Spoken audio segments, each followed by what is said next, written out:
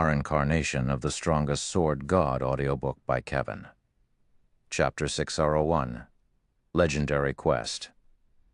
Even after a long look, Shi Feng still did not dare believe that what he was seeing was real. Legendary items were as rare as a phoenix's feather in God's domain, and not even Tier 5 players would necessarily possess one. Any player who owned a legendary item had the power to challenge opponents of a higher tier. Take Shi Feng's fragmented legendary ranked Heavenly Dragon's Breath, for example. When he activated Heavenly Dragon's power, he could contend with a Lord, which was the equivalent of a Tier 2 class, for a short time. If he possessed a legendary item, he could definitely contend with a High Lord. A Lord-ranked monster was merely the boss of a 20-man hard-mode team dungeon. Meanwhile, a High Lord was the boss of a 50-man hard-mode team dungeon. The difference in power was immense. If he could equip a legendary item now, not to mention a 50-man hard-mode team dungeon, he could even lead a team in a 50-man hell-mode team dungeon. He could even give a 100-man hard-mode team dungeon a try. A team dungeon tested the overall strength of a team, while a legendary item was capable of increasing the overall strength of a team significantly. This was the why legendary items were so frightening. They could break the limits of conventional strength. Unfortunately, although the information Shi Feng had obtained regarding the Moloch's ring stated that it was a legendary item, it turned out that the ring was sealed. Moloch's ring. Legendary rank. Sealed by the Lord of Balrog's. Legend has it that this ring contains all of the Lord of Balrog's secrets and power. By wearing this ring, one can obtain this power. After Moloch's ring had been sealed away, the great demon Nettle stood guard over the item. The ring holds the great demon Knettle's mark, allowing the great demon to sense its location periodically. System: Legendary Quest, Lord of Balrog's Fall, activated. Quest details: lift the seal on Moloch's ring. Quest rewards: unknown. A legendary quest. Shi Feng smiled bitterly. No wonder the penalty Discipline Paradise received was so severe. Just the penalty for failing an epic quest could half cripple a player's character, not to mention a legendary quest. However, I've never heard of this legendary quest before. The clues the quest provides are so limited, too. It says that I need to lift the seal on the ring, but it doesn't tell me how to do that.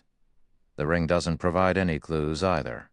It is no wonder Discipline Paradise failed the quest. Shi Feng knew very well just how frightening a legendary quest was. A single epic quest had already given Shi Feng such a huge headache, not to mention a legendary quest. However, God's domain was fair in all regards. If he could complete this legendary quest, the reward he could obtain would definitely be incredible. In God's domain, if a player wished to obtain a legendary item, they would have to do so by completing a legendary quest. However, a majority of the players that took this path normally ended up plunging themselves into a dark abyss. This was also why legendary items were so rare. If possible, Shi Feng would rather not accept a legendary quest right now. After going through so much to get this ring, in the end, it still doesn't help me get to the Dark Den. Shi Feng sighed. Currently, as long as he held onto this ring, a great demon would hunt him. Moreover, there was no definite time as to when the great demon Knettle would make his appearance again. This was far more dangerous than his epic quest, which provided a clear time limit. Shi Feng stored Moloch's ring in his bag. Right now, completing the Darkness Descends quest was of the utmost priority. Just as Shi Feng was about to leave his hiding spot, the sound of a system notification reached his ears. System: Moloch's ring has detected the presence of the power of darkness. Do you want Moloch's ring to devour the power of darkness? Devour the power of darkness? Shi Feng was stunned. Giving it some thought, he could not recall there being anything important in his bag. He then clicked, agree. In the next moment, the dozen or so soul crystals inside his bag disappeared. Meanwhile, due to having devoured the soul crystals, the inscriptions on Moloch's ring glowed slightly. System: first seal on Moloch's ring lifted. It's lifted just like that. The sudden development rendered Shi Feng speechless.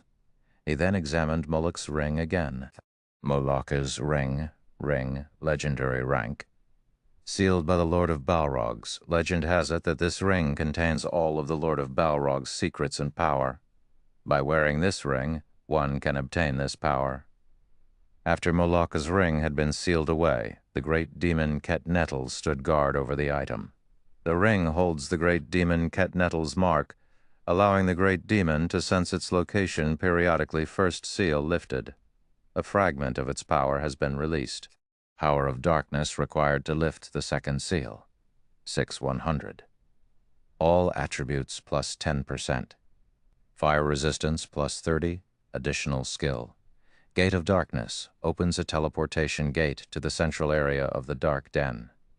Duration 10 minutes. Cooldown 24 hours.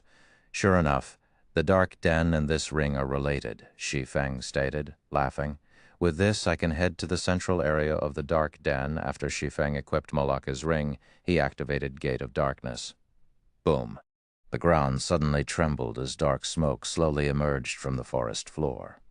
After a moment, the black smoke formed a pair of gates that was over 5 meters tall. There were countless golden runes engraved on the gates, radiating a frightening pressure. So powerful. This pressure can rival even that of a Tier 5 NPC. At this moment, Shi Feng even found it difficult to breathe. He felt as if he were only an ant in front of these gates.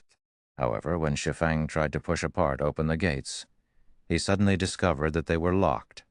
Rather, he noticed a small groove in the center of the gates. It seemed like a keyhole. So, that's the case. Originally, Shi Feng had thought Discipline Paradise had been trying to trick him. Now, however, it would seem that he really did need the Chapter of Darkness to enter the Dark Den. He then placed the Chapter of Darkness into the groove. When Shi Feng placed the black slate tablet into the groove, the golden runes on the gates suddenly linked with each other, releasing a golden brilliance. The gates began to open slowly. The instant the gates opened, Shi Feng felt as if something were emerging from within the gates. His body suddenly felt incredibly heavy, and even taking a step forward was an extremely difficult task. Just what kind of place is this Dark Den? The pressure from behind these gates alone is enough to suppress my combat power to 1/10.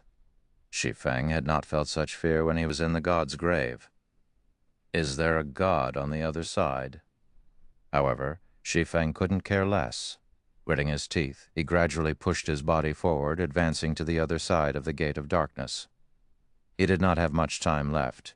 If he did not complete his quest soon, only a dead end awaited him. After Shi Feng entered the Gate of Darkness, it seemed as if he had entered an entirely different space. A mountain so tall that he could not even see its peak loomed before him. He could also see many magnificent temples on the mountainside. These temples grew larger as one approached the top of the mountain. The temples at the foot of the mountain were merely 10 meters in height. The largest temple that Shi Feng could see was over 100 meters in height, other than their massive sizes. These temples also radiated a powerful divine might. While Shi Feng was still overwhelmed by the sight before him, a figure suddenly flew down from the peak of the mountain. The figure descended with lightning speed, and in the blink of an eye, it appeared before Shi Feng. My luck can't be that rotten, right? It's actually a Tier 5 fallen angel. Dread gripped Shi Feng's heart as looked up at the enchanting woman, who had 3 pairs of pitch-black wings on her back, hovering above his head. Chapter 602, Time Limit. Chapter 602, Time Limit, fallen angels were considered higher beings in God's domain, and they were born far stronger than ordinary beings. They were also known to be invincible against ordinary beings of the same tier. Even a Tier 5 expert with a Tier 5 taboo skill could only run when facing a Tier 5 fallen angel. I'm dead for sure this time. Shi Feng could only reveal a bitter smile as he looked at the fallen angel hovering in the sky. He might have been able to escape a Tier 4 great demon, but against a Tier 5 fallen angel, he had no hope of resistance. Within a domain established by a Tier 5 being, even the 7 Luminaries Ring's space movement would be useless, not to mention his other skills. As for competing in terms of speed, if he was not even a match for a Tier 4 great demon. How was he supposed to outmatch a Tier 5 fallen angel? In front of a Tier 5 fallen angel, even the Tier 4 great demon Knettel was an insignificant speck of dust. Human, it seems that you are quite courageous. Despite being only a Tier 1 swordsman, you have actually dared to steal Moloch's ring from Knettel, the fallen angel said, wearing a mischievous expression. She looked like a child who had just gained a new toy to play with. Before Shi Feng could react, the fallen angel disappeared from the sky. By the time Shi Feng realized what had happened, the charming fallen angel stood before him, her flawless white hand piercing Shi Feng's heart. Instantly, Shi Feng's HP, which was over 10,000, fell to 0. Is this the power of a Tier 5 fallen angel? Shi Feng stared at his rapidly decreasing HP, shock filling his heart. Regarding both speed and power, the fallen angel was far more powerful than any Tier 5 players Shi Feng had ever encountered. However, the fallen angel's combat standards were by far the most frightening. They were impeccable. There was not the slightest excess movement or actions. It was no wonder many experts in the past had paled whenever they spoke about fallen angels. Although Shi Feng had already reached the flowing water realm, the second stage of the refinement realm, he was still far from reaching a state of perfection with his physical control. Only when he achieved a domain could he strive for such perfection. However, just how many players could achieve a domain in God's domain? At this moment, Shi Feng felt quite fortunate, as the fallen angel had not used any special moves to kill him. Rather, she had only needed an ordinary attack to finish him off. With this, he would only lose 1 level and some skill proficiency at most. Moreover, other than some items that would drop upon death, players would not drop any of their equipment when killed by monsters.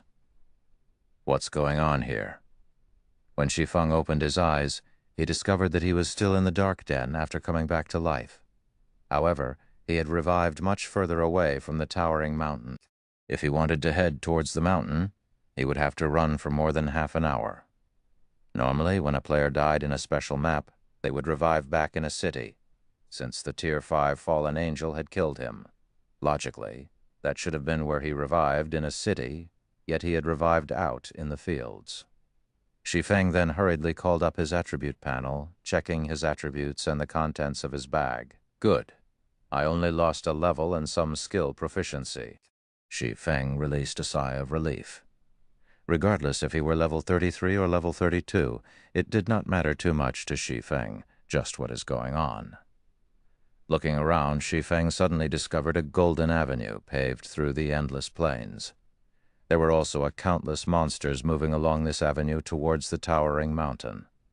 The monsters' levels varied greatly, with the lowest being level 10 and the highest being over level 100. Single glance told Shi Feng that there were tens of thousands of monsters moving along the Golden Avenue. Moreover, these monsters consisted of a wide variety of races. The majority were not linked to the forces of darkness. Shi Feng even spotted human NPCs. These NPCs also did not belong to the dark forces, and they looked more like adventurers. Like the monsters, the NPCs' levels ranged from level 10 to over level 100. Why are there so many human NPCs here? Shi Feng was shocked. However, his shock did not stop him from quietly approaching the Golden Avenue. As a precaution, Shi Feng activated Phantom Kill, sending his doppelganger ahead of him. Surprisingly, however, even after these monsters and NPCs noticed Shi Feng's doppelganger, they showed no signs of aggression. When the doppelganger stepped onto the Golden Avenue, Shi Feng received a system notification stating that he could not attack anyone while inside this region. There was no danger. With this, Shi Feng relaxed. He then advanced towards the towering mountain along the Golden Avenue as well. He had only arrived at the Dark Den's central region after much difficulty. There was more than an 80% possibility of the Bible of Darkness being somewhere on the mountain. Shi Feng had completed quite a few epic quests before. The Tier 5 fallen angel had only killed him with a normal attack. This proved that he had yet to fail the quest. It was possible that he had only incurred a punishment because he had used an incorrect method to enter the Dark Den. Otherwise, he would have truly been finished. If a Tier 5 fallen angel were guarding the Bible of Darkness, Unless he were a Tier 6 God-ranked player, completing this epic quest would be impossible. Moreover, the fact that Fantasy Extinguisher had managed to complete this quest in the past proved that there was definitely some other way to scale the mountain and steal the Bible of Darkness. Arriving at the foot of the mountain, Shi Feng discovered that the Golden Avenue led towards a massive altar. Above the altar, countless monsters fought viciously, tearing each other apart. Occasionally, victors would emerge from the ceaseless battles holding a golden key. These victors would then scale the mountain, reaching Shi Feng's original arrival point. Sure enough, my entry was flawed. After watching the situation for a while, Shi Feng did not discover any high-tiered monsters guarding the mountain. There were also no Tier 5 fallen angels patrolling the sky. Very quickly, Shi Feng arrived before the altar. The instant he set foot onto the altar, a system notification sounded out by his ears. System, defeat all enemies before you, and you will be given entry into the World Summit. System, you will gain 1 minute for every common monster killed, 10 minutes for every elite monster killed, 30 minutes for special elites, 100 minutes for chieftains, and 500 minutes for lords. System, you may choose 10 monsters to serve as your opponent. If you fail to defeat all of your opponents, you will die. System, you have 19 minutes to decide. Failure to do so will result in automatic forfeiture. You will die if you forfeit. I see. There is a restriction for entering the World Summit. It seems that I'll have to choose who my opponents carefully. Shi Feng finally understood the gameplay here. However, if I only kill 10 common monsters, 10 minutes won't be long enough to explore all of the World Summit. I will most likely run out of time after traveling a short distance. No matter how he looked at it, an item like the Bible of Darkness would not be easy to find. It might even be at the very top of the mountain. He would not reach the top of the mountain even if he spent 10 hours traveling. However, if he chose monsters that were too powerful, he'd be at a disadvantage. On the off chance that he could not kill the opponents he selected, he would have truly dug his own grave. A lord was equivalent to 50 special elites or 5 chieftains. However, although a lord provided the most time, it was also the most difficult monster to take down. Moreover, if he had to face more than one lord simultaneously, the difficulty of the challenge would increase manifold, yet if he did not challenge high-ranking monsters, he would not have enough time to explore the World Summit.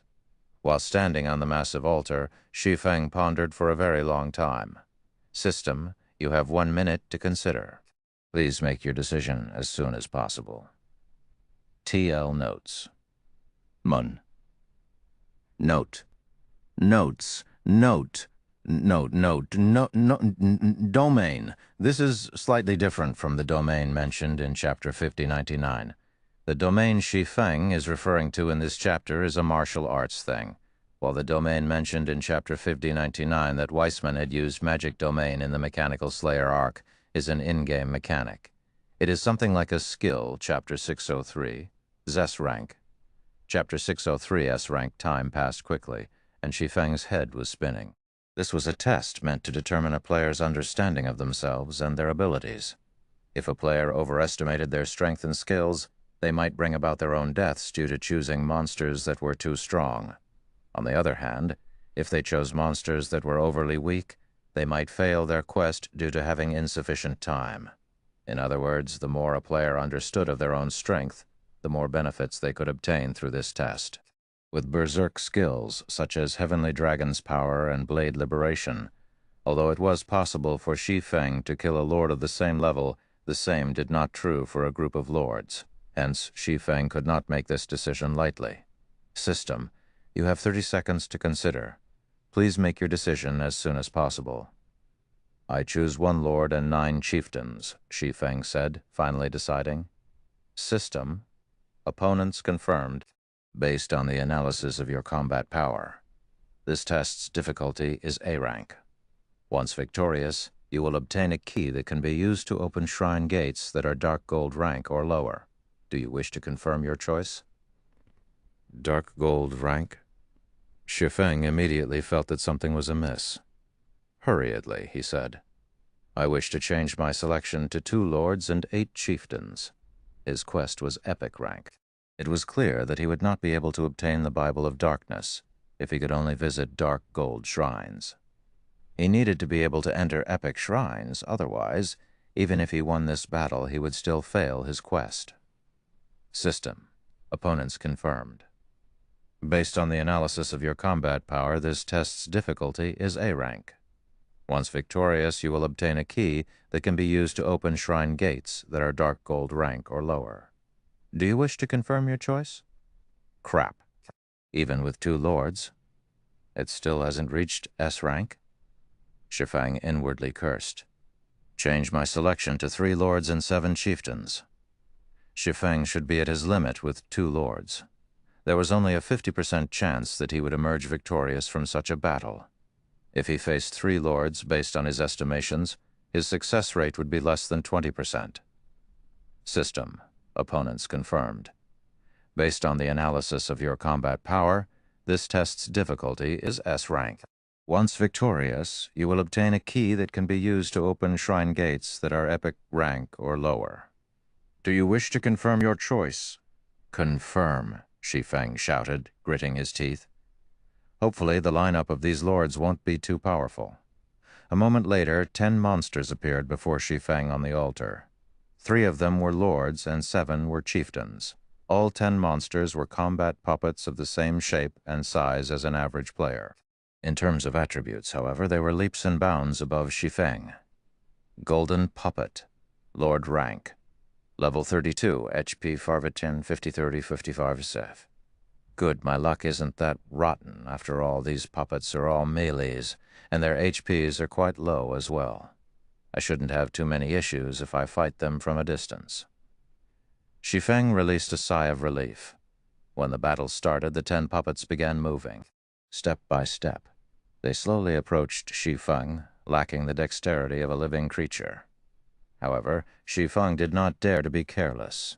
Immediately, he activated Heavenly Dragon's power, increasing his strength by 100% and defense and HP by 300%. Instantly, Shi Feng's HP broke through the 30,000 threshold. Sure enough, lords were not that easy to deal with. The instant Shi Feng activated Heavenly Dragon's power, the combat puppets dashed towards him, much faster than an ordinary chieftain and lord. The 10 combat puppets crossed the distance of 50 yards in the blink of an eye. The first to attack were the silver puppets, who thrust their spears at Shi Feng. Following closely, the golden puppets unsheathed the twin swords slung over their backs. Without hesitation, Shi Feng activated the ice blue Devil Flame and Black Emperor, holding nothing back. Deep blue flames covered Shi Feng's entire body, raising his fire and ice damage by 40%. Shi Feng then used Skywheel Sword, sealing the movements of all 10 combat puppets within a fixed perimeter. He followed up with a firestorm. Ice blue flames devoured the 10 combat puppets, dealing over minus 20,000 damage or a minus 40,000 damage with a critical hit to all 10 puppets every second for 5 seconds. When the spell's duration ended, the 10 combat puppets had received over minus 100,000 damage each. Shi Feng fully displayed the devastating might of the large-scale destruction spell. Meanwhile, Shi Feng collected 30 stacks of death aura from this single attack. I'll get rid of one of you first. Shi Feng then took out a bottle of 100-berry wine from his bag, drinking it. Instantly, his compatibility rate with his sword soared. Moving towards a silver puppet with less than 300,000 HP remaining, he used Phantom Kill, followed by Flame Burst. 24 consecutive strikes, 24 swords of light illuminated the altar. The silver puppet faded out of existence. Although Shi Feng killed 1 silver puppet, the remaining 6 silver puppets and 3 golden puppets caught him in a pincer attack. With his most powerful burst skill exhausted, Shi Feng used Thunder Flame Explosion to slow the remaining combat puppets, as well as deal over minus 10,000 damage to each. Due to his compatibility rate rising, he managed to achieve a 95% completion rate on Thunder Flame Explosion, reducing the movement speed of these combat puppets for over 10 seconds. Following which, he switched to the Aura of Wind, turning around and fleeing with his doppelganger. Facing 2 lords at the same time was already enough to overwhelm Shi Feng, not to mention 3 lords and 6 chieftains simultaneously. With the aura of Wind's movement speed increase and Thunder Flame Explosion's movement speed reduction, the silver puppets were unable to catch up with Shi Feng. As for the golden puppets, although their speed allowed them to keep up with Shi Feng, their occasional attacks caused their speed to drop sharply as well. As a result, it became impossible for them to surround Shi Feng. Meanwhile, Shi Feng activated 9 dragons / the 12 abyssal blade phantoms, constantly assaulting the distant silver puppets. From time to time, Shi Feng would also attack with a blazing meteor, although damage from his ranged attacks caused was not as high as the abyssal blade. Each attack still dealt around -2,000 to -3,000 damage. Occasionally, Shi Feng would also use Thundering Flash to inflict the damage amplification effect on the remaining 9 combat puppets.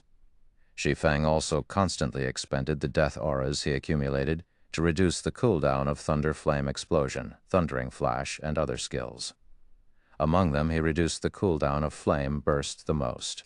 In such a way, Shi Feng reduced the movement speed of all combat puppets while exterminating the silver puppets. From time to time, he would use Flame Burst to instant kill a silver puppet. In less than 2 minutes, Shi Feng had annihilated all of the silver puppets. Only 3 golden puppets remained. However, these 3 golden puppets were inseparable. Shi Feng could not find a chance to take them on one-on-one. Moreover, even though so much time had passed since the battle began, the 3 golden puppets were still at full HP thanks to their battle recovery. Even when Shi Feng activated Wind Rider and managed to single out one of the golden puppets with his overwhelming speed, the remaining 2 would quickly catch up. As a result, Shi Feng could only land a few hits before he was forced to retreat. This is troublesome, although the golden puppets do not have any skills. The 3 of them are like a single entity attacking and defending as one. Shi Feng, who hovered in the air, frowned at the 3 golden puppets. The golden puppets were too powerful when working together. Moreover, the heavenly dragon's power's duration would end soon. At that time, even a battle of attrition would be difficult against the 3 golden puppets. Do I have no other choice? Shi Feng muttered as he reluctantly retrieved an aqua-blue magic scroll from his bag. This was his greatest trump card, one that he never thought of using. Watching the remaining seconds of the heavenly dragon's power's duration tick by, Shi Feng had no choice but to unfurl the aqua-blue magic scroll. Chapter 604, Time is Money. Chapter 604, Time is Money. Shi Feng had prepared extensively to obtain the Bible of Darkness. His preparations included this aqua-blue magic scroll. Although lords were powerful, in the end they were only Tier 2 monsters. It was only their high HP and damage, which were far superior to ordinary players, that made them so difficult to deal with. When Shi Feng activated Heavenly Dragon's power, his attributes were no longer below that of a lord of the same level. With his superior dodging techniques and powerful skills, he could easily defeat a lord of the same level. However, with 3 golden puppets working seamlessly together, all Shi Feng could do was dodge. As Shi Feng unfurled the aqua-blue magic scroll, the surrounding water mana surged towards the paper. In a moment, the mana formed a massive 6-star magic array. "Go!" Shi Feng pointed at the 3 golden puppets. Suddenly, water surged from the 6-star magic array and swept over the bodies of the 3 golden puppets. In the blink of an eye, a small lake formed within an area of 50 yards. Although the water only reached the golden puppets' knees, the lake itself seemed to possess life as it formed dozens of water whips to bind the 3 lords. The 3 golden puppets desperately struggled to break free of these water whips. Facing a lord's power, these water whips snapped easily. However, the whips were seemingly endless. The moment one broke, another would immediately rise from the lake to take its place. As a result, it became extremely difficult for these golden puppets to move. "Give it up. You guys are only lords against a Tier 2 domain skill. Binding Current, you don't stand a chance," Shi Feng growled, annoyed at the loss of the Tier 2 magic scroll. Zero Wing possessed quite a few Tier 2 magic scrolls. Yet, even among them, Binding Current was somewhat special. Binding Current was a domain skill, far rarer than even large-scale destruction spells. Although the skill did not have any attack power, it was capable of restricting enemies. Shi Feng only possessed one such magic scroll. Once it was used, it would be very difficult to obtain another. Binding Current had a duration of 10 minutes. During these 10 minutes, all enemies within the domain would be bound by water currents, their movements greatly affected.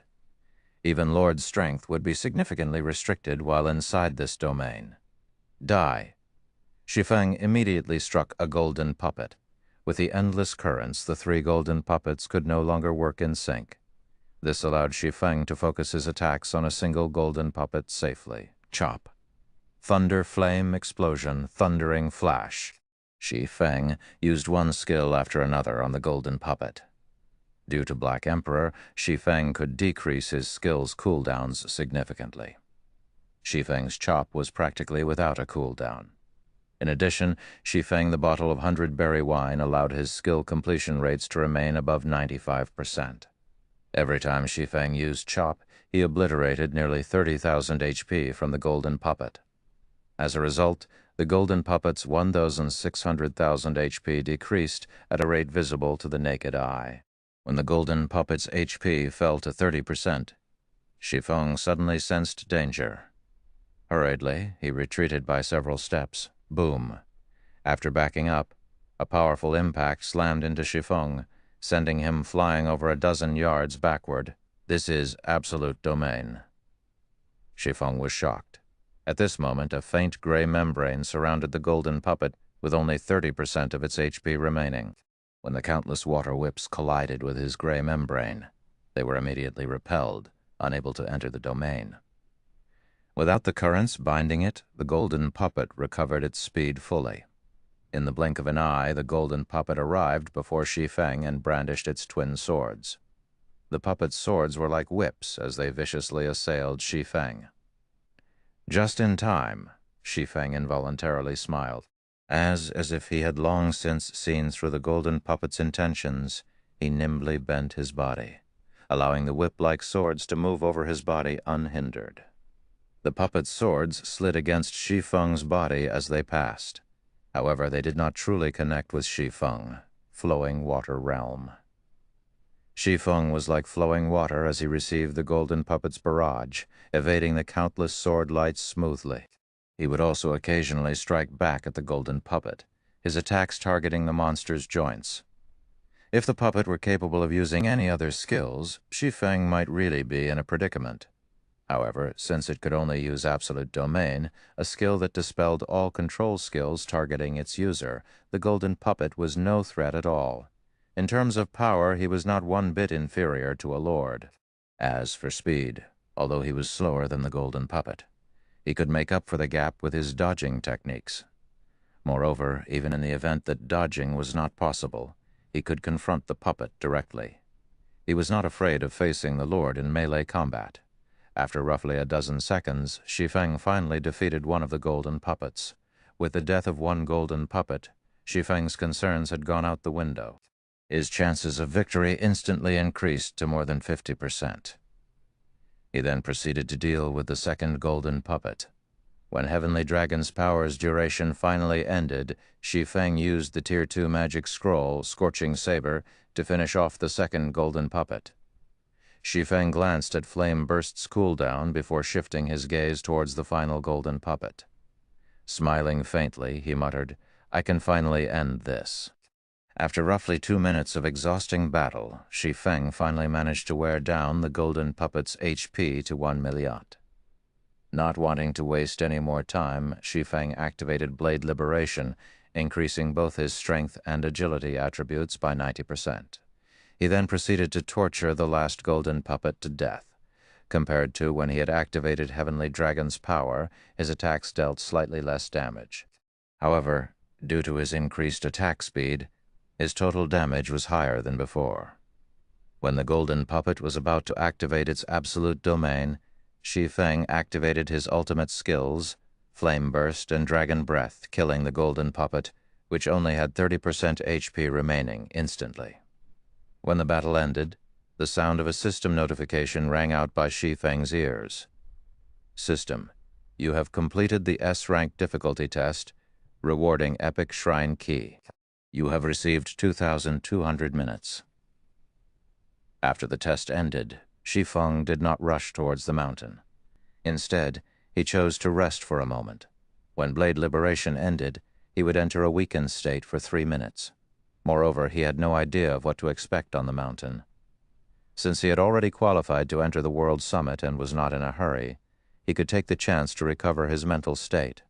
After all, high-intensity battles were very taxing on the mind. He could also take this opportunity to wait for the Heavenly Dragon's power's cooldown to end. This test alone has forced me to use so many of my hidden cards. Just what awaits me on the mountain. Shi Feng could not help but shudder whenever he recalled the Tier 5 fallen angel that had appeared before him. 3 hours passed quickly. Holding the purple gold key, Shi Feng arrived before the gates to the World Summit. The moment Shi Feng set foot on the World Summit, the time he had obtained through the test began to count down. "No monsters?" Shi Feng muttered, confused. He was not in a hurry, examining his surroundings other than the 10-meter-tall shrines. Nothing hindered his path. Shi Feng then activated Windwalk and ran towards the nearest 10-meter-tall shrine. The stone doors in front of the dazzling golden shrine were shut tightly. When Shi Feng touched the stone doors, the sound of a system notification reached his ears. System, Epic Shrine Key detected. You're qualified to open the doors of this bronze shrine. Do you wish to spend 50 minutes to open them? Crap. Opening the shrines requires time? Originally, Shi Feng thought he would have sufficient time to search for the Bible of Darkness. With this new development, however, that notion had changed. However, Shi Feng had no idea as to what was inside these shrines. He needed a better understanding so that he could face any future developments. Open the doors, Shi Feng said, gritting his teeth. Chapter 605, Player's Paradise. Chapter 605, Player's Paradise. After Shi Feng confirmed his decision, the heavy stone doors slowly parted. Meanwhile, Shi Feng's remaining time in the World Summit instantly decreased by 50 minutes. When he entered the shrine, he was greeted by a staircase that led to the top of the shrine. Engraved runes and pictures decorated the staircase's walls. Among them there were even images of gods before the Great Destruction. Shi Feng ascended the shrine's staircase, step by step. In the beginning, Shi Feng had not felt anything out of the ordinary. However, by the time he was halfway to the top, he felt something off. Why has the gravity here increased? Shi Feng's physical control was quite strong. As he took another step up, he felt the gravity increase by 10%. Although the gravity had only increased from 1 to 1.1 g, this small change would affect his skill completion rates, resulting in a decrease in his combat power. However, since Shi Feng had already entered the shrine, he had no intentions of leaving. If he could not even overcome a single bronze shrine, obtaining the Bible of Darkness would be a pipe dream. Shi Feng continued to ascend step by step. However, he was no longer as fast as before, as with every 10 steps the gravity increased. And with each change, Shi Feng needed some time to adapt. By the time Shi Feng reached the top of the shrine, the gravity had shifted to 2.4 grams. Exposed to such an intense shift, even Shi Feng was significantly affected. The room at the top of the shrine was not large. It was roughly the size of a basketball court. Aside from a black stone coffin in the room's center, the area was empty. Shi Feng approached the center of the room. When he was 10 yards away from the stone coffin, golden runes suddenly emerged on its black surface. A moment later, a golden magic array began to expand from the stone coffin, enveloping Shi Feng with it. A barrier? Shi Feng glanced at his surroundings. Golden translucent walls enclosed the area around him, trapping him with the stone coffin. Just as Shi Feng considered his escape options, a semi-transparent figure materialized inside the barrier. This figure was actually Shi Feng himself. Both the figure's appearance and apparel were exactly like his own. Shrine Guard, level 32. HP, 20,000, 20,000. Am I supposed to defeat him? Shi Feng frowned at the shrine guard, his expression becoming somewhat solemn. Shi Feng only required one critical hit to finish off the shrine guard's 20,000 HP. However, he did not dare to casually approach the shrine guard because, currently, his intuition warned him that, should he approach the guard, only death awaited him. Shi Feng was a player that was capable of defeating a lord by himself, yet, against this shrine guard, who only had 20,000 HP, he was utterly helpless. "Are you too scared to approach me?" the shrine guard asked, laughing. Shi Feng could not help his shock when he heard the shrine guard's human-like speech and behavior. And in his memories, only high-tiered NPCs were capable of such performances. He had never heard of a common monster behaving like this. It was obvious that the shrine guard was an extraordinary existence. "I don't have a death wish." Shi Feng shook his head, growing more certain of his intuition's warning. "Not bad. You have actually discerned the gap in strength between us.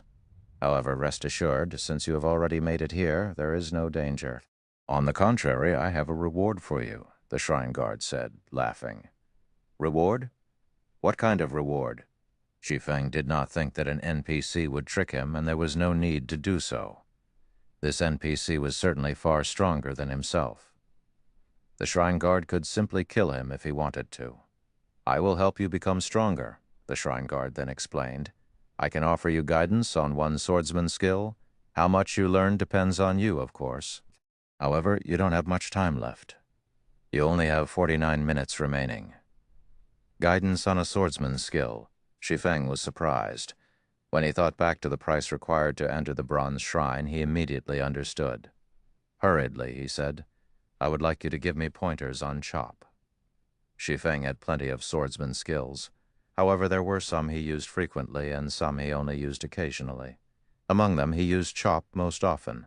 Although his magic weapon had allowed his skill completion rate to rise significantly, he was still far from achieving a 100% skill completion rate. "You've made a wise decision. Watch me carefully, then." The shrine guard nodded. He then began to flow through the motions of chop. The shrine guard's body leaned forward and swung the abyssal blade in his hand. The abyssal blade then began to blur. In the next moment, it was as if the space in front of the shrine guard broke as a faint spatial crack appeared. The shrine guard's chop was completely different than Shi Feng's. How is this possible? Shi Feng was at a loss for words. His skill completion rate with chop was over 95%, and he was extremely close to reaching perfection. However, whenever he used chop, it always appeared in the form of 3 sword lights resembling full moons that gathered at a single point. However, these 3 sword lights did not appear when the shrine guard used chop. From the beginning, there had only been a single sword light. Moreover, the shrine guard's swing had not been particularly fast, so Shi Feng could see the skill being executed very clearly. However, the most frightening aspect was the power the shrine guard's chop had displayed. Shi Feng could sense that the shrine guard's strength and constitution and his own were exactly the same. The only difference was that the shrine guard had slightly more HP. Yet the shrine guard's chop could tear apart space itself. Although the spatial crack that had formed seemed very small, the might it contained was sufficient to kill him instantly. Despite the shrine guard's speed and power being ordinary, he was actually able to display such frightening power. "Confused?" the shrine guard asked, smiling. "Mm-hmm." Shi Feng nodded and admitted shamelessly. No matter what was said or done, he was a top-tier expert in God's domain who had reached the flowing water realm. Although he still could not compete with those apex experts in the past, he was not that far away from reaching their level. Yet the chop the shrine guard had executed shattered his conception of the skill known as chop. If you don't understand, I will display the skill a few more times. You can also experience it for yourself. Rest assured. While inside this barrier, you will not receive any damage. The shrine guard spoke like a teacher who guided his student carefully. Hearing this, Shi Feng quickly sought the shrine guard's guidance. If one wished to improve on their techniques, the fastest way to do so was through actual combat. Previously, he had kept a distance between himself and the shrine guard, worried that the NPC would kill him. Now that he knew the NPC intended to help him improve his ability with the skill, he would not hold back. Immediately, he displayed his best chop and began battling the shrine guard. Since Shi Feng attacked him, the shrine guard replied with a chop of his own. When the two swords collided, sparks flew into the air around them. Peng. In one moment, Shi Feng sent a chop at the shrine guard, and in the next moment, his body left an imprint on the barrier's wall. There was even a faint spatial crack lingering in Shi Feng's original position. Is this a super-perfect skill? Shi Feng stared at the shrine guard with a stupefied expression. His mind replayed the shrine guard's sword swing. Regarding speed, Shi Feng was definitely the victor. Moreover, he had prepared to dodge the NPC's attack beforehand. However, before he had any chance to dodge, the shrine guard's sword had collided with his own. He instantly felt a tremendous power flow into his hand. In the next moment, he had been thrown backward. Shi Feng was still badly shaken by the shrine guard's attack. Fortunately, this was only a lecture. Otherwise, the NPC's attack might have really killed him. He and the shrine guard were worlds apart from each other. Perfect? The shrine guard laughed. Nothing is perfect in this world. It is only because your vision is limited and you are confined to your own world. Nothing is perfect? Shi Feng thought about the skill completion rate's limit of 100%. Yet the shrine guard had said that nothing was perfect. Could the skill completion rate possibly exceed 100%? The more Shi Feng thought about it, the more he felt it was possible. Otherwise, why would his chop, which neared a 100% completion rate, be so inferior to the shrine guard's, following which Shi Feng faced off against the shrine guard again and again. Although every exchange ended in Shi Feng's utter defeat, the more Shi Feng fought, the more his excitement grew. He felt as if he had caught onto something that he had never noticed before. He had laced too much importance on his body, trying too hard to replicate a skill's template motions that had been provided by the system. He had forgotten to think outside of the box. As Shi Feng traded blows with the shrine guard, his skill completion rate continued to rise. 96%. 98%. It should feel like... Shi Feng leaned forward.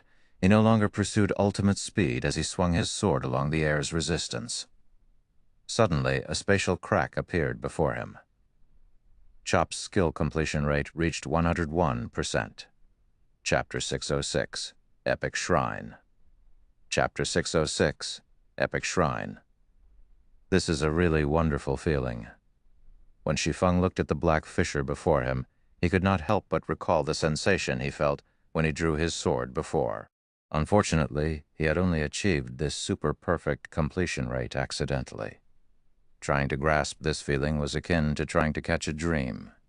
Just as Shi Feng was about to commence another bout with the shrine guard, the sound of a system notification suddenly entered his ears.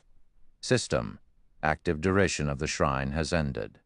Player will be sent out of the shrine in 3 seconds. Time's up already? Shi Feng could not help his surprise. He felt as if he had fought against the shrine guard for only a short while. He still had many questions he wished to gain answers to.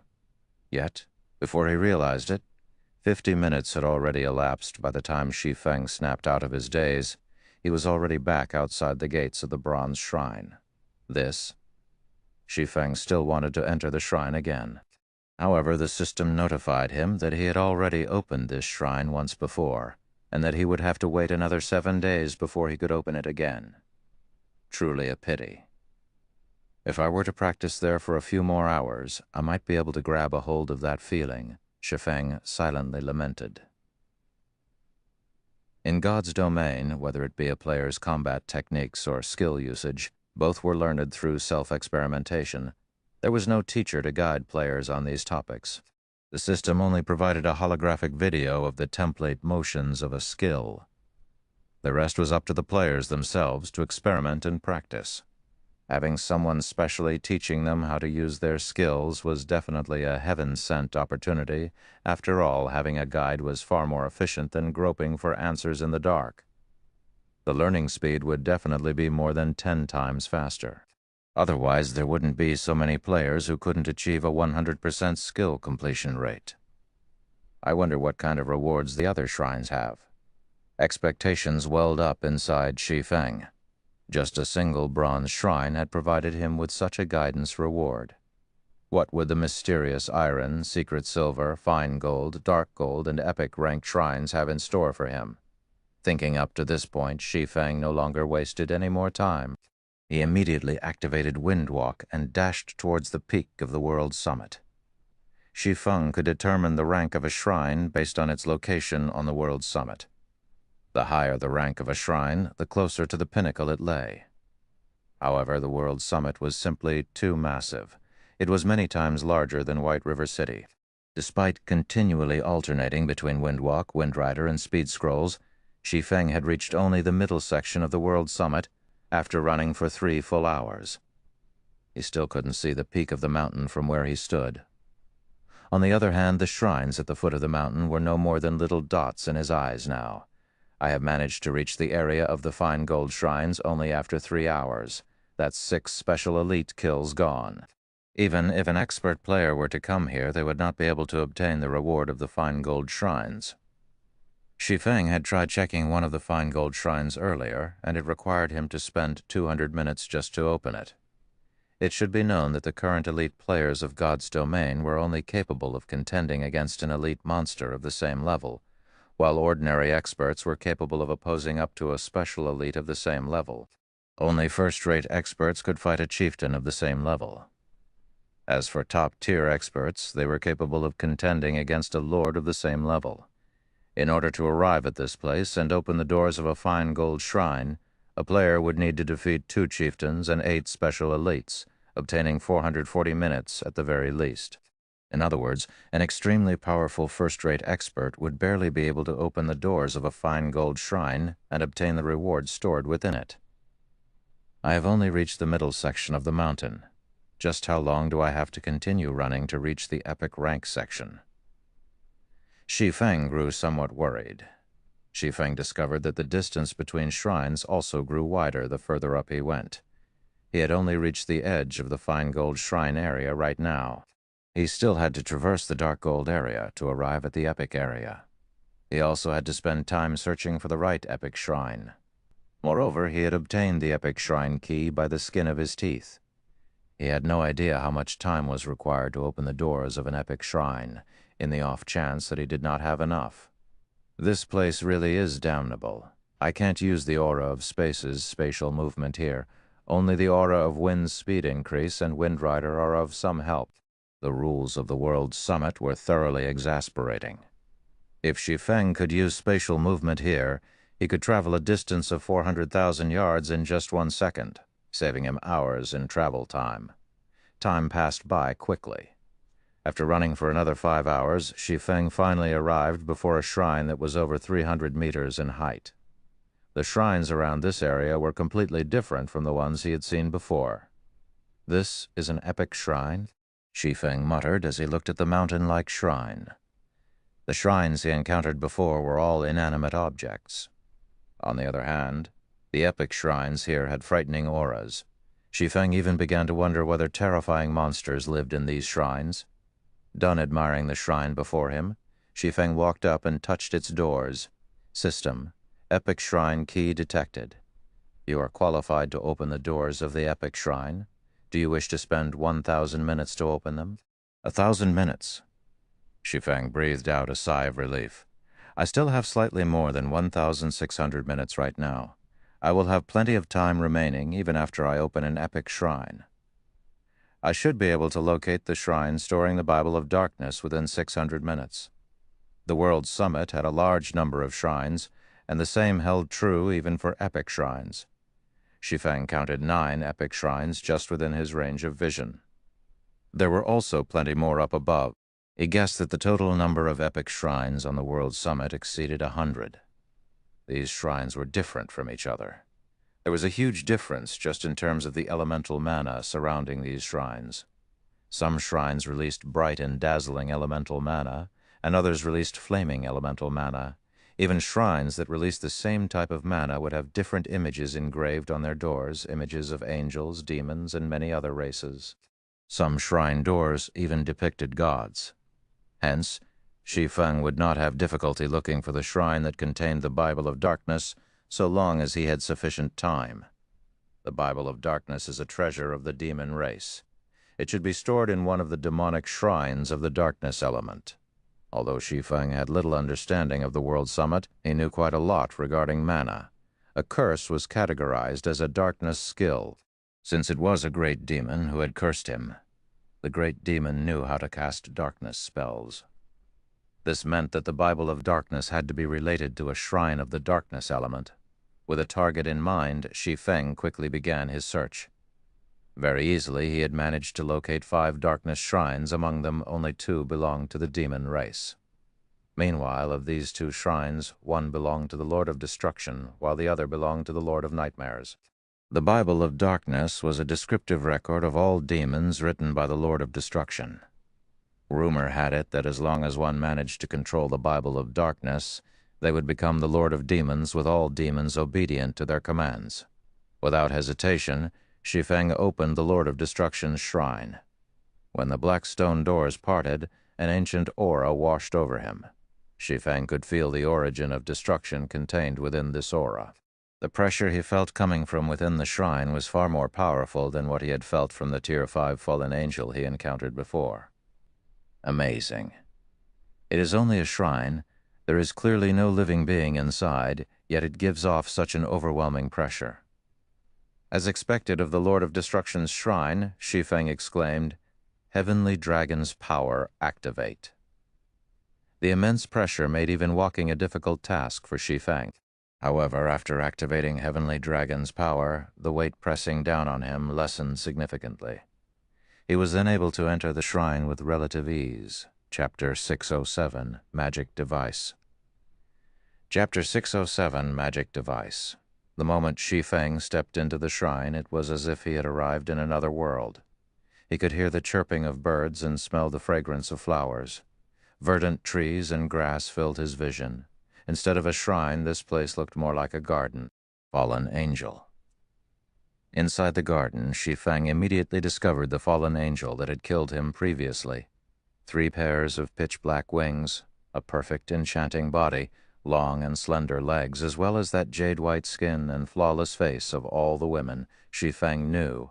Only the great divine official Charlene was a match for this fallen angel. Any other woman standing before her would simply pale in comparison. "Human, you sure are fast."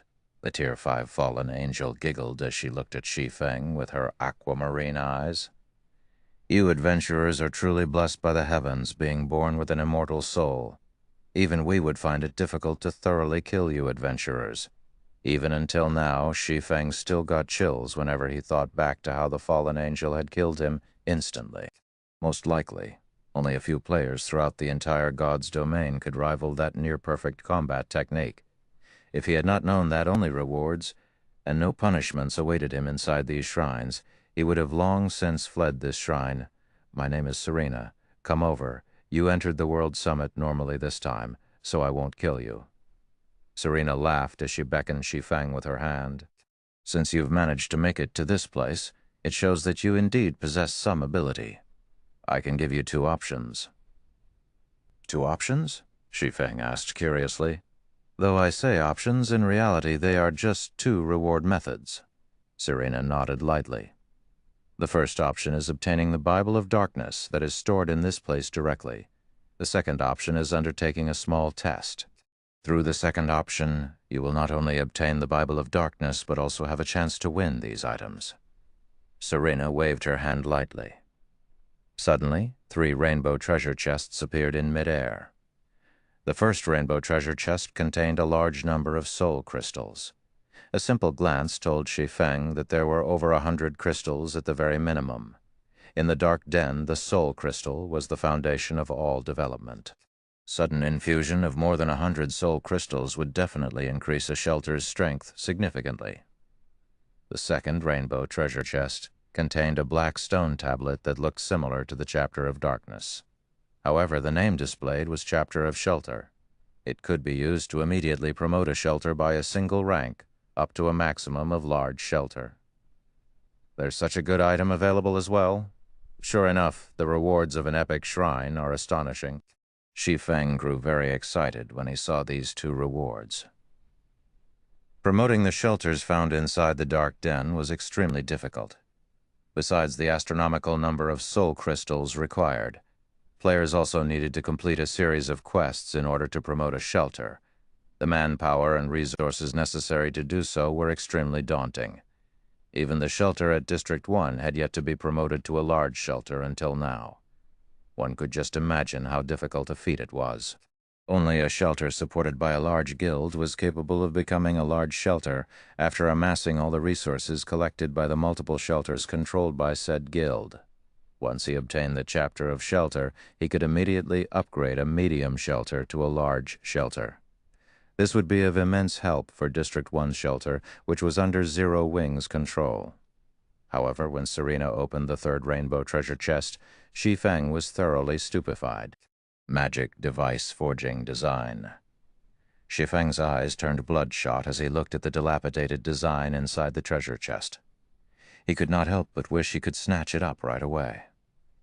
"Oh, I did not think that a human like you would know about this item.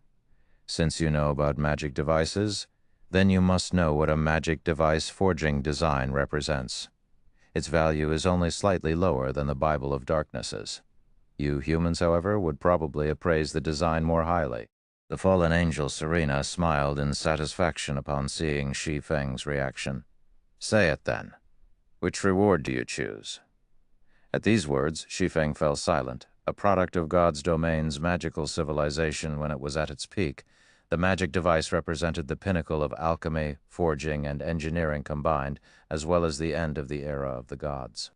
Even the lowest-ranked bronze magic device boosted a player's strength to a whole new level, not to mention a magic device forging design. Even the lowest-ranked bronze magic device forging design could provoke a war between guilds. In the past, when a mysterious iron magic device forging design had appeared, over a dozen countries and more than 100 guilds had fought over it. Multiple super guilds had also participated. The death toll for that war was innumerable. A rough estimation had pegged it at 5 million. In the end, a super guild had emerged victorious. As for Shadow, which had been a second-rate guild back then, it had not dared to even participate in the war. It could only stand on the sidelines and watch. Now that a magic device forging design appeared right in front of him, how could Shi Feng not grow excited? Magic devices were similar to the mana armor kits. In the magic device's case, however, it did not increase any basic attributes. Instead, it was mounted on a weapon to increase the weapon's strength. Every weapon could only mount one magic device after God's domain underwent its third evolution.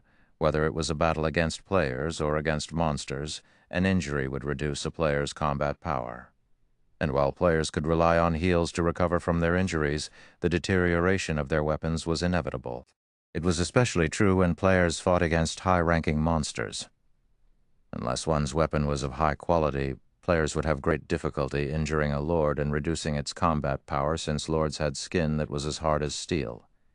Meanwhile, a magic device could be used to strengthen a weapon. Not only could it make a weapon sharper, but it could also bestow special effects such as reduced weight, increased weight, hardness, mirage, paralysis, and other effects that could improve a player's combat power significantly. Most importantly, magic devices were not consumable items. Like inlaid gemstones, they could be taken off the weapons they were mounted on, whether it was a level 1 common weapon or a level 200 epic weapon. Players could freely transfer their magic devices between them. This was the reason why players were so attracted to magic devices. However, magic devices were extremely difficult to produce. Hence, production volumes were very low. Even after reaching level 100, most players still did not have their own magic devices. In the past, as the guild leader of a second-rate guild, Shi Feng owned only a mysterious iron magic device, even after he was over level 100. As for other independent experts, they possessed only bronze magic devices. If he could obtain a magic device forging design right now, it would definitely become one of Zero Wing's trump cards. "Have you come to a decision?" Serena asked, smiling as she flourished the magic device forging design in her hand. "Time waits for no one. You only have 3 minutes to decide. If you do not give me an answer, I will take it as you picking the first option. and you may leave once you obtain the Bible of Darkness. To hell with it." Shi Feng looked at the fallen angel, a passionate flame burning in his heart. "I choose the second option. Both the chapter of shelter and the magic device forging design were items that were not easily acquired.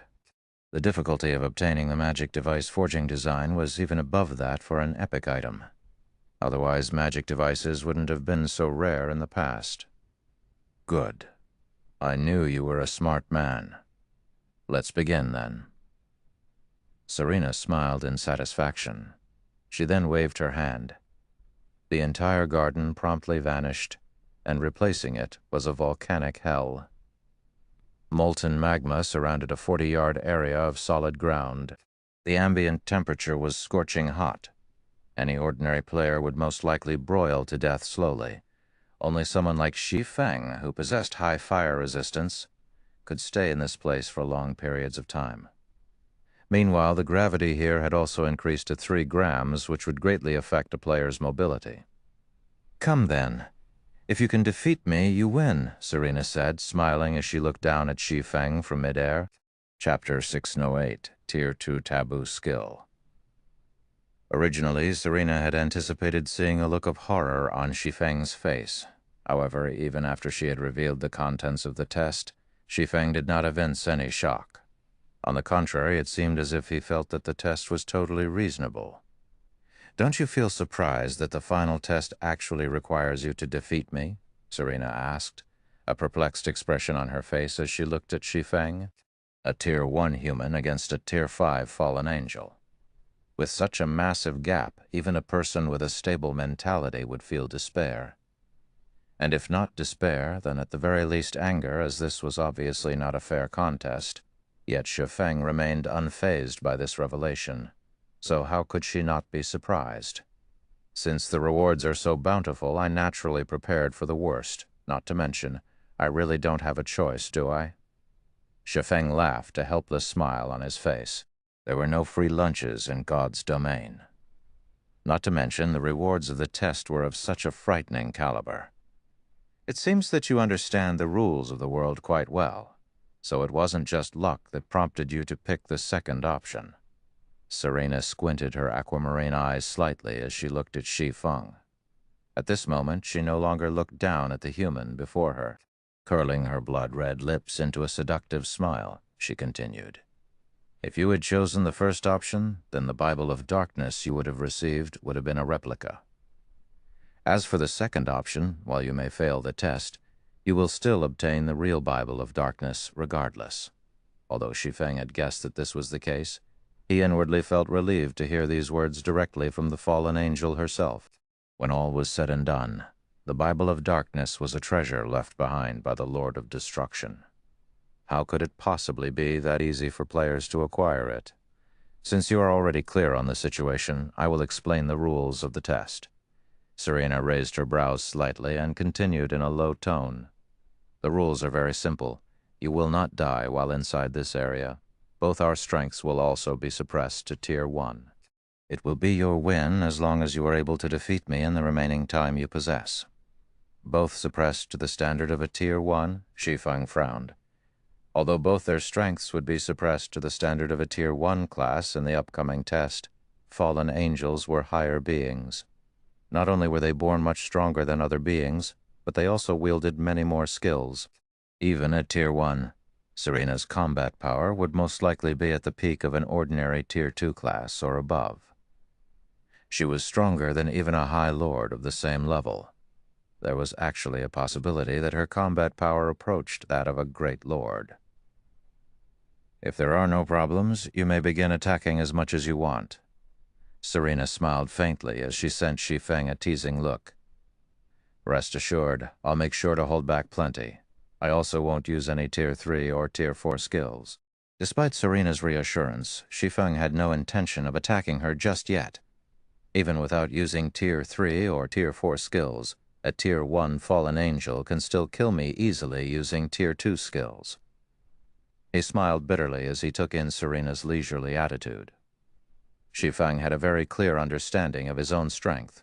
Although he had grasped plenty of powerful skills, they were all Tier 1 skills. As for Tier 2 magic scrolls, while he had quite a few on him right now, his opponent had Tier 2 skills, which she could use indefinitely. The only trump card he had was twofold Berserk. If he activated Heavenly Dragon's power and Blade Liberation simultaneously, he would gain the ability to contend against a High Lord for a short period of time. However, engaging a Tier 1 fallen angel in melee combat was simply suicidal. I have close to 10 hours left. It would be pointless to charge into battle right now. My only option is to wait for the cooldown of Dragon's power to end. Shi Feng was in no hurry. He then sat on the ground, resting as he quietly observed the fallen angel before him. Earlier, when he was entering the shrine, he was forced to use Heavenly Dragon's power to resist the intense pressure. If he fought Serena, a fallen angel who had the attributes of a High Lord without twofold Berserk, he would just be seeking his own death. Fortunately, the condition to clear the test was only to defeat Serena, not to kill her. There was a massive difference between these two conditions. Defeat meant that he was only required to cause a certain amount of damage to Serena. After all, even if Serena simply stood still and allowed him to attack her freely, he would not be able to kill her within 20 seconds. Currently, although Serena was only level 32, she had a total of 5 million HP. Tier 1 skills are definitely useless against Serena. In terms of combat techniques, she is also far superior to me. If I wish to defeat her, my only option is to rely on Tier 2 magic scrolls. Although Shi Feng had his ultimate skill, Flame Burst. This skill was meaningless if his weapon could not connect with his opponent. Not to mention, in a direct clash of power, Serena would trounce him. Having thought up to this point, Shi Feng suddenly stood up. He then replaced the aura of wind with the aura of fire and cast Firestorm at Serena. The platform he currently stood on only had an area of 40 yards. Firestorm certainly covered most of it. At level 7, Firestorm's might could easily rival a Tier 2 large-scale destruction spell. A tsunami of flames descended from the sky, however. Just as the flames were about to engulf Serena, her finger suddenly moved. In the blink of an eye, she had finished writing the runes required to cast Frost Storm, a Tier 2 large-scale destruction spell. In the next moment, fire and ice clashed, filling the space around the platform with steam. Meanwhile, Shi Feng's Firestorm did not even manage to touch the fallen angel. Fallen angels with high intelligence are really difficult to handle. Shi Feng was not surprised. In the virtual reality games of the past, there would only be two possible outcomes when a player used a skill. Either the skill hit or missed. There was no third possibility. In God's domain, however, one would encounter various scenarios when attacking using a skill. Aside from hitting or missing, it was also possible for the skill to be blocked, offset, or unraveled. Blocking a skill would result in one taking a small amount of damage, and normally this was an action that most lords were capable of. However, offsetting or unraveling a skill was a feat that was doable only for high-tiered monsters and NPCs. Meanwhile, the method Serena had used to deal with Shi Feng's Firestorm was to offset it, using a skill of her own. When one successfully offset a skill, they would not receive any damage whatsoever, if even Firestorm is useless against her. My Tier 2 magic scrolls would most likely yield similar results. Shi Feng felt a huge headache when he looked at Serena, who was currently hovering in mid-air. It would be great if Kite were here right now. Kite was a dark gold ranked personal guard. With his strength as a Tier 2 swordmaster, he could not overcome a great lord, which was equivalent to a Tier 3 class, but he could still pin it down for some time. His strength should not be below that of the Tier 1 fallen angel Serena. Invincible within the same tier? A sudden inspiration came to Shi Feng as he looked at Serena's smiling face. Taboo skill. Taboo skills possess the power to transcend tiers. Meanwhile, although Serena's strength was currently suppressed to Tier 1, her frightening basic attributes and arsenal of Tier 2 skills made her invincible even against ordinary Tier 2 classes. However, if a Tier 2 player managed to grasp a Tier 2 taboo skill, they would similarly become an invincible existence among other Tier 2 classes. Thank goodness I did not store Instant Strike inside my warehouse. As long as I managed to learn it. Even if I cannot kill Serena, I still have a chance to defeat her." Shi Feng's eyes glowed. Immediately, he retrieved the skill book of the Tier 2 taboo skill from his bag and began poring over it carefully. After half an hour passed, Shi Feng felt that he was ready. If he wanted to learn the Tier 2 taboo skill Instant Strike, the first way to do so was to collect 100 thunder crystals, which was obviously impossible. The second option was to achieve a 100% skill completion rate. Previously, it had indeed been impossible for him to achieve a 100% completion rate for Instant Strike. However, after the Abyssal Blade was upgraded, his compatibility with the magic weapon had increased significantly. With the help of the 100-berry wine, which he had obtained from Blue Frost, he definitely had a chance to achieve a 100% skill completion rate right now. Shi Feng drank a bottle of 100-berry wine and began rehearsing the Tier 2 taboo skill Instant Strike. "Trying to learn a Tier 2 taboo skill?" Serena revealed a faint smile. "Not a bad idea. Unfortunately, the time you have left isn't enough for you to do so. Taboo skills required long periods of bitter training. There were no shortcuts available. Even a gifted person would require several days, or over a dozen days, to learn a Tier 2 taboo skill." Shi Feng did not have much time left. It was simply impossible for him to succeed in learning the taboo skill in such a short period of time. Chapter 609, Instant Strike. Chapter 609, Instant Strike. While Shi Feng was continuously rehearsing the Tier 2 taboo skill Instant Strike, a great upheaval rocked the Evil Ghost domain. The entire District 5 was destroyed overnight, and over half of the district's players had disappeared. To the players in the Evil Ghost domain, this was an inconceivable situation. Just what could actually wipe out the Evil Ghost domain's 5th-ranking shelter. Not a single shelter in the Evil Ghost domain would be capable of going up against such a frightening power. Suddenly, a strong sense of crisis filled the air of the entire Evil Ghost domain. District 1's shelter. "Leader Frost, what are we supposed to do now?" Best Reincarnation, the leader of the second party, asked worriedly. "Based on the information we discovered, it seems that the assault on District 5 comprised of a large number of powerful monsters, all level 40 and above. There were actually numerous lords participating in the monster assault as well. However, this is still not the scariest part. When our players went to investigate the situation at District 5, they encountered some survivors from the shelter. According to the survivors, the ones responsible for annihilating their District 5 were not actually those lords.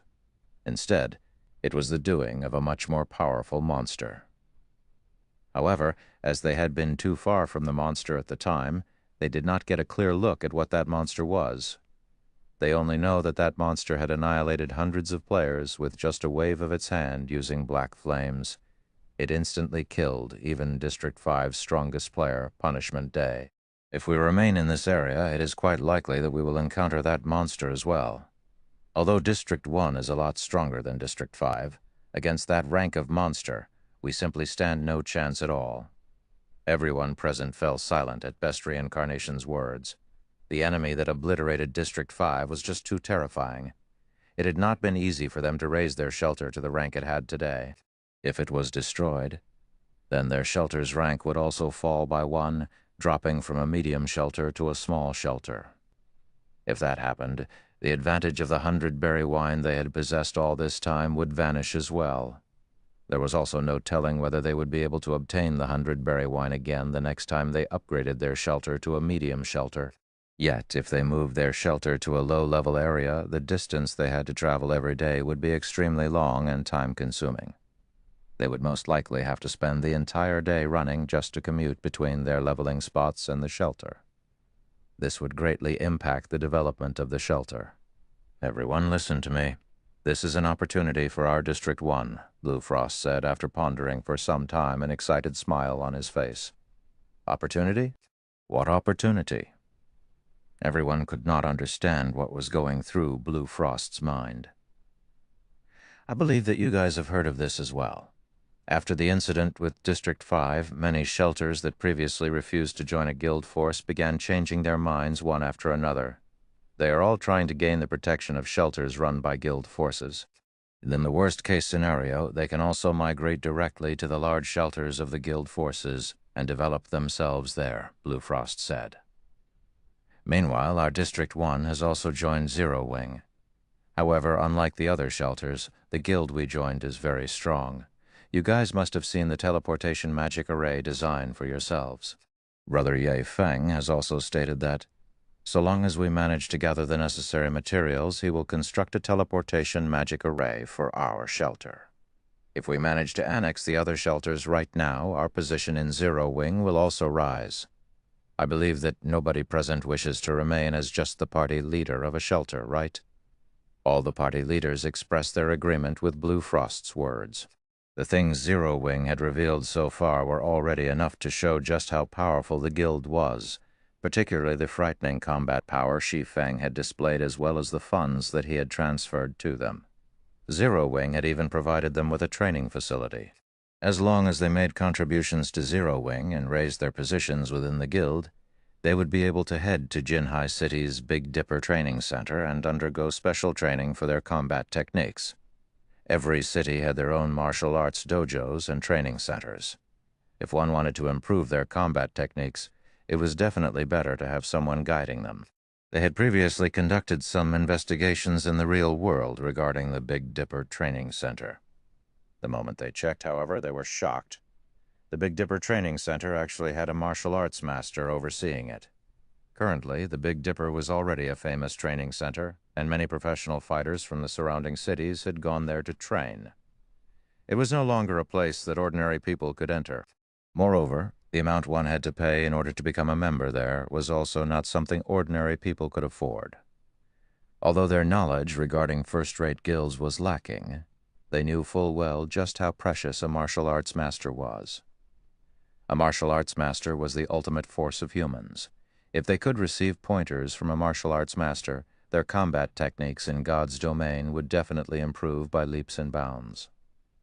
Meanwhile, Zero Wing would allow them to undergo special training directly at the Big Dipper. The guild's financial prowess and influence had thoroughly shattered their perception of ordinary gaming guilds.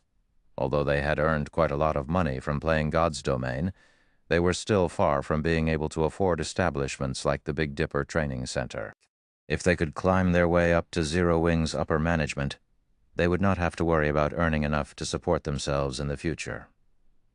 I'm sure everyone clearly understands what a teleportation magic array represents.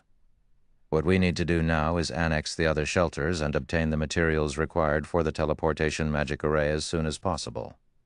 Even if we retreat from this area, we can simply rely on the teleportation array to return here in the future. After listening to Blue Frost's explanation, everyone nodded in agreement one after another. Previously, they had found it simply too difficult to gain control over the other shelters in the Evil Ghost domain. However, that changed after the incident with District 5. If they had a teleportation array, the amount of money and resources they could earn would be endless. The various party leaders began arranging workforces to collect the materials required for the teleportation magic array. At the same time, they also tried persuading the other shelters to subordinate themselves to District 1's shelter. That way, the members of these shelters would get to use the teleportation array of District 1.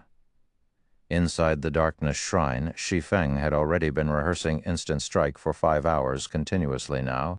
After just 5 hours of practice, it was as if Shi Feng was a veteran who had been practicing Instant Strike for many years. His movements when executing the taboo skill were practically the same as the holographic video provided by the skill book. I'm still off by a little. Sure enough, a Tier 2 taboo skill is not that easy to master.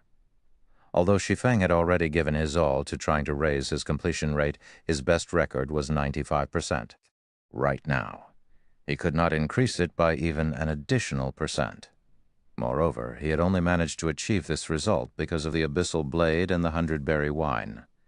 Otherwise, he would have taken several days to reach a 95% skill completion rate with Instant Strike. He did not have much time left to practice. Each bottle of 100-berry wine lasted only 1 hour, and he had just 3 more bottles on hand. They would not last him till the very end. Humans, you give up. The might of a Tier 2 taboo skill is simply too immense. It is not that I am trying to look down on you. However, if you wish to grasp a Tier 2 taboo skill, you will need another 10 days of hard work at the very least. Serena could discern Shi Feng's current progress in a single glance. Presently, you have already grasped the motions of the taboo skill completely. Unfortunately, your comprehension of the skill is lacking. With the remaining 5 hours you have, you would be fortunate to raise your completion rate by even just another 1%. Lacking comprehension? Shi Feng thought so as well. It was just like when he had achieved a 101% completion rate with Chop. That feeling had gone by in a flash, and he could not grab hold of it even if he wanted to. Comprehension. Compatibility. Does the comprehension Serena is speaking of refer to compatibility? Shi Feng did not give it too much thought. He did not have much time left. Not enough to wait out the 10-day cool-down to challenge the World Summit again. He then took out all the 100-berry wine in his bag and consumed all 3 bottles in rapid succession. Even with Shi Feng's willpower and mental power, he still grew dizzy. The 100-berry wine was just like the black steel beer. The more one drank, the better the effect. Correspondingly, however, the side effects also grew stronger. It was best if players drank just 1 bottle at a time to maintain a clear mind, as players could steadily improve their completion rates and look for any shortcomings in their movements throughout the beverage's effective duration. Consuming too many bottles at once could result in players losing themselves to the alcohol. Now Shi Feng downed 3 bottles in one go. His compatibility rate instantly soared. This feeling is really great. At this moment, Shi Feng felt as if he had become one with his sword. When he drew the abyssal blade and executed instant strike, each and every one of his movements felt light and natural. There was no excess power in any of his actions at all. Then, Shi Feng's initially smooth movements suddenly changed. The after-images of the abyssal blade, which were originally created due to Shi Feng's overly fast speed, suddenly vanished. The abyssal blade in Shi Feng's hand also became clear and visible. In the next moment, faint blue electric arcs manifested around Shi Feng's body, filling the air with crackling sounds. The places these electric arcs touched also charred system. Instant strike, skill completion rate, 100%, Chapter 6 Tuandan, Higher Realm. Chapter 6 Tuandan, Higher Realm arcs of electricity continuously sparked around Shi Feng. Although the electric arcs were tiny, the destructive power they contained was practically equivalent to a Tier 2 lightning spell. He actually succeeded. A shocked expression appeared on Serena's beautiful face. Learning a taboo skill was an enormous challenge. It was the same for both players and NPCs with high intelligence. In order to learn a taboo skill, one had to go through long periods of arduous training as well as achieve a certain degree of comprehension regarding the taboo skill. Serena wasn't the only one who was shocked by this result.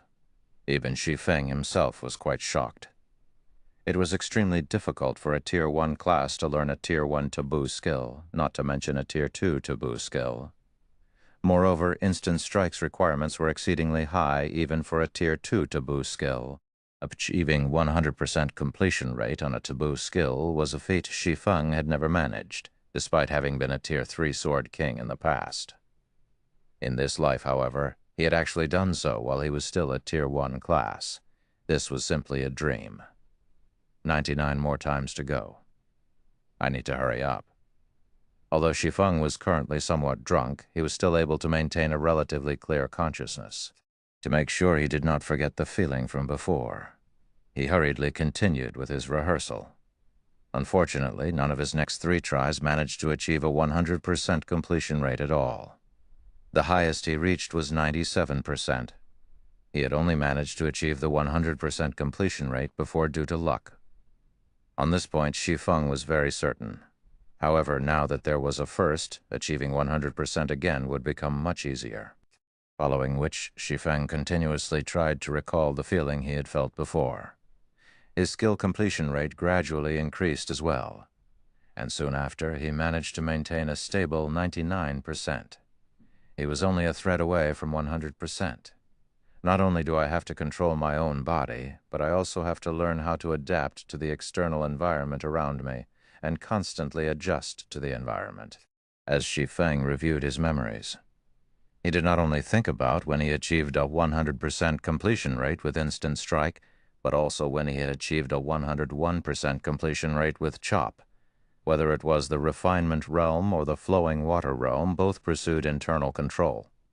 Before, the Tier 5 fallen angel Serena had stated that he had already done very well in terms of movement and that he was only missing a little comprehension. If it was said that comprehension was compatibility and that compatibility was adaptation, then what he needed to do was adapt to the environment. If he used the same methods to execute a skill in different environments, the results would naturally be different. This was just like how going from an ordinary environment to a high-gravity one would greatly affect a player's skill completion rate. However, what if this change to the environment was extremely subtle? It was highly possible that ignoring this minor change was the reason why players would never able to achieve a 100% skill completion rate, regardless of how perfect their movements were. Just as Shi Feng continued drawing his sword and adapting to the surrounding airflow, the friction between his sword and the air suddenly generated a small spark. This small spark immediately attracted countless arcs of electricity to circle around Shi Feng's body.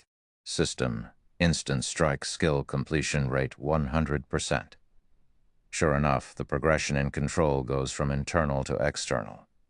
Is this what the higher realm feels like? Shi Feng finally discovered the direction he needed to take to advance. With a clear direction in mind, Shi Feng no longer focused his concentration on his own body, but instead shifted it towards his environment.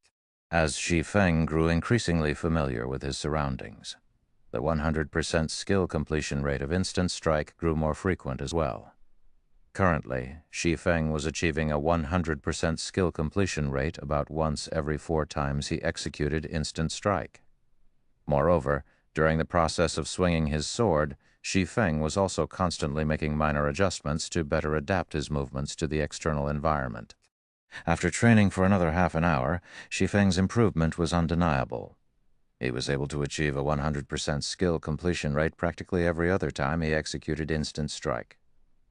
Before an hour had even passed since drinking the 3 bottles of 100-berry wine, he had already executed 100 instant strikes with a 100% completion rate.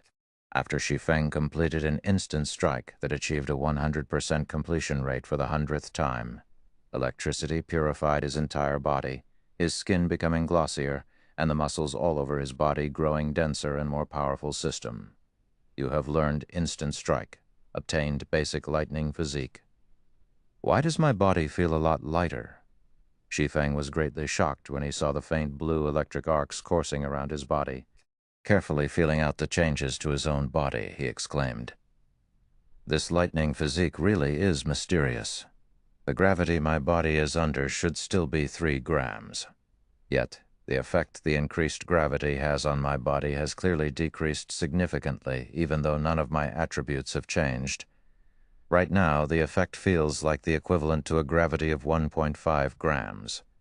After the 3rd evolution of God's domain, the gravitational system had impacted the combat power of players significantly. Meanwhile, now that Shi Feng's body had undergone such changes, it would become much easier for him to adapt to his environment. The current state he was in was similar to being under the effects of the 100-berry wine. Although the lightning physique's effects were very much inferior to the 100-berry wines, the fact that it was always active was a huge advantage. This instant strike is simply fantastic. It is actually able to improve a player's physique as well. No wonder it was so difficult to learn. In the past, Shi Feng had heard of some taboo skills in God's domain that, when successfully learned, would provide players with additional rewards. However, these taboo skills were usually high-tiered ones. He never expected that the Tier 2 instant strike was one such taboo skill. Physique was a kind of hidden attribute in God's domain. If a player's attributes reached a certain level, they would be able to trigger an extraordinary physique, allowing them to carry out feats that were definitely impossible in the real world. This kind of hidden attribute could not be viewed by players, so it was extremely difficult to alter or improve it. However, this kind of hidden attribute would have a significant impact on a player's combat power. After resting for a while and recovering his mental state, Shi Feng walked up to Serena, smiling as he said, "Miss Serena, sorry for the long wait. Let us begin now." Currently, not only had he mastered the Tier 2 taboo skill Instant Strike, but he had also obtained the basic lightning physique. Not only did his body feel lighter right now, but its flexibility had also increased significantly. Shi Feng even felt that his reflexes had sped up. However, his reaction speed was still a far cry from that of a gifted talent like Soaring Snake. Not bad. Despite being a mere mortal, you have actually managed to grasp a Tier 2 taboo skill while still being a Tier 1. Come, give me your best shot. Hopefully you are able to entertain me for a little while, Serena said, licking her lips as she looked at Shi Feng. The moment Serena was done speaking, the surrounding magma started roiling. The ground also began trembling as the fallen angel released a frightening aura. Is this the power of a Tier 1 fallen angel? Shi Feng gulped down a mouthful of saliva. He knew that Serena had finally gotten serious. Just her aura alone was enough to render him breathless. Heavenly Dragon's power activate. Blade Liberation activate.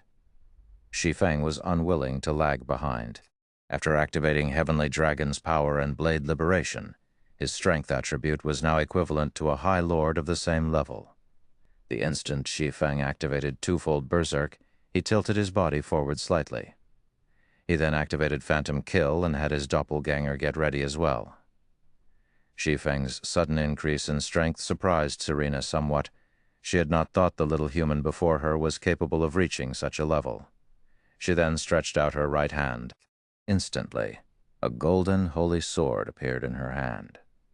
Countless wind blades wrapped around her weapon. She cast a Tier 2 skill, Stormblade, at Shi Feng right away. Countless swords of light instantly surged towards Shi Feng and his doppelganger. Meanwhile, Shi Feng and his doppelganger also simultaneously activated the Tier 2 taboo skill Instant Strike. Shua, both Shi Feng and his doppelganger disappeared from where they stood to instantly appear beside Serena. Both swordsmen then began brandishing their swords at the fallen angel. Instant Strike, when activated, increased its user's attack speed by 500% for a short period of time. Originally, Shi Feng's attack speed was already terrifying. Now Shi Feng and his doppelganger sent out dozens of sword lights in the time it took to take a single breath. Moreover, these sword lights had appeared practically simultaneously with none ahead or behind the others. Such a fast attack. Serena's gaze sharpened as another golden holy sword appeared in her other hand. She then parried the barrage of attacks sent at her. Pang. Pang. Serena's sword technique was flawless. Every movement of hers was utterly efficient, as she blocked dozens of attacks continuously. However, even if Serena's defense were more perfect, there was still a limit to her. Attack speed. In the end, Shi Feng managed to cut Serena's arm with the abyssal blade, causing -1 damage to the fallen angel. When Shi Feng saw the compulsory 1 damage he dealt, his eyes nearly fell out of their sockets. Such a powerful Tier 2 taboo skill. You were actually able to break through my defense. Serena looked at the bloody cut on her arm. Gently moving her finger across the wound, she instantly returned her skin to its unblemished state. Then she looked at Shi Feng, saying, "Although I don't want to admit it, since you were able to injure me, it is your win. You may take these items and leave." Chapter 611, Shrine Rewards. Chapter 611, Shrine Rewards. After Serena was done speaking, the fallen angel suddenly vanished. At the same time, the volcanic hell that surrounded Shi Feng transformed into a golden shrine with an altar before him. 3 rainbow treasure chests were stacked up one upon another on the altar, and placed on top of these treasure chests was a thick and heavy black leather book. Victory at last!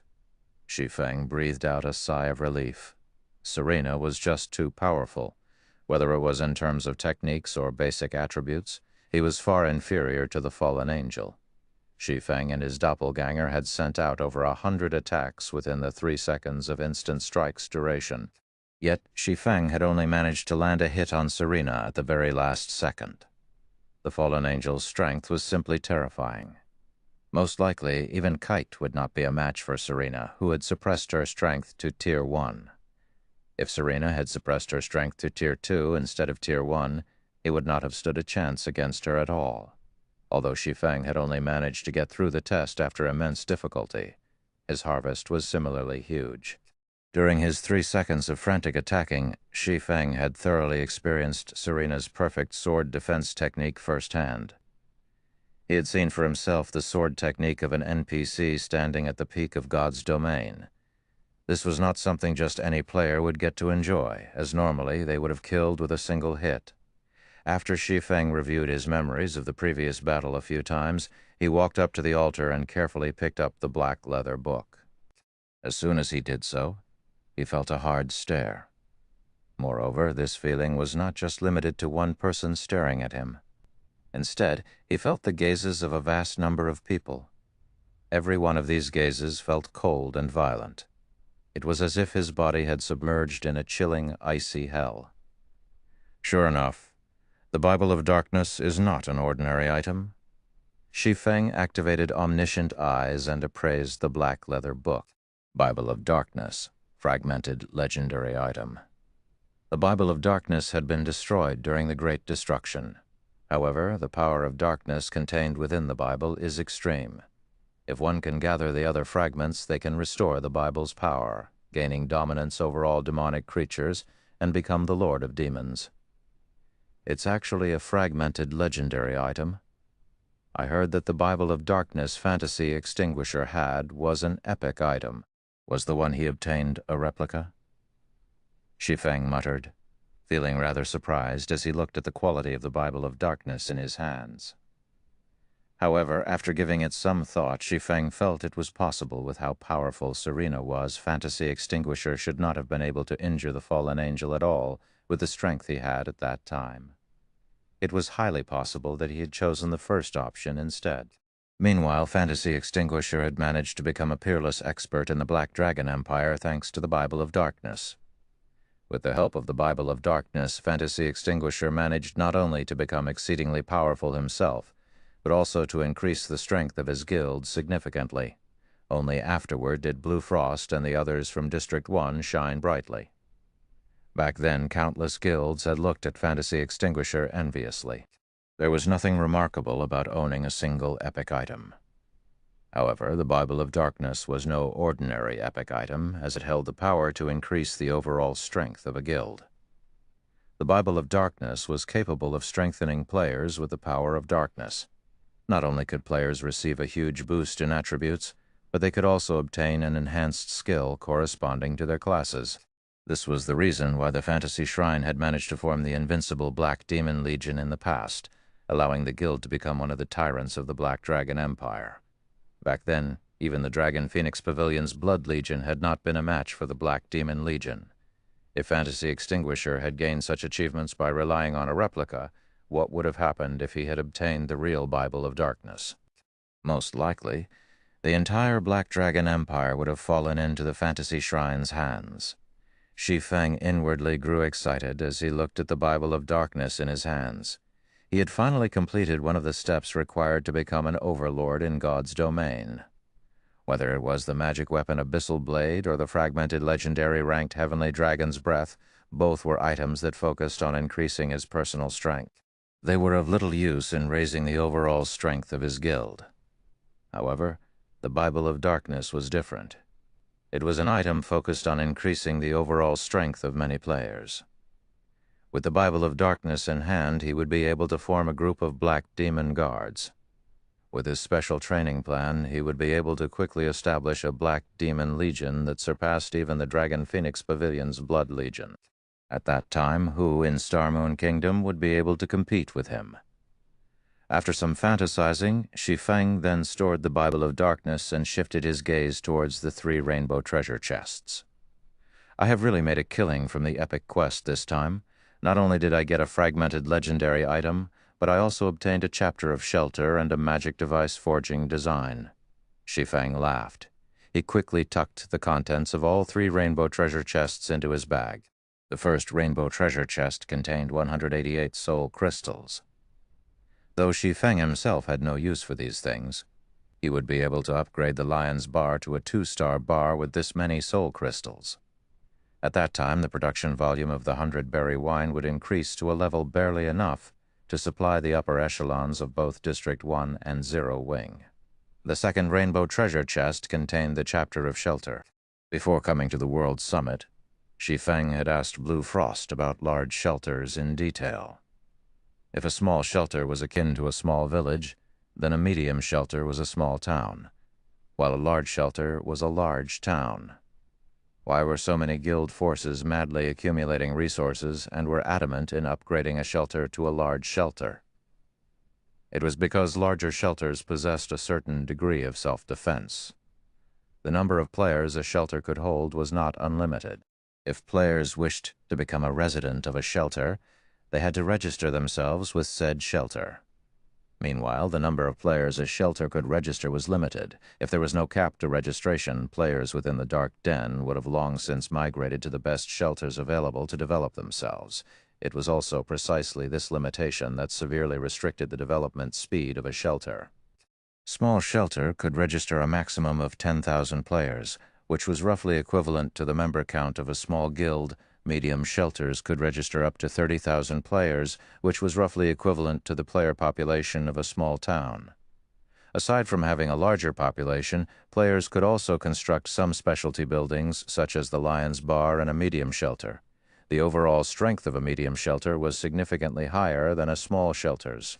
Meanwhile, when a medium shelter was upgraded to a large shelter, the number of players the shelter could register would undergo a qualitative change, directly increasing to 100,000. That number could practically rival the member count of a second-rate guild. Moreover, the functions of the shelter would also increase notably. The increase was not limited to just the skill books and specialties supplied. Players of the shelter would also be able to tame mounts. Mounts could be said to be the lifeblood of players residing within the Dark Den. With no teleportation magic arise in the Dark Den, players could only rely on their own 2 feet to travel to their desired destinations. With a mount, the mobility of players would improve significantly, and as a result, their strength would also rise much faster than before. Hence, the various guild forces were desperately accumulating resources in order to create a large shelter of their own. This was also why plenty of independent shelters subordinated themselves to guild forces. As long as they joined a guild force, they could head to the large shelter controlled by said guild force and purchase mounts. Otherwise, they would have to wait until their own shelters were promoted into large shelters or try their luck in large-scale team dungeons. Now that Shi Feng had the chapter of shelter, he could directly promote the shelter of District 1 to a large shelter. The players inside the shelter could then begin to accumulate funds and resources. As soon as they reached a sufficient level, they would be able to purchase a mount of their own. Compared to the players of other shelters, the players of District 1 would be able to save up on plenty of time. Although I've obtained the chapter of shelter, I still don't have a way to return to the shelter right now. It seems that I can only wait until the cooldown of the position teleportation scroll ends before making another trip to District 1's shelter. Shi Feng suddenly recalled that he had arrived at the central area of the Dark Den through a teleportation gate. As for the method of returning to the evil ghost domain, he had no idea whatsoever. With the items he came for in hand, Shi Feng did not continue idling around inside the Lord of Destruction's shrine.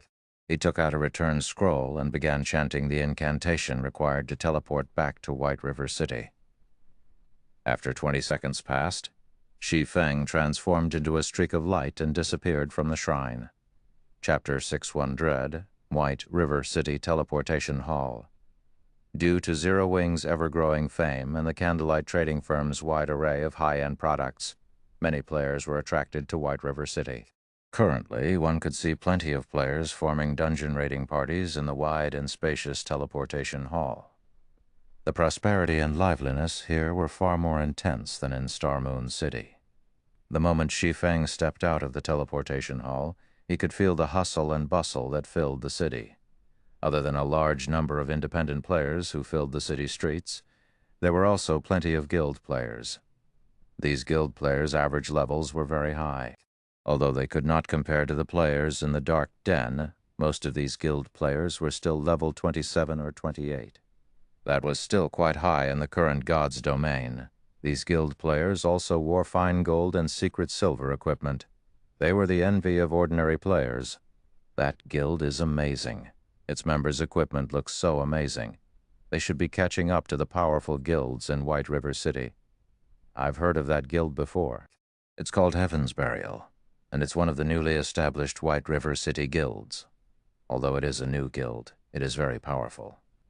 So far, Heaven's Burial has already raided many 20-man Hell Mode team dungeons and is in the midst of planning to raid 50-man team dungeons.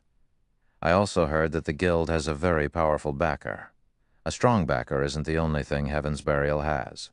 A few hours ago, one of Heaven's Burial's experts managed to break into the 4th floor of the Divine Colosseum. It is the 10th guild in White River City to set foot on the Divine Colosseum's 4th floor. I've been to the newly launched Divine Colosseum as well, and paid 1 magic crystal to challenge it. The challenges are insanely difficult. I only managed to reach the 2nd floor after exhausting myself, and I died the moment I set foot on the 2nd floor. In the end, I only got 1 silver as a reward. It was a serious loss. Heaven's Burial is amazing. Even Zero Wing, the most powerful guild in White River City, has only advanced to the Colosseum's 5th floor. The Divine Colosseum, which had recently appeared in God's Domain, drew the interest and attention of many players, and every conversation was related to it in one way or another.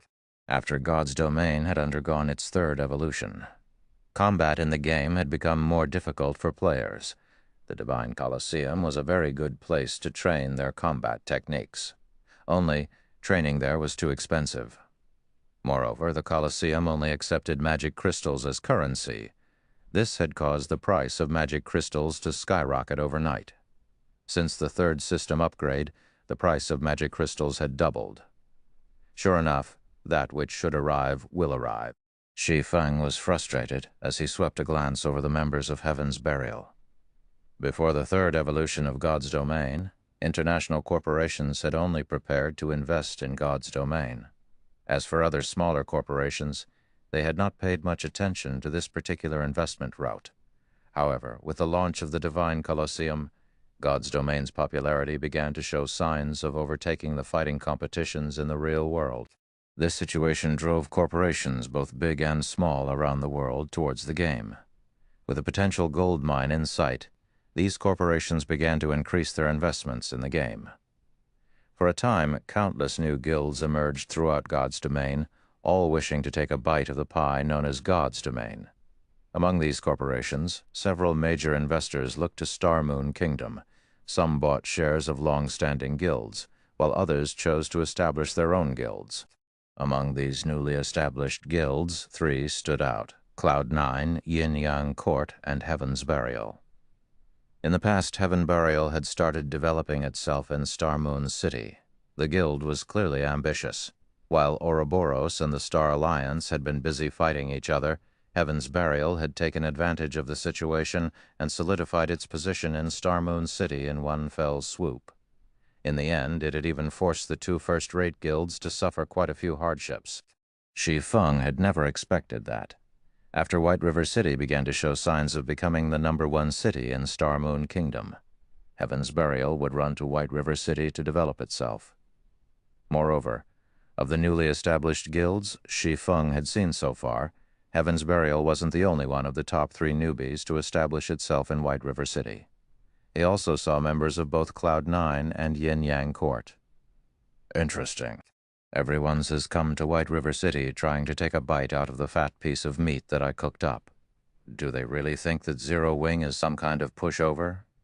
Shi Feng could not help but smile. Zero Wing indeed possessed plenty of enemies in the dark. Underworld lurked and spat like a viper. In the light, they had also provoked the Heavenly Dragon Pavilion. As Shi Feng made his way to White River City's library, he discovered that, despite having only been away from the city for a short time, many players had acquired their own NPC guards. NPC guards had become beacons of hope for many powerless players. At the same time, these NPC guards had also received attention from the various large guilds. As a result, these NPCs' development speeds were unusually fast.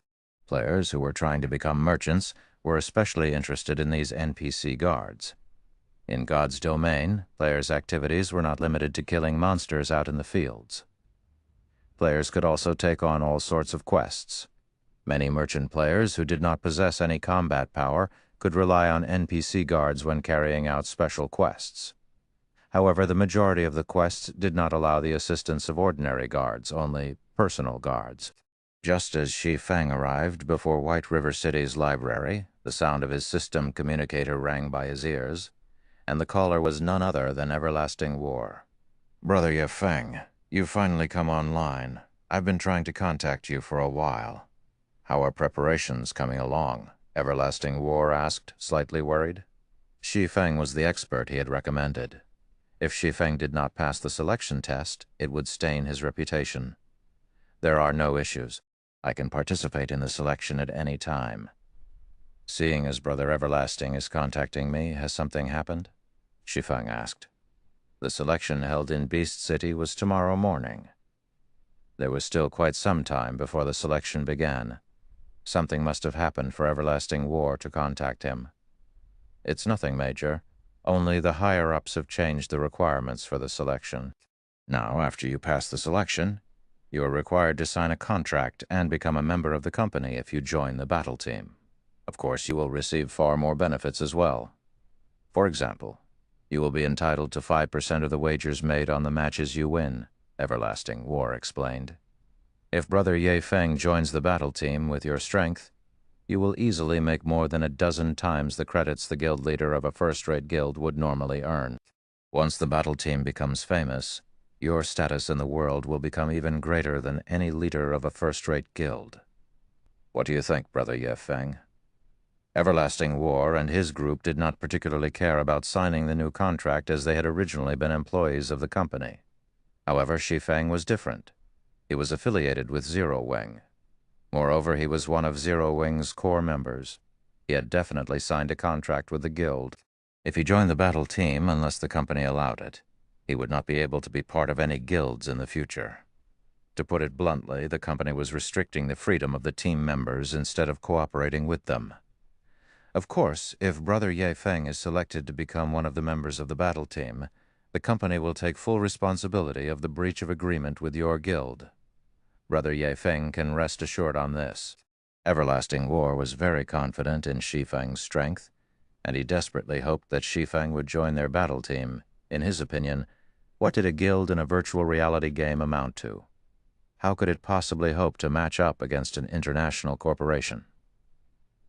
Chapter 613, Peak of Star Moon. The benefits Everlasting War had mentioned were quite tempting. The Dark Arena was a place where the various international corporations around the world could secretly compete. The resources and funding involved were on an entirely different level than ordinary arenas. Even just 5% of the gambling rewards was sufficient to make someone a tycoon overnight. Moreover, as one's battle record in the Dark Arena grew, the bets on their matches also increased. The income one could potentially earn through the Dark Arena could even tempt international fighters. To virtual reality gaming experts, that was an astronomical number. However, that was only the tip of the iceberg.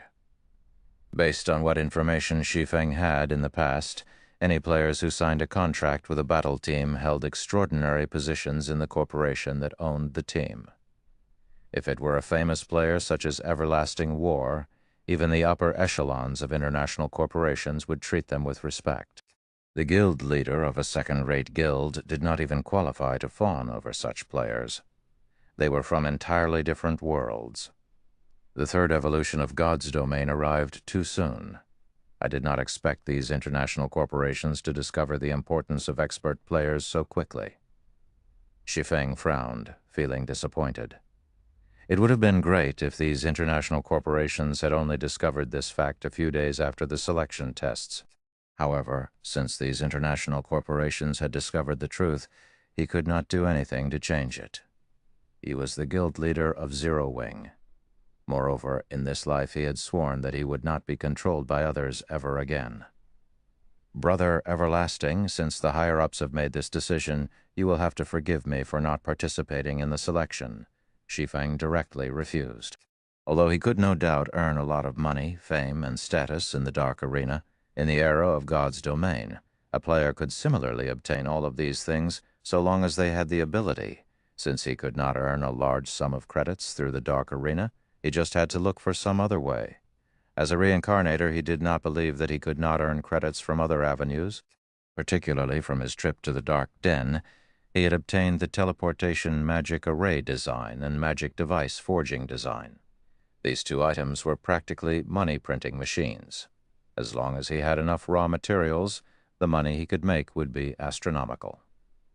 Everlasting War was slightly stunned by Shi Feng's reply. He had not thought that Shi Feng would refuse his offer so decisively. However, when he thought about Shi Feng's skill, he hurriedly advised, "Brother Ye Feng, won't you reconsider? At the end of the day, a gaming guild is only a gaming guild. It is nothing compared to a major corporation that can affect the world's economy. With your skills, I guarantee that you'll at least become vice leader of the battle team." The team's strength did not rely on a single person. After all, each battle team could include up to 10 members. Naturally, the more experts there were in a team, the higher the team's chances were of obtaining victory. In Everlasting War's opinion, Shi Feng could most likely rank within the top 3 within their battle team. If they lost a top 3 expert, it would wound the battle team's overall strength. "Brother Everlasting, don't waste your time trying to persuade me. Moreover, I have many matters that I need to attend to. Not being able to join is a good thing. Anyways, I still have something to do, so I'll talk to you another time."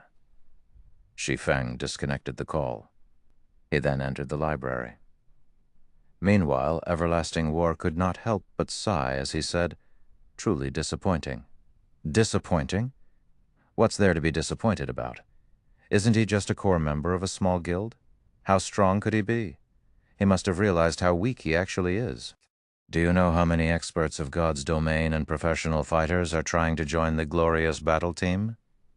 Even if he shows up, he will never be selected." A luxuriously dressed middle-aged woman standing across from Everlasting War disdainfully dismissed his concern. 4 bodyguards in black stood next to this woman. All 4 radiated intimidating auras that were capable of making Everlasting War, someone who had once been a professional bodyguard, anxious. Particularly, the rugged-looking man among these bodyguards was very famous in the bodyguard industry. He was known as the Steel Guard, and even some international fighters were no match for him. Director Hua Yifeng is no ordinary expert. If you can restore the recruitment conditions to what they were before and allow him to join the glorious battle team, our chances of beating our next opponent, the Midday Wolves, will be much higher. This will also greatly benefit the company." Everlasting War carefully suggested. The changes in the battle team's recruitment conditions were all due to this woman, Hua Chiu Shui, standing before him. Although he did not understand why Hua Chiu Shui had suddenly changed the conditions, this last-minute adjustment troubled him, the leader of the battle team. However, despite his annoyance, Hua Chiu Shui's position was extraordinary. A single word from her could easily leave him jobless. He did not dare speak too boldly in front of her. "Naturally, I have considered these changes carefully. You only need to focus on how you're going to defeat your next opponent. He is merely a nameless expert. Do you think that? Just because we are missing one nameless expert, you're going to lose against your next opponent?" Hua Chiu Shui questioned, her voice low and dangerous. "He is just one less nameless expert participating in the selection. There are plenty of God's domain experts coming to take the test. Among them, many are well known in the industry. These people's standards are far beyond his. I think that Vice Leader Journey Leave should administer the test this time around. You should take this time to think of a strategy to deal with the Midday Wolves." Everlasting War's words had clearly dissatisfied Hua Chiu Shui. Without hesitation, she had stripped him of his duties for a few days. Helpless, Everlasting War could only agree with the Lady Director. Inside White River City's library, after entering the library, Shi Feng headed towards the building's top floor. 2 Level 180 Tier 2 white-robed knights stood by the doors. Normally, ordinary players would not dare approach the Star Moon Hall. However, Shi Feng had long since become a frequent visitor of this place. Without hesitation, he walked past the knights and opened the doors to the hall. Charlene, who sat beside a table, looked at Shi Feng, mildly stating, "You're here." Hearing Charlin's intimate greeting, Shi Feng could not help but tense up. Crap! I forgot to store the coins in my bag. Seeing Charlin's intimate smile, Shi Feng suddenly thought of the precious coins he had in his bag. This reaction was practically instinctual now. Although Charlin was an NPC, she seemed more realistic than a real person. Though she always appeared friendly, her actions said otherwise.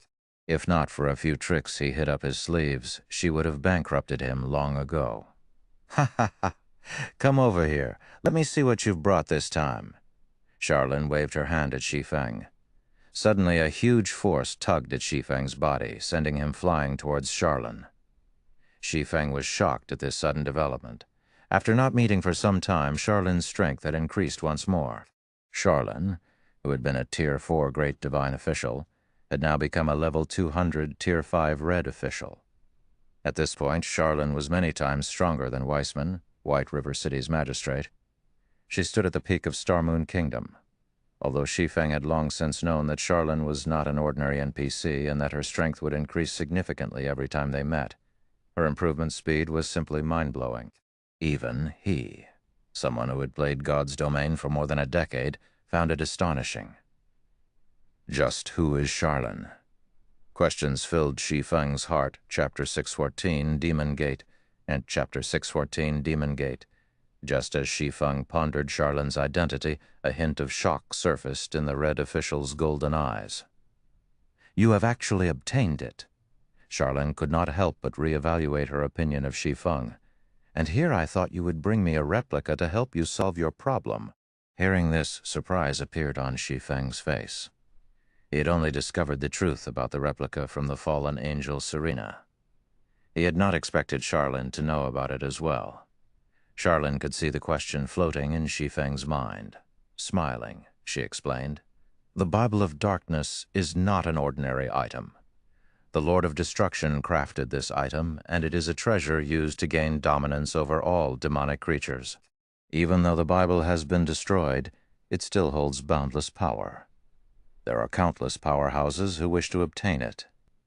In the past, plenty of strong people tried going to the Dark Den to obtain the Bible of Darkness. In the end, however, they only managed to return with replicas. Even so, a replica of the Bible of Darkness still possesses a certain degree of power. There are no problems with using it to solve your great demon problem. Only at the end of the day, a replica is still a replica. While it might be useful to a weak little adventurer like you, to high-tiered powerhouses, it is hardly worth anything. It is no wonder why Fantasy Extinguisher stopped using the Bible of Darkness after he became a Tier 4 class." Shi Feng came to a realization after listening to Charlin's explanation. In the past, Fantasy Extinguisher had made a name for himself by relying on the Bible of Darkness, and had even enabled the Fantasy Shrine to overwhelm the Dragon Phoenix Pavilion's Guild branch. However, after Fantasy Extinguisher became a Tier 4 Spirit Emperor, he stopped using the Bible of Darkness. Back then, everyone had thought that Fantasy Extinguisher had dropped the Bible of Darkness and lost it after someone had killed him. Epic items, particularly special epic items like the Bible of Darkness, an item that would take effect even when inside a player's bag, would not lose its worth with the passing of time. Even a Tier 5 expert could continue to use it. After all, fragmented legendary and legendary items were simply too rare. Even Tier 6 God-ranked players would not necessarily own such items. Owning a unique epic item was still quite impressive. As Shi Feng re-examined the situation, he realized that it was highly possible that the replica of the Bible of Darkness could only display its worth up until Tier 3. If it were not helpful to Tier 4 classes, Fantasy Extinguisher would not have continued to use it. "Take it out, then," Charlin said softly, her eyes smiling. Shi Feng carefully retrieved the Bible of Darkness from his bag and placed it on the table beside him. Sure enough, it's the real deal. You really are quite the capable fellow. Do you know just how many powerhouses are trying to retrieve the Bible of Darkness? In the end, everyone only returns with a replica. If they knew that a little fellow like you had the real thing, they would most likely go crazy from anger." Charlin nodded, smiling as she scrutinized the Bible of Darkness. She then continued, "Since you brought me the genuine article, I'll give you two options. The first option is free of charge. For this option, you'll be able to solve the problem of the great demon descending on you. The second option will cost you 1,500 gold and 100 soul crystals. For this option, you can be done once and for all, destroying the great demon that targets you." Sure enough, Shi Feng could not help but send Charlin a contemptuous gaze. Currently, he had a little over 1,600 gold in his bag. This was the money the candlelight trading firm had made while he had been absent. If he gave it all to Charlin, he would become a pauper once more. However, even so, Shi Feng gritted his teeth and handed over the money. If he had chosen the first option, although it might seem like he had dealt with the great demon, in reality Charlin would only weaken the descended great demon to a level that he could cope with. He would still have to deal with the great demon's will descending on him every so often until he could defeat and kill it. In the past, the darkness's descent plagued Fantasy Extinguisher, requiring him to deal with a weakened great demon every so often and throwing his guild Fantasy Shrine into chaos. The fact that he had a second option was considerably lucky. This might be the difference between a replica and the genuine product. Charlin received the coins and soul crystals with a saintly smile. Nodding with satisfaction, she said, "All right, step back." Following Charlin's request, Shi Feng moved more than 30 yards away from her. Meanwhile, Charlin held up the Bible of Darkness. After flipping through a few pages, she began chanting a series of incantations, her hand continuously tracing out a line of runes in the air. As the line of runes grew longer, the power of darkness filling the Star Moon Hall grew denser and denser to the point where Shi Feng could even see faint black mist appear. This black mist desperately gathered in front of Charlin, forming a fourfold magic array. The surrounding space began to blur as well. The powerful mana was even capable of suppressing the space within the hall. "This mana is simply too powerful. I can't move at all." Shi Feng was shocked as he stared at the fourfold magic array suspended in midair. A magic array was actually capable of forming its own space. Chances were that only Tier 5 existences like Charlin were capable of forming such an array. After Charlin finished writing the runes, she casually scattered the 100 soul crystals before her. Immediately, all 100 soul crystals transformed into gray smoke. This gray smoke then formed a pair of silvery gray gates. There were countless images of demons engraved on these ancient gates, and every one of these demons was quite famous throughout God's domain. These were existences that even ordinary Tier 4 powerhouses would not dare provoke. "Are you trying to summon a demon?" Shi Feng frowned at the gray gates. He could clearly feel how frightening their power was. If the gates opened, horrific creatures would most likely crawl out. "You've guessed correctly. I am trying to summon a demon. Moreover, I am summoning the great demon that targets you. Otherwise, how are you going to get rid of it?"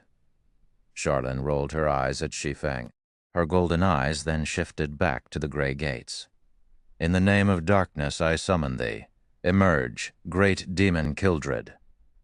The moment Charlin finished speaking, the gray gates abruptly opened. "Who dares to summon me?" A cold, dark voice boomed through the gray gates, following which a figure pushed through the gray gates.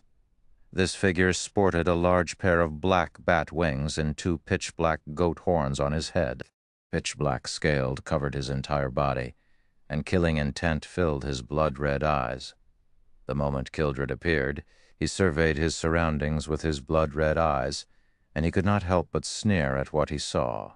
And here I wondered who had summoned me. "It turns out that it's just you, little divine official, and that foolish adventurer," Kildred said disdainfully as he flapped his wings. "I did not expect that little ants like you could actually obtain the real Bible of Darkness. As your reward for summoning me, I'll collect your souls and the Bible." "Is this great demon stupid?"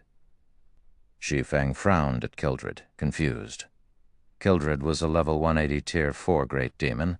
On the other hand, Charlin was a level 200 Tier 5 red official. No matter how he looked at it, they were on entirely different levels. Moreover, the great demon had actually called Charlin a little divine official. Did Kildred believe that he was a Tier 6 demon god? Huh? Wait a minute, Shi Feng immediately discovered the problem. For some reason, the Shaolin before him had somehow fallen from being a Tier 5 Red official to a Tier 3 Divine official. Little brother, stop daydreaming. Right now, your task is to kill him, Shaolin instructed as she looked at Shi Feng. She paid no attention to the great demon Kildred's provocation. You wish to kill me, the great demon Kildred? You two must be insane. I'll show you what the consequences are for summoning a great demon. Kildred revealed a malicious grin upon hearing Shaolin's words. Suddenly, black flames appeared in his hand, Chapter 615, Tier 5 Curse. The raging black flames quickly transformed into a ferocious beast that bared its fangs and brandished its claws as it pounced on Shaolin. Boom! At the sound of an explosion, the black flames in the air suddenly began to collapse, dissipating into nothingness. You? The great demon Kildred's malicious expression suddenly changed, and he no longer looked down on Shaolin. Rather, he gazed at the Tier 3 Divine official with solemn eyes. Even Tier 4 classes would find it difficult to deal with soul fire, yet Shaolin managed to disperse it without moving in the slightest. One could just imagine what kind of power she contained. No, it wasn't the soul fire that was defeated. My mana? Kildred was horrified as he quickly discovered the true problem. His mana rapidly leaked from his body. Due to the lack of mana, he had lost control of the soul fire he had summoned, causing it to disappear. Standing at a distance, Shi Feng was also shocked by Shaolin's counterattack. The great demon Kildred's level plummeted, as did his tier. Level 170. Level 170.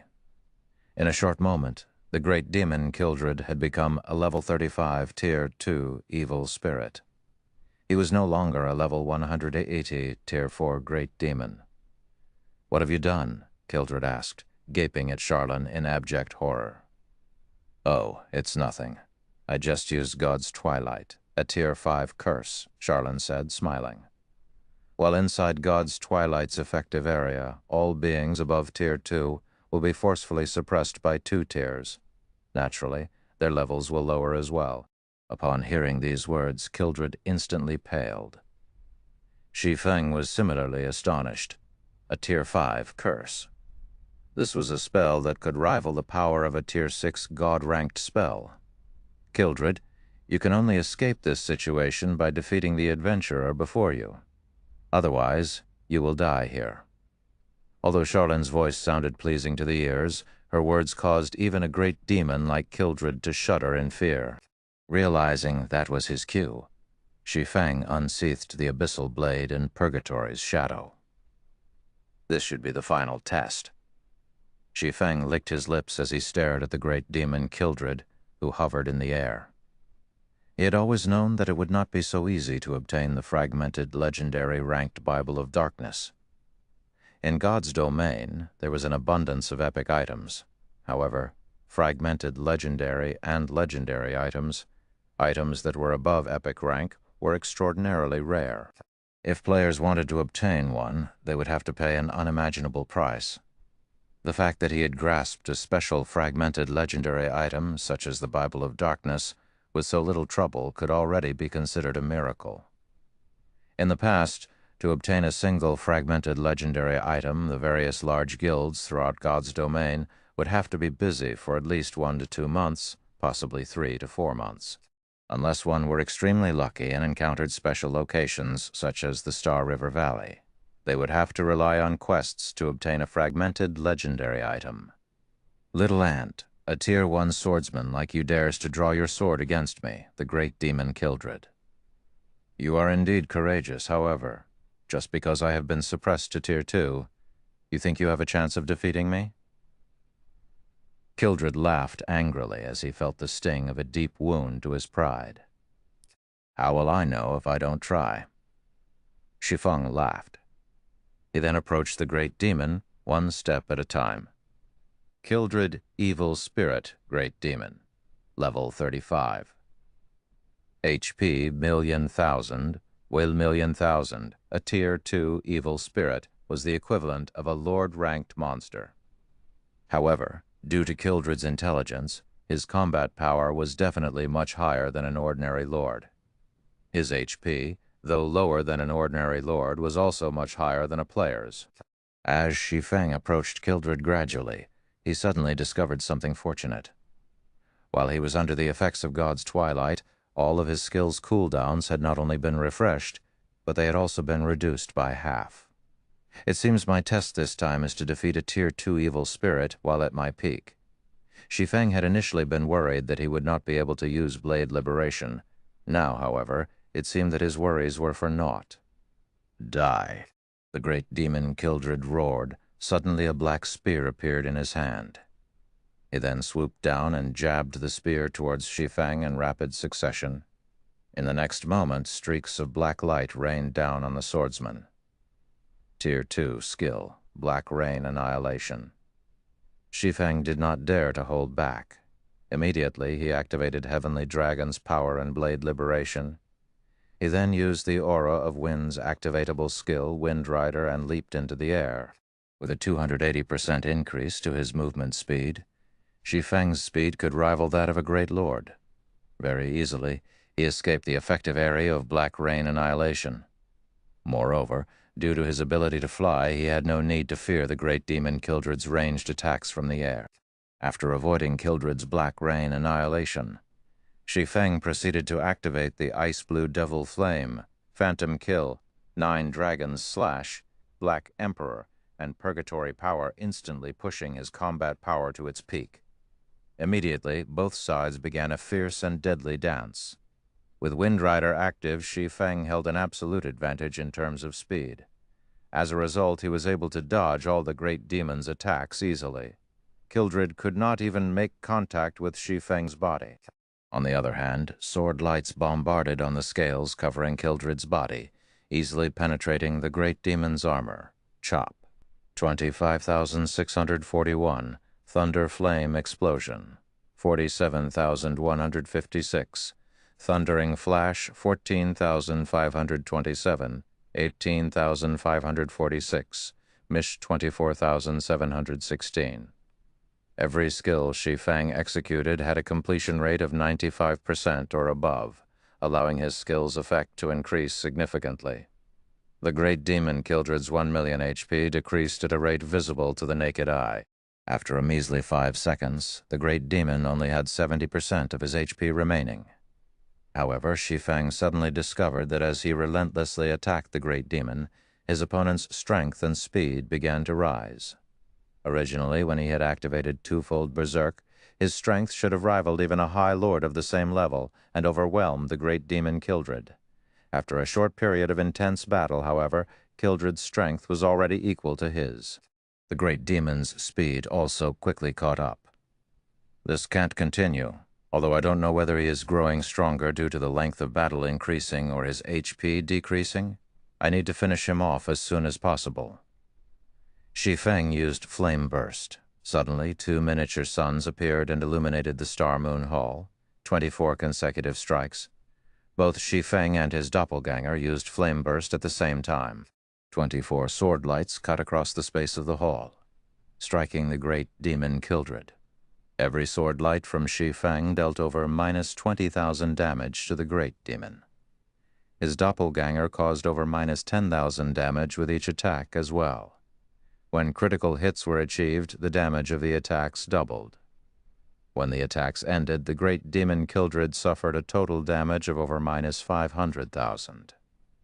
This, Shi Feng was stupefied when he saw the great demon that he had attacked. At this moment, the great demon Kildred had only 40% of his HP remaining. Meanwhile, a faint black light radiated from Kildred's body. Tier 2 skill, Dark Shield. It was a spell that could absorb a relatively large amount of damage. Damn it, Shi Feng frowned. Flame Burst was his ultimate skill. Yet the great demon had actually managed to negate a portion of its damage. Currently, the great demon Kildred had grown more formidable after the attack. Meanwhile, there were less than 10 seconds left on Blade Liberation's duration. Ha ha ha ha! My strength has completely surpassed yours now. Die, human! Kildred snorted. He then threw his spear at Shi Feng. Kildred's spear was extremely fast, and even Shi Feng only barely managed to block it with his sword's peng. Shi Feng was immediately struck down from the air, his body colliding heavily with the floor and shattering it. A damage of close to minus 1,100 points appeared above his head. This was the damage he received after blocking the great demon's attack.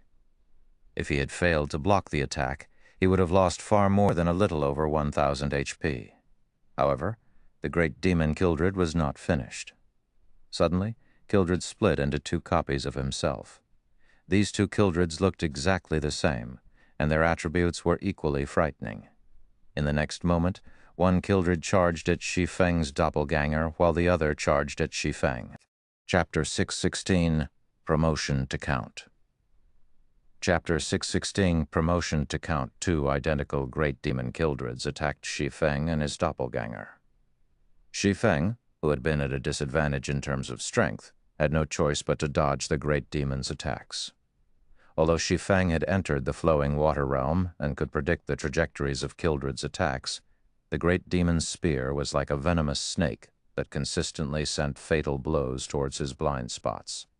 If any other player stood in his place, not to mention dodging, even blocking the attacks would be difficult. Facing the unavoidable attacks, Shi Feng had no choice but to block with his swords. However, the great demon Kildred's strength was simply too intense. Each of his attacks managed to push Shi Feng back by several steps and inflict slightly more than minus 1,000 damage.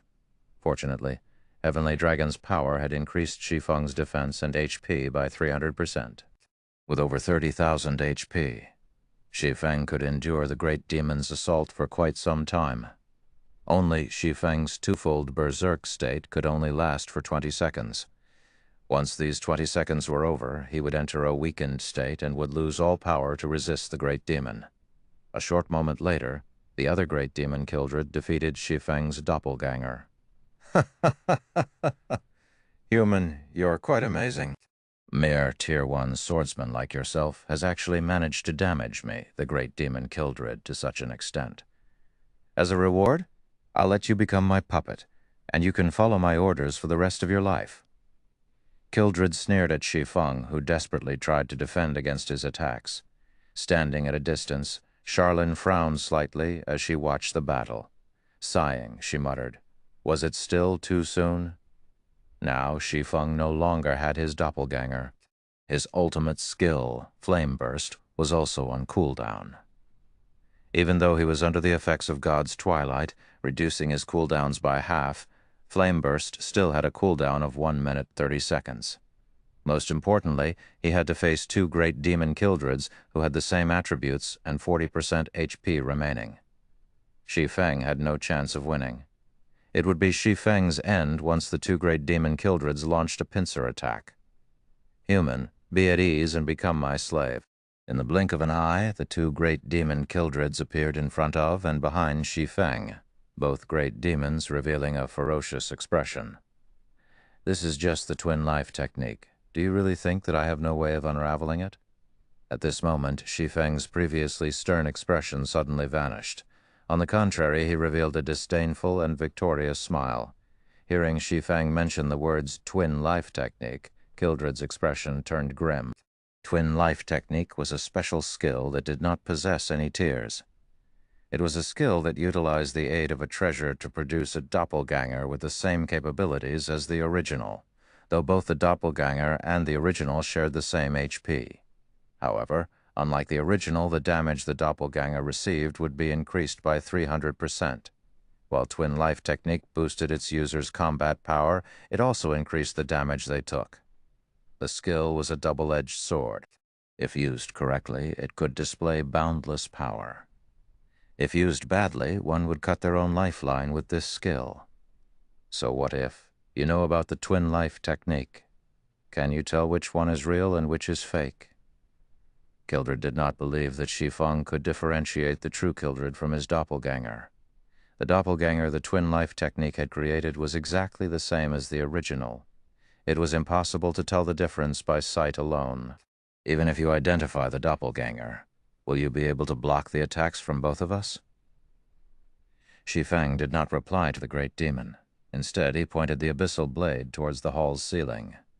Suddenly, countless golden divine swords appeared above them. When these golden swords descended, two different damages appeared above the two great demons' heads. The great demon in front of Shi Feng received over 5,000 damage, while the one behind Shi Feng received over 15,000 damage. At this point, it was obvious which was real and which was fake.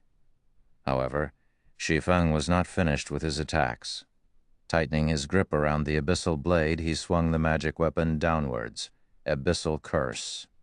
Suddenly, the space within 30 yards around Shi Feng took on the effects of a quagmire. The two great demon Kildrids were unable to move. Although Kildrid was immune to fainted effects and other control conditions, the abyssal blade was as powerful as an epic weapon, even if Abyssal Curse could not restrict the great demon for a full 5 seconds. To Shi Feng, 2 or 3 seconds were more than enough. "I've been waiting for this moment." Shi Feng activated silent steps and appeared behind Kildrid's doppelganger. Suddenly, the abyssal blade in Shi Feng's hand released a dazzling flame. How is this possible? How can you still use that skill?" Kildrid's originally calm expression abruptly changed. The skill Shi Feng currently used was none other than Flame Burst, the skill that had previously inflicted massive amounts of damage. However, Shi Feng had used that skill recently. Now the swordsman used it against his doppelganger once more. Die. Shi Feng did not bother explaining anything to the great demon. In truth, while Kildrid's doppelganger faced off against his doppelganger, he had used up the 30 stacks of Death Aura on Flame Burst. Each stack of Death Aura could reduce the cooldown of a skill by 3 seconds, and 30 stacks just happened to grant him 90 seconds. Once his doppelganger died, he pretended to struggle against one of the great demon's attacks, allowing the two great demon Kildrids to launch a pincer attack, and giving him a good opportunity to deal with the great demon's doppelganger. 12 consecutive strikes bit into the great demon's immobile doppelganger. Even when Shi Feng had used Flame Burst on the real great demon Kildrid, each of his attacks had dealt over minus 20,000 damage.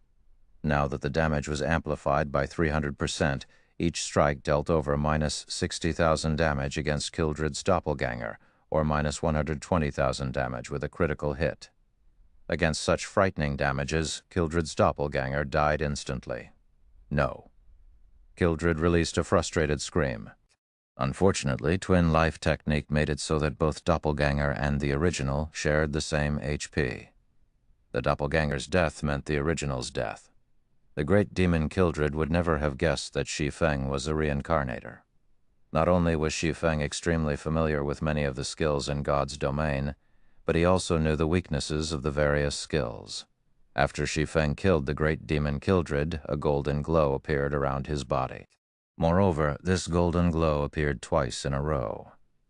Shi Feng's level immediately jumped from level 32 to level 34. Such an abundant amount of EXP, Shi Feng said in shock. As the class he possessed was the hidden class Blade Saint, the EXP he required to level up was double of what other players required.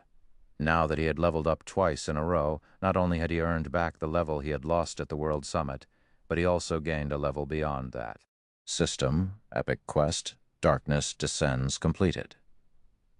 Quest rewards.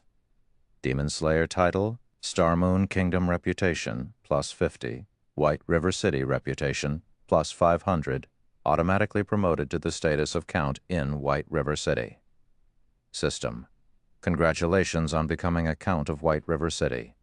You can now employ 100 guards, including 4 personal guards. You can also enjoy a 20% discount on all expenditures in White River City, as expected of an epic quest. I've been promoted to a Count after completing a single quest. I can lessen my costs significantly when I head to the Divine Colosseum, Shi Feng said, smiling. If a Viscount was considered a major noble, then a Count was a top figure among major nobles. In God's domain, the highest social status a player could attain in a city like White River City was Marquis. Only in a capital city like Star Moon City could players become dukes.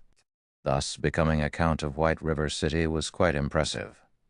To players, the largest difference between a Count and a Viscount, aside from the difference in status and the number of guards they could employ, was the Divine Colosseum.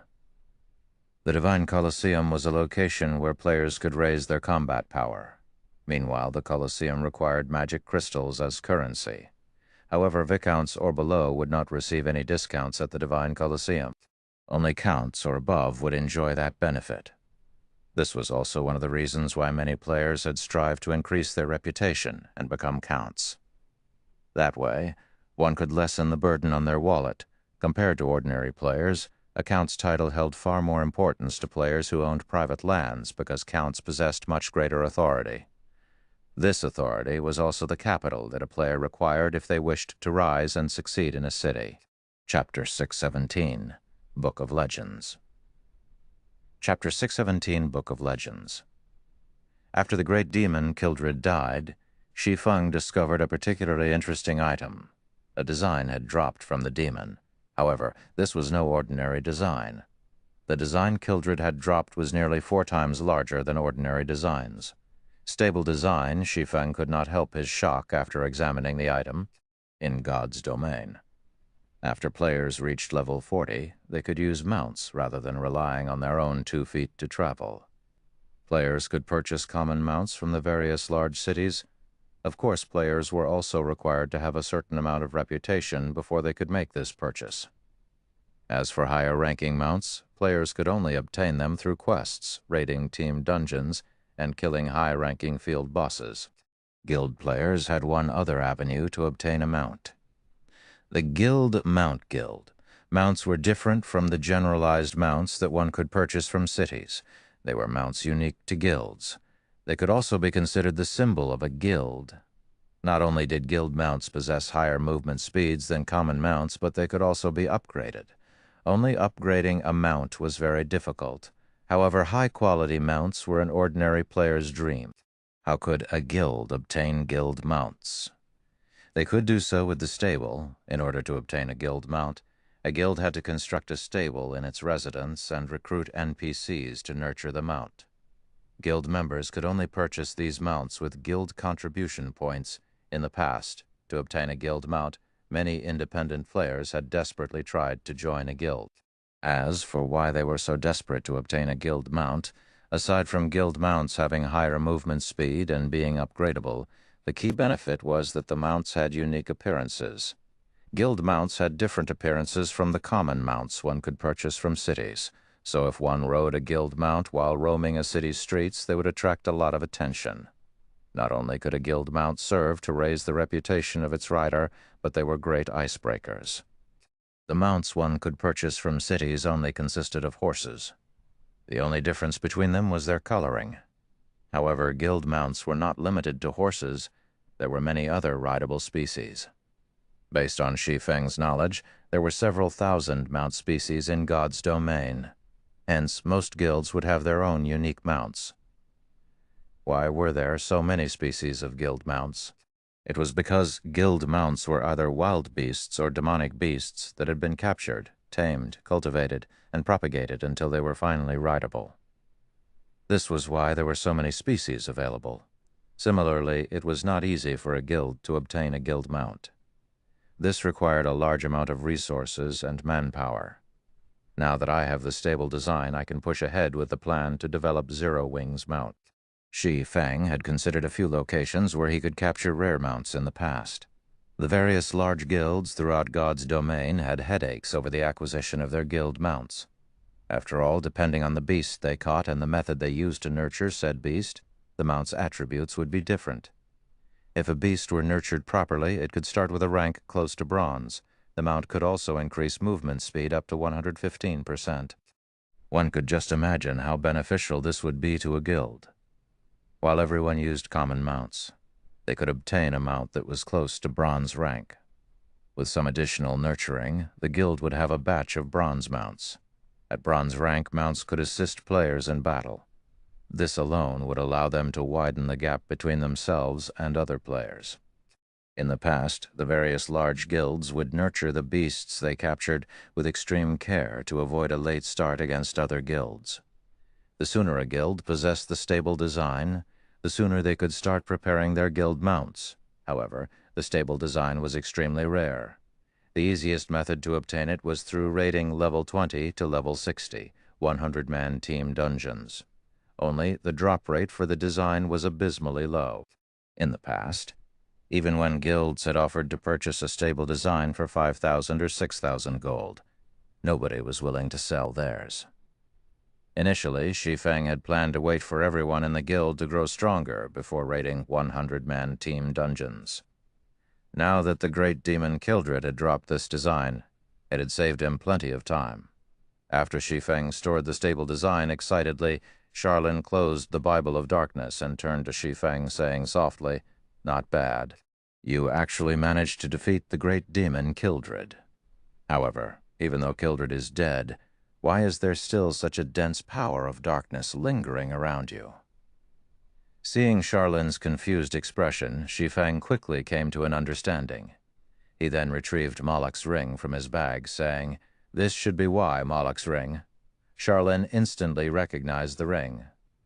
Surprised, she asked, "How did you get your hands on this ring?" "I stole it from a great demon called Knettel," Shi Feng responded honestly. "Stole it?" Charlin's eyes narrowed suspiciously. She obviously did not believe Shi Feng's claim.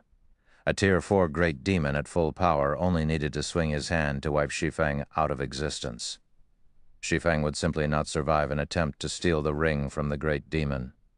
"Are you really not afraid of death? Or are you just that ignorant? You actually had the guts to remove the seal on the ring? Fortunately, you only obtained Moloch's ring now.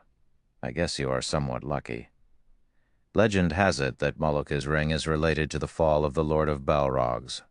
Moreover, this ring is a complete legendary item. With your strength, this ring will devour you very quickly." "Devour?" Shi Feng thought back to when the great demon Nettle had chased after him. If not for his good luck, he would have certainly died. When I say devour, I mean it in the literal sense. "Do you really think a legendary item is easily controlled?" Charlin rolled her eyes at Shi Feng. "Based on what I know, several hundred years ago, the demon that guarded this ring was a Tier 5 Great Demon King. After that Great Demon King was devoured, it became the current Great Demon Katnelt's turn to guard it."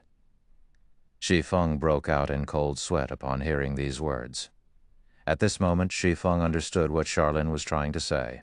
The so-called guardian of Moloch's ring was nothing but a sacrifice for the ring to devour. Meanwhile, those demons had been unaware of the fact that they were sacrifices. To make matters worse, he had foolishly stolen the ring without knowing this fact. If even a Tier 5 Great Demon King had not been able to avoid its fate, with Shi Feng's current strength, he stood absolutely no chance against Moloch's ring. In the past, in order to seal this ring, 10 Tier 5 powerhouses sacrificed themselves. Now that you have removed one of the seals, if you wish to seal it again, you will need the help of at least 3 Tier 5 classes. Otherwise, no matter where you go, you will not be able to hide from your fate." Seeing Shi Feng's grim expression, Charlin could not help but laugh as she said, "However, I have also said that you are somewhat lucky. Shi Feng grew curious. "That's ring. Your luck is quite good. You were able to obtain the real Bible of Darkness. If you had returned with a replica, even I would have no way to save your little life." Charlin rubbed her forehead lightly, saying seriously, "The Bible of Darkness is a treasure made by the Lord of Destruction.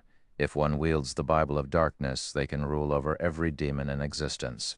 The Lord of Balrogs is no exception. As for why the Bible of Darkness is capable of ruling over demons, it is because the Bible is the origin of all demons. All demons have evolved from the Bible. With the Bible of Darkness, one possessed the power to restrain all demons. Of course, in its current state, it won't be able to suppress Moloch's ring. Only the complete Bible of Darkness has the power to do so. What you need to do now is repair the Bible of Darkness. Do you understand?" Chapter 6-18, Target. Tier 2. Repair the Bible of Darkness? Shi Feng laughed bitterly.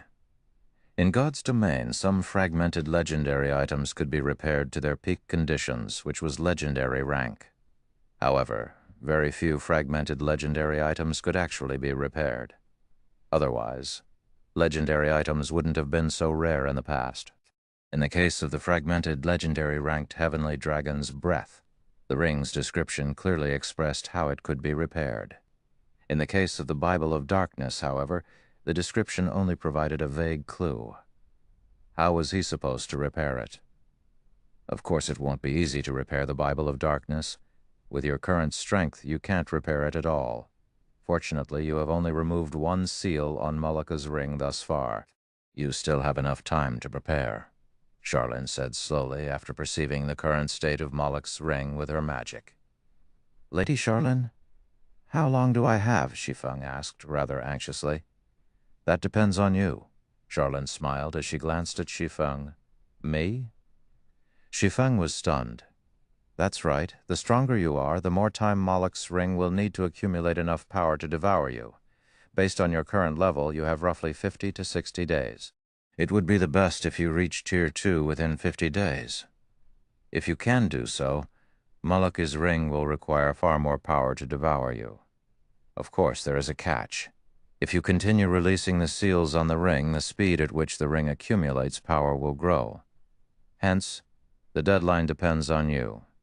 Hearing Charlene's explanation, Shi Feng immediately came to a realization. In the past, the first top-tier expert to have been promoted to a Tier 2 class appeared 3 months after God's domain launched. However, Shi Feng was a blade saint. He required twice as much EXP as ordinary classes to level up. Although he was a reincarnator, it would still be somewhat difficult for him to become a Tier 2 class within 50 days. The issue wasn't leveling speed, but that the advancement quest was too challenging and time-consuming. In the past, even top-tier experts had only obtained their Tier 2 classes 3 months after the game launched. The advancement quest for hidden classes were far more difficult, and the time required to complete them was much longer. If he had to complete his advancement quest within 50 days, he really didn't have much confidence of succeeding. If he had 60 days instead, then he would have significantly more confidence. Yet, the deadline Charlene had given him ranged between 50 and 60 days. Who knew how much time he actually had? Because of how specific Charlene was, Shi Feng even began to wonder if the main god system set such a deadline purposefully. You are already very lucky.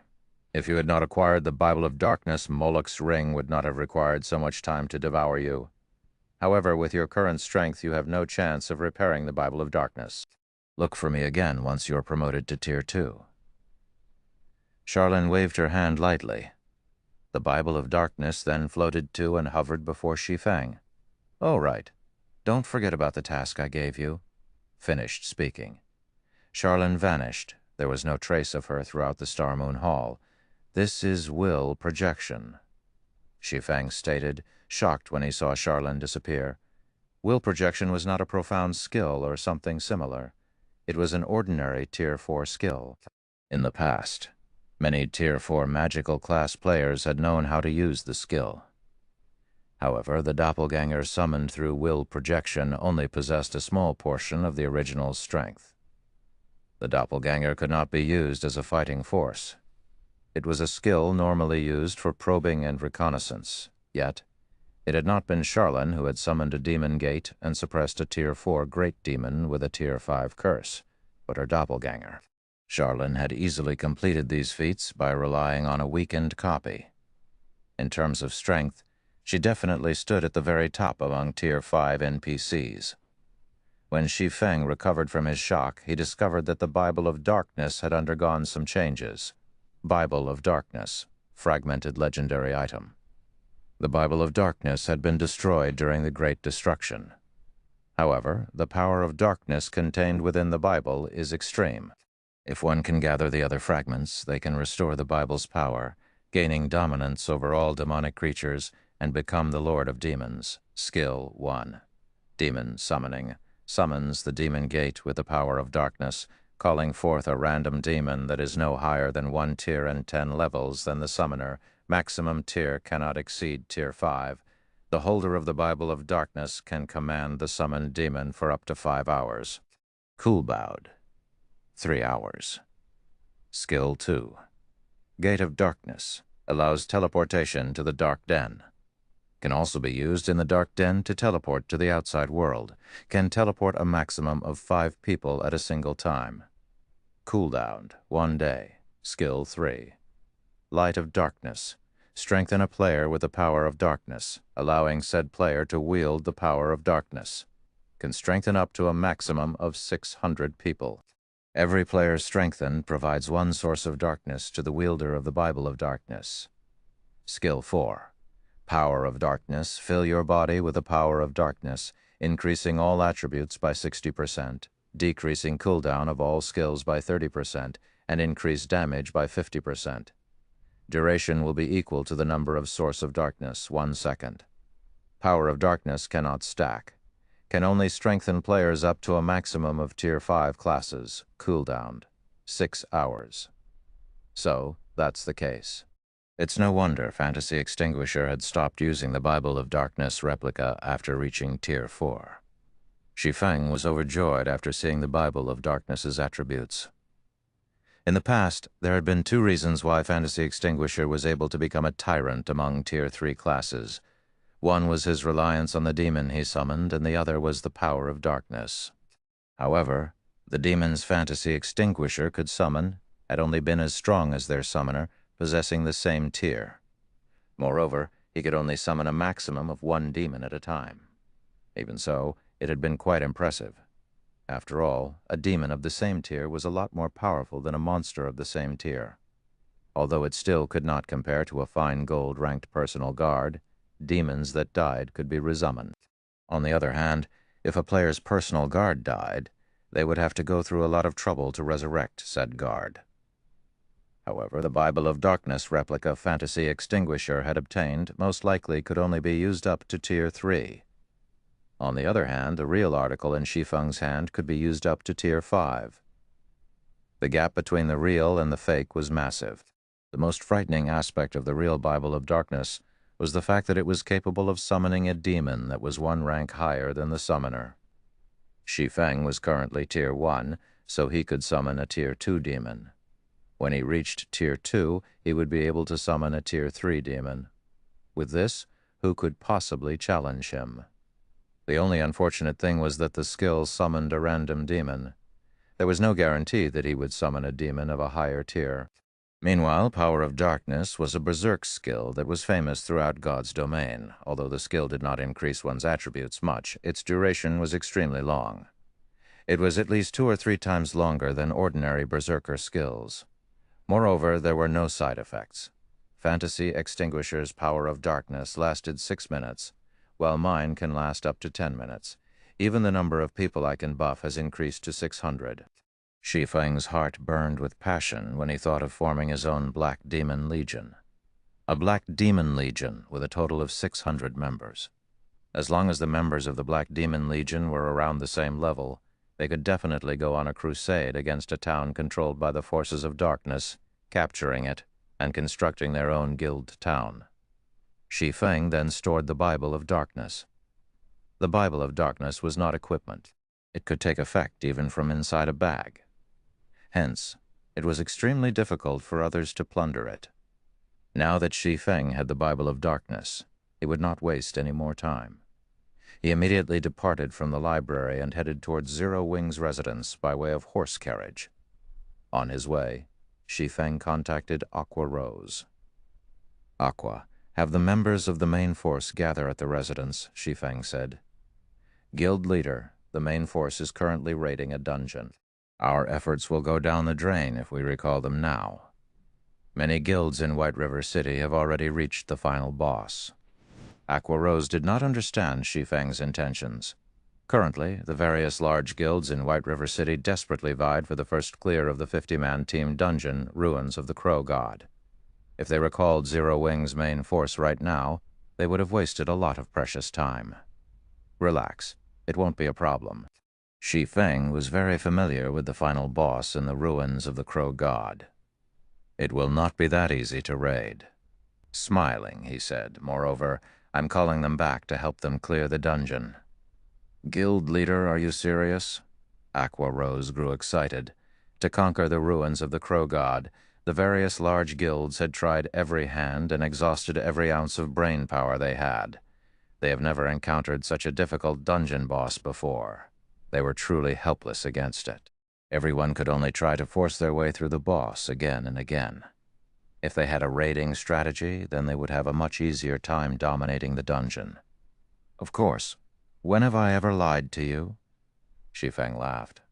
Okay, I'll notify them right away. Aqua Rose's eyes shone with renewed passion. After disconnecting her call with Shi Feng, she immediately notified Zero Wing's main force. Chapter 619, Generation of Talents. Rant translator, Hell's Scythe editor. Hell's Scythe inside the 50-man team dungeon, the ruins of the Crow God. A black crow that stood over 30 meters high currently spewed endless blue flames, turning the surrounding landscape into a sea of fire. Any players that came into contact with these blue flames would die within 3 seconds. This black crow was none other than the final boss of the dungeon, the Bluefire Crow King. Bluefire Crow King, High Lord. Level 28, HP 10 million. Theral 1? Although a High Lord-ranked dungeon boss was slightly weaker than a field boss of the same level and rank, its HP was several times higher. In addition, dungeon bosses also possessed some special skills, making them much harder to take down than field bosses. It was especially true for the final boss of a dungeon. These bosses usually possessed very high intelligence, so they knew how to strike at a team's weak points. Because of this, survival demanded significantly more cooperation between players. To put it simply, the final boss of a dungeon was a test of sorts of a team's ability to work with each other. If one wished to emerge victorious against such a boss, there were only 2 ways to do so. The first was to rely on the composite strength of teamwork. The second was to rely on overwhelming power. However, to the current players in God's domains, both were extremely hard to achieve. Careful. Dodge the flames. Anyone who has touched the flames, distance yourselves from the group immediately. Fire Dance shouted sternly. These blue flames were one of the Bluefire Crow King's team wipe skills. It would have been fine if the Sea of Fire only prevented players from approaching the High Lord. However, these flames were like a plague. Players who had touched the fire would inflict 2,000 damage to other players within a radius of 10 yards once every 3 seconds. That amount of damage was more than half of a cloth armor class's HP. Moreover, this plague formed a chain reaction, jumping from player to player as they neared their teammates. If not dealt with properly, the debuff would make quick work of the entire team. Fortunately, none of the 50 players present were greenhorns. They had already fought the Bluefire Crow King dozens of times, so every one of them was extremely familiar with the High Lord's attacks. The moment the Crow King began to spew the blue flames, everyone instantly moved to dodge the attack. However, the flames still struck a few unfortunate players, so they had no choice but to distance themselves from the rest of the team. After the Bluefire Crow King stopped spewing its fire, it squinted as it focused on one of the healers standing at the rear line. Flapping its wings, it created a storm as it soared into the sky. The Crow King then spread its massive wings, blotting out the sun as it prepared to swoop down towards that healer. Damn! It's targeting Violet. Fire Dance frowned. Hurriedly, she shouted, Cola, use Iron Will. Oh, no, Cola, who was as robust as a bear, shouted. In the blink of an eye, his body began to emit a golden glow, making it impossible for others to ignore him. Cola instantly attracted the Crow King's attention. The crow wings, steel-like wings, then descended on Cola's head. Iron Will, Tier 1 skill. Forces all nearby enemies to attack user, and increases defense by 70% for 4 seconds. If enemy ignores user, strength increases by 70% for 4 seconds. If enemy ignores user, strength increases by 70%, speed increases by 100%, and damage increases by 100% for 5 seconds. Cooldown, 2 minutes. A Guardian Knight's strength was already quite high. If Cola's strength increased by another 70% and his damage increased by another 100%, even a boss of the same level would find his attacks too much to bear. The Crow King had no choice but to attack Cola. Boom. The Crow King's black wings possessed a massive amount of attack power. Upon contact, the boss repelled Cola, the Guardian Knight having no choice but to retreat 8 steps before he could stabilize himself.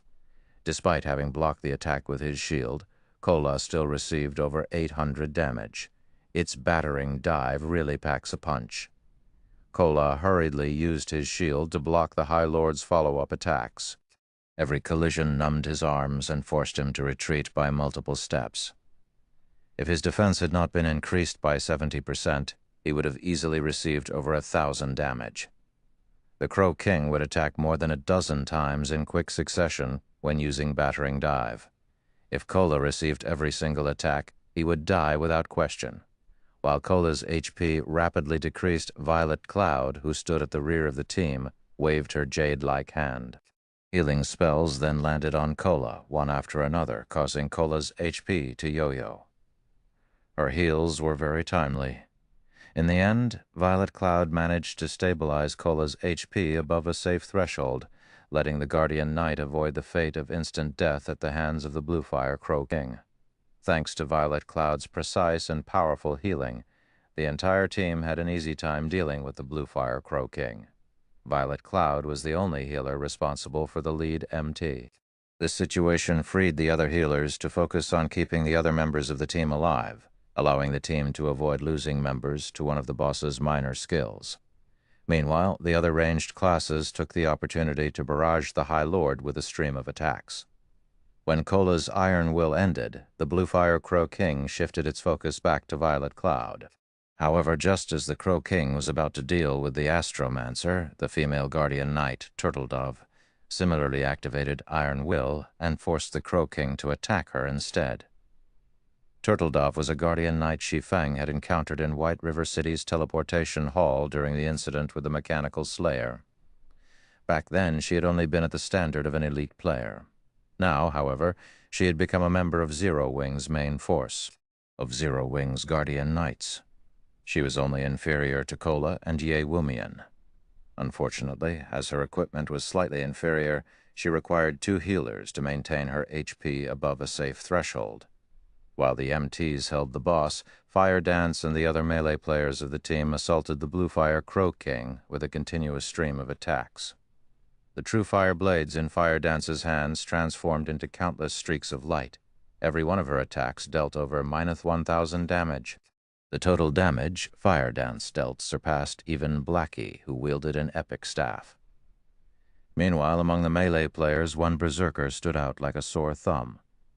Although this berserker's weapon was only a level 25 fine gold greatsword, his total damage ranked 7th in the entire team. He was none other than Shadow Sword, the person who had accompanied Turtledove during the Mechanical Slayer incident. Shadow Sword was almost equally matched with Rampant Blade, one of the 5 demon generals, and the berserker ranked 6th in terms of total damage within the team. However, unlike Shadow Sword, the weapon Rampant Blade used was a level 25 dark gold two-handed saber. However, although Rampant Blade's weapon possessed significantly higher attack power than Shadow Sword's fine gold greatsword, the 2 berserkers were almost equal in terms of their total damage. One could see clearly just how high Shadow Sword's skill completion rate was. Shadow, you're improving too fast? Your skill completion rate was roughly 78% yesterday, yet today it's sitting at 80%. It seems that my position as number 1 berserker will soon be in danger, Rampant Blade said, depressed. That's because you're not working hard enough. Shadow Sword has either been raiding dungeons or visiting the Divine Colosseum to improve himself, Ye Wumian, who had been the workshop's past leader, said contemptuously. All right, enough. Focus on the boss, Fire Dance reprimanded. In reality, other than Shadow Sword, many other powerful recruits had joined Zero Wing's main force. This allowed the strength of Zero Wing's current main force to improve significantly. At this point in the fight, the Bluefire Crow King only had 50% of its HP remaining. Die, intruders! The Bluefire Crow King bellowed. Kola, take care of the boss! The other MTs and melees will deal with the small mobs. Fire Dance shouted, her expression turning grim. A moment later, over a dozen 3-meter-tall Bluefire Crows descended from the sky. Every one of these Bluefire Crows was a level 28 special elite, each with 300,000 HP. It would be extremely difficult with them all. If players did not dispatch these Bluefire Crows swiftly, these monsters would grow using the only skill they possessed, growth. When the Blue Fire Crows used this skill, they would instantly become chieftain-ranked monsters, their maximum HPs reaching 700,000. If the battle dragged on for too long, they could even become lords that possessed nearly 500,000 HP. Even a more powerful team could not contend with a High Lord in addition to over a dozen lords. A few minutes later, a group of players emerged from the ruins of the Crow God's resurrection point. Meanwhile, quite a few teams took this chance to relax around the resurrection point. Among them were the various large guilds of White River City. The Blue Fire Crow King had wiped them all out. When everyone saw this new group of players appear, they all could not help but gaze at these players with admiration. This group was none other than Zero Wing's main force. They were the team with the best equipment of all the teams in White River City. Those Blue Fire Crows are too difficult to deal with. Our overall DPS is still too low, Blackie stated dispiritedly. It would be awesome if Guild Leader joined us with his DPS. We can breeze through this boss. The other members of Zero Wing's main force nodded in agreement. In their opinion, Shi Feng was no longer a human. He alone could serve as an entire team. Suddenly, Fire Dance received a call from Aqua Rose. After exchanging a few words, joy appeared on Fire Dance's face. "Let's head back to the city and rest for a bit," Fire Dance said through the team chat. "Return? Aren't we supposed to try 5 or 6 more times today?" Blackie asked, surprised. "Didn't you want Guild Leader to raid with us?" Fire Dance grinned. "Guild Leader has just returned, and he's telling us to head back to the residence immediately. He says that he has something to tell us, and that it's related to the dungeon." "Really?" Everyone was suddenly excited. "We'll know once we get back." Saying so, Fire Dance took out a return scroll and began chanting. Everyone else followed her example, one after another. "Look, Zero Wing's main force is leaving. Are they giving up on the dungeon?" "Probably. The final boss of the ruins of the Crow God is really too powerful.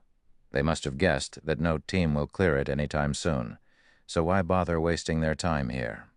Many teams that had watched Zero Wing carefully before chatting among themselves. Chapter 620, Frightening Power of Darkness. Chapter 620, Frightening Power of Darkness. After Zero Wing's main force left the ruins of the Crow God, the news spread like wildfire. If one were to point out which guild in White River City had the highest chances of obtaining the first clear of the ruins of the Crow God, it would undoubtedly be Zero Wing. Not only did Zero Wing's team possess excellent equipment, but it also had plenty of experts. Following Zero Wing would be Overwhelming Smile and the other guilds. It was especially true for the recently established guild, Heaven's Burial. The new guild's raiding speed was only slightly slower than Zero Wing and Overwhelming Smile. "Leader, it seems that Zero Wing has left," a level 28 ranger in gray reported to a youth in white robes. "Everyone's already at the point of clearing the dungeon. Yet Zero Wing has given up?" The white-robed youth pondered the situation. He was greatly confused about Zero Wing's actions. Leader Zero Wing must have determined that they aren't able to raid the final boss and gave up. A gorgeous woman wearing low-cut crimson robes commented, smirking. "Everyone talks about how Zero Wing has so many experts. Now, however, it seems that they only amount to this. Despite our Heaven's Burial having such a late start, we still caught up to Zero Wing's raid progression of the ruins of the Crow God, reaching the 3rd phase of the final boss. As long as we familiarize ourselves with the boss's 3rd phase, today might be the day we surpass Zero Wing and become the first guild in White River City to reach the 4th phase of the final boss." Hearing this beautiful woman's words, pride appeared on every face in the team. "Leader, just ignore Zero Wing. We are the experts the company has recruited.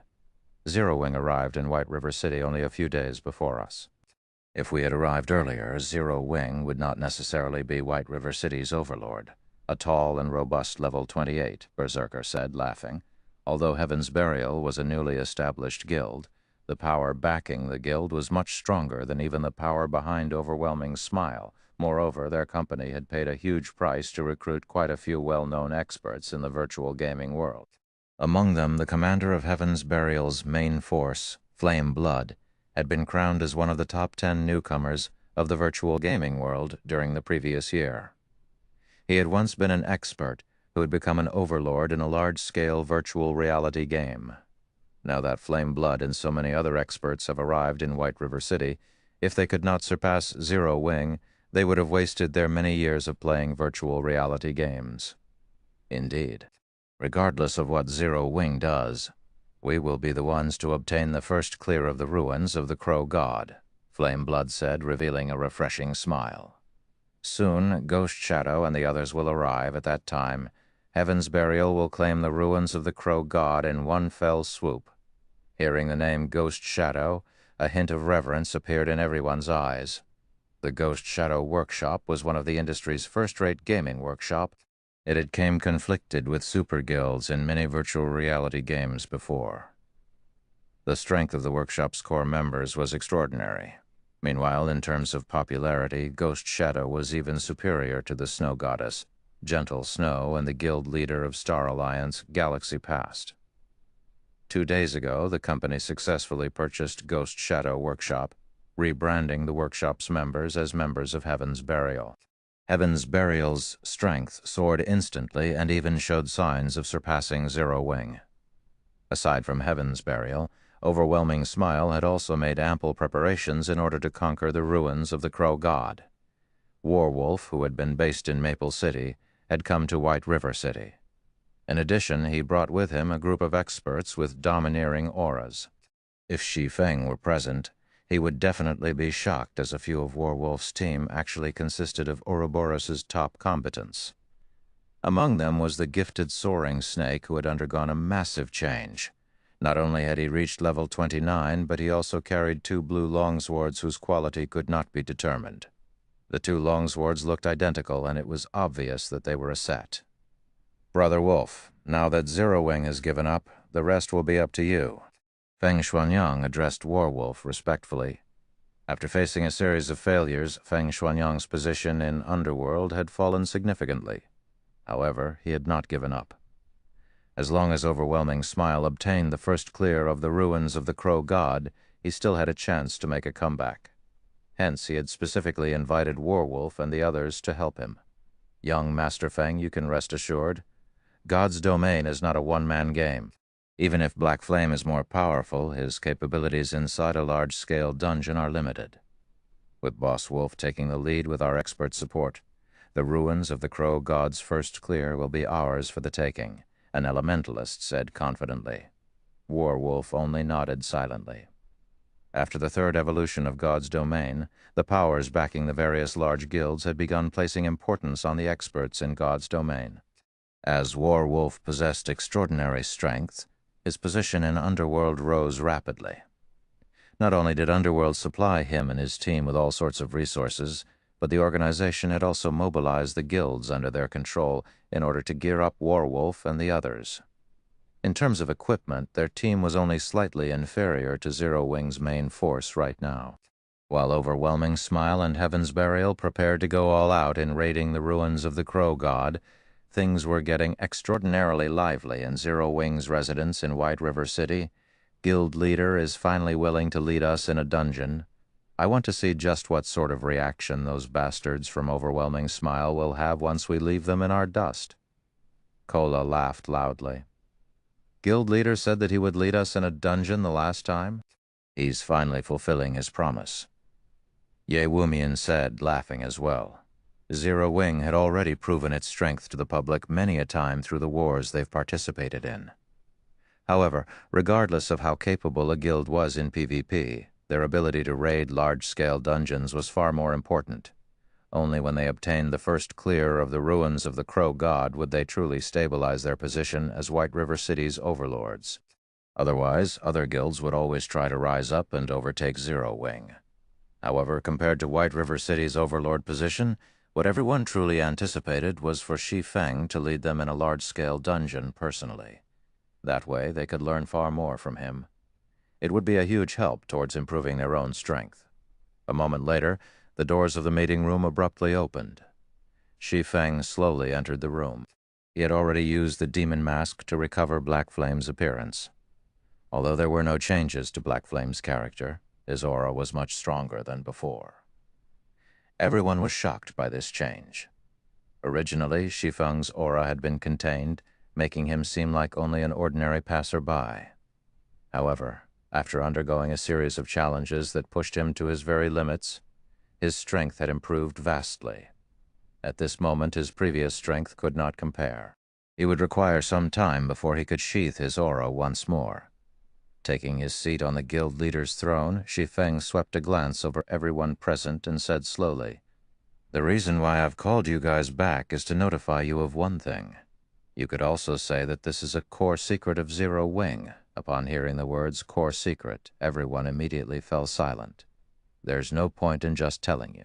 "I'll give you a demonstration," Shi Feng announced, smiling faintly. He then shifted his gaze to the berserker Shadow Sword, saying, "Shadow Sword, come over here for a moment." Shadow Sword revered Shi Feng. Ever since watching Shi Feng battle at the teleportation hall, Shadow Sword had been mesmerized by Shi Feng's combat techniques. He had watched and learned from Shi Feng's battle videos repeatedly, hoping to grasp even the tiniest fraction of Shi Feng's techniques. Hearing Shi Feng call for him, despite his normal calm, he involuntarily grew excited. Immediately, he walked up to his guild leader. Shi Feng stretched out his hand, a black ball the size of a fist suddenly condensing in his palm. The center of the ball looked like a miniature universe. It was fascinating. Shi Feng snapped his fingers. This black ball then melded into Shadow Sword's body. When this black ball vanished into Shadow Sword's body, the berserker's aura changed. Suddenly, Shadow Sword released a frightening aura resembling that of a demonic beast.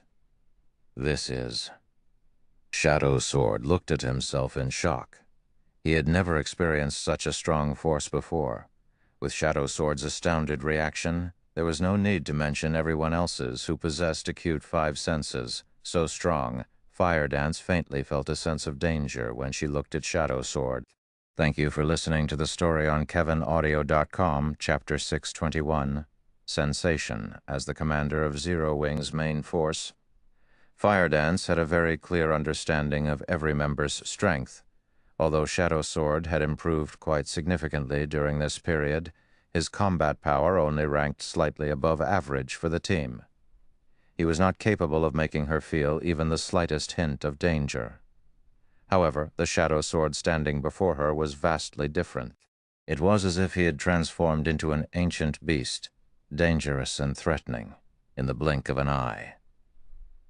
After receiving Lei Bao and Shi Feng's continuous guidance, Fire Dance had mostly learned how to control her body's power. She had already taken half a step into the refinement realm. Her skill completion rates hovered around 85% as a result. She was considered a true top-tier expert. After factoring in the powerful attributes of her Tier 1 set equipment, the Dark Melody set equipment, very few players could triumph over her. Only monsters like Shi Feng could possibly defeat her. Yet now Fire Dance felt that Shadow Sword had a chance against her. One could just imagine how massive of a buff Shadow Sword had received. "Guild leader? What is going on here?" Aqua Rose fixed her gaze on Shi Feng. She very much wanted to know what had just happened. Everyone present turned to Shi Feng as well, all of them sharing the same thought as Aqua Rose. If a few more of their team members suddenly become as strong as Shadow Sword, they would no longer be stuck at the Bluefire Crow King's third phase. Every player here was a core member of Zero Wing. To ordinary players, they were considered absolute experts. Not only did they possess incomparably acute senses, but their intuitions were also very sensitive. Only by sheathing one's aura perfectly could they fool these players. Shi Feng, during their previous encounter, was an example. Before this, he could hide his aura completely and disguise himself as an ordinary passerby. Players only realized what a monster Shi Feng actually was after he took action. Seeing the fervent gazes directed at him, Shi Feng could not help but laugh as he said, "I obtained an item that can increase a player's strength. As for how much of an improvement it grants, you guys can see that for yourselves." The power of darkness could increase a player's basic attributes by 30%. An increase of 30% was the equivalent of a player's combat power reaching a whole new level. For example, if a player possessed Tier 1 intermediate combat power, after their attributes increased by 30%, their combat power would approach the peak of Tier 1. Shadow's sword was currently level 28, and his strength was near the top of Tier 1 Intermediate. He was close to approaching Tier 1 Advanced. After the power of darkness's enhancement, his combat power would rise to the peak of Tier 1. Meanwhile, Fire Dance, who was currently level 30, already possessed combat power at the peak of Tier 1. Facing Shadow Sword, who similarly possessed combat power at the peak of Tier 1, it was only natural for Fire Dance to feel some danger from the Berserker. Of course, the power of darkness did not permanently increase a player's attributes. Rather, it gave players a Berserk skill that they could activate freely. Only, this Berserker's skill had a slightly longer duration than ordinary Berserk skills. The power of darkness lasted a full 10 minutes and had a cooldown of 5 hours. Shadow Sword's sudden strength boost was due to the fact that the power of darkness had just melded with the Berserker, resulting in the Berserk skill activating immediately. However, this effect only lasted several seconds. Once it was over, the Berserk skill would become an active skill that players could use at any time. This had been the true power of the Black Demon Legion.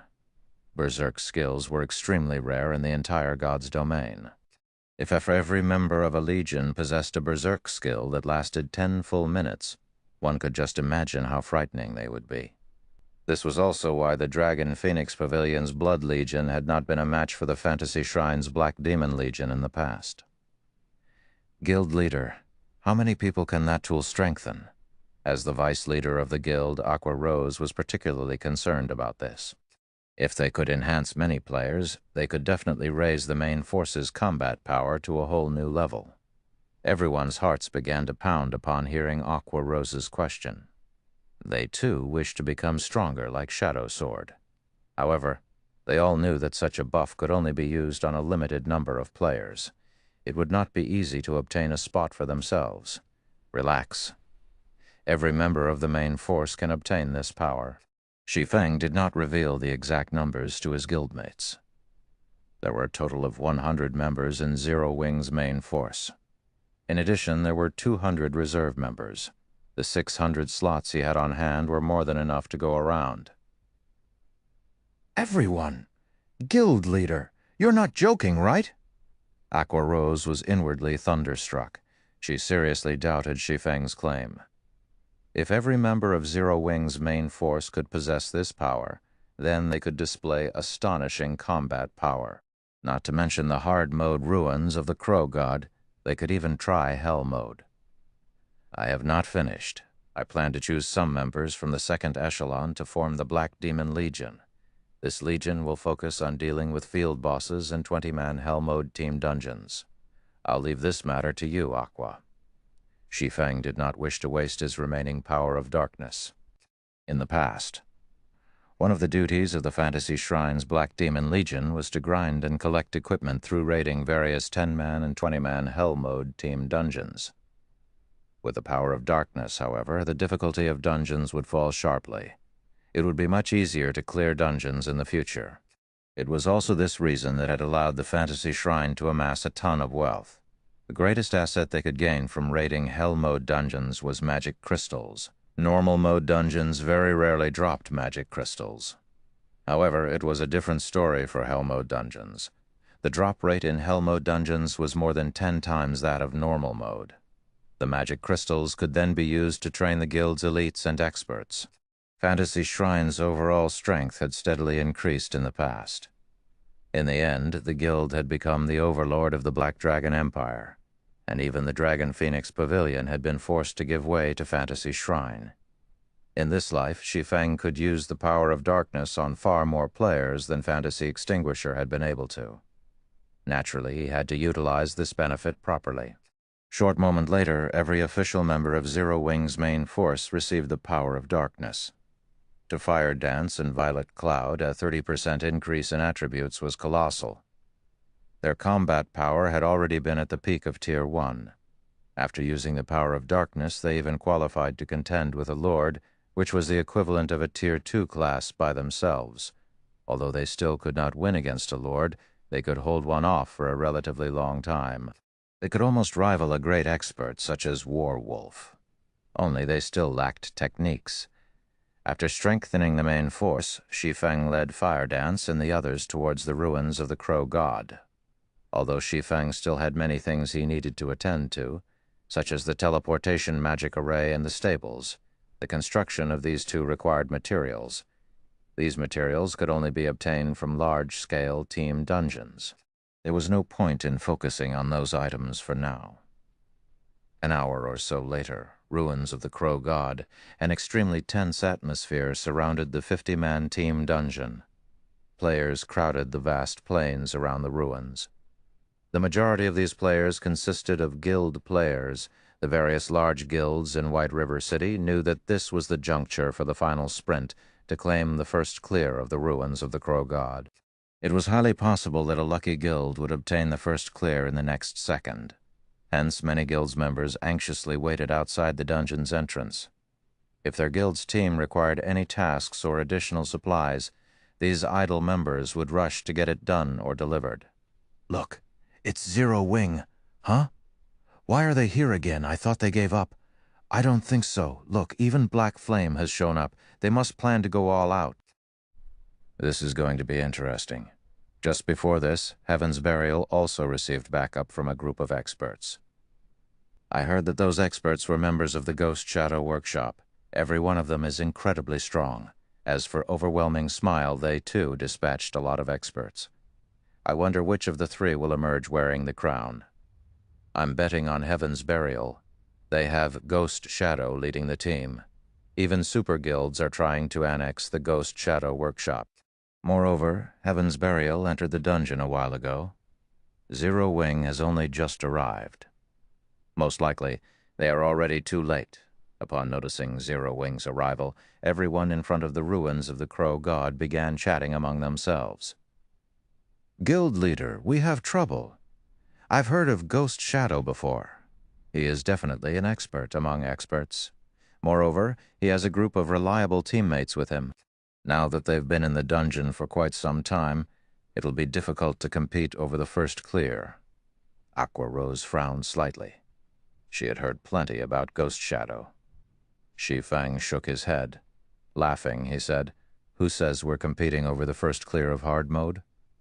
Everyone turned to Shi Feng in shock. However, before they could react, Shi Feng selected the dungeon's Hell mode difficulty. In the next moment, every member of the team was teleported into the dungeon. Chapter 622, Power That Causes Despair. Look! That's the teleportation gate for Hell mode. That's impossible, right? Is Zero Wing actually challenging the Hell mode ruins of the Crow God? Have they lost their minds? I heard that the ruins' final boss is a great lord. It's many times stronger than a High Lord ranked boss. There's no way any of these guilds can beat something so strong. Could Zero Wing's team leader have chosen the wrong difficulty? When everyone outside the ruins of the Crow God saw the pair of pitch-black teleportation gates and the flickering skull behind it, their eyes nearly popped out of their sockets. The final boss of hard mode already made them feel powerless. None of them even humored the thought of raiding Hell mode. Shortly after Shi Feng and the others entered the dungeon, the news quickly spread throughout White River City. No one who heard it could bring themselves to believe that it was true. Meanwhile, if one had to point out who was most shocked by the news, then it would be White River City's various large guilds. Now that White River City's long period of development had come to an end, the city contained well over 100 guilds. Meanwhile, as White River City's overlord, Zero Wing constantly received attention from many of these guilds. They actually dare challenge Hell mode, even though they still haven't cleared hard mode. I never thought that Black Flame would be so foolhardy.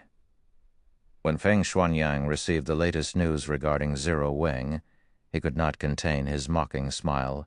Underworld's information network covered over a dozen kingdoms and multiple empires. As part of Underworld's middle management, Feng Xuanyang knew exactly what the Hell mode of a 50-man team dungeon represented. Despair.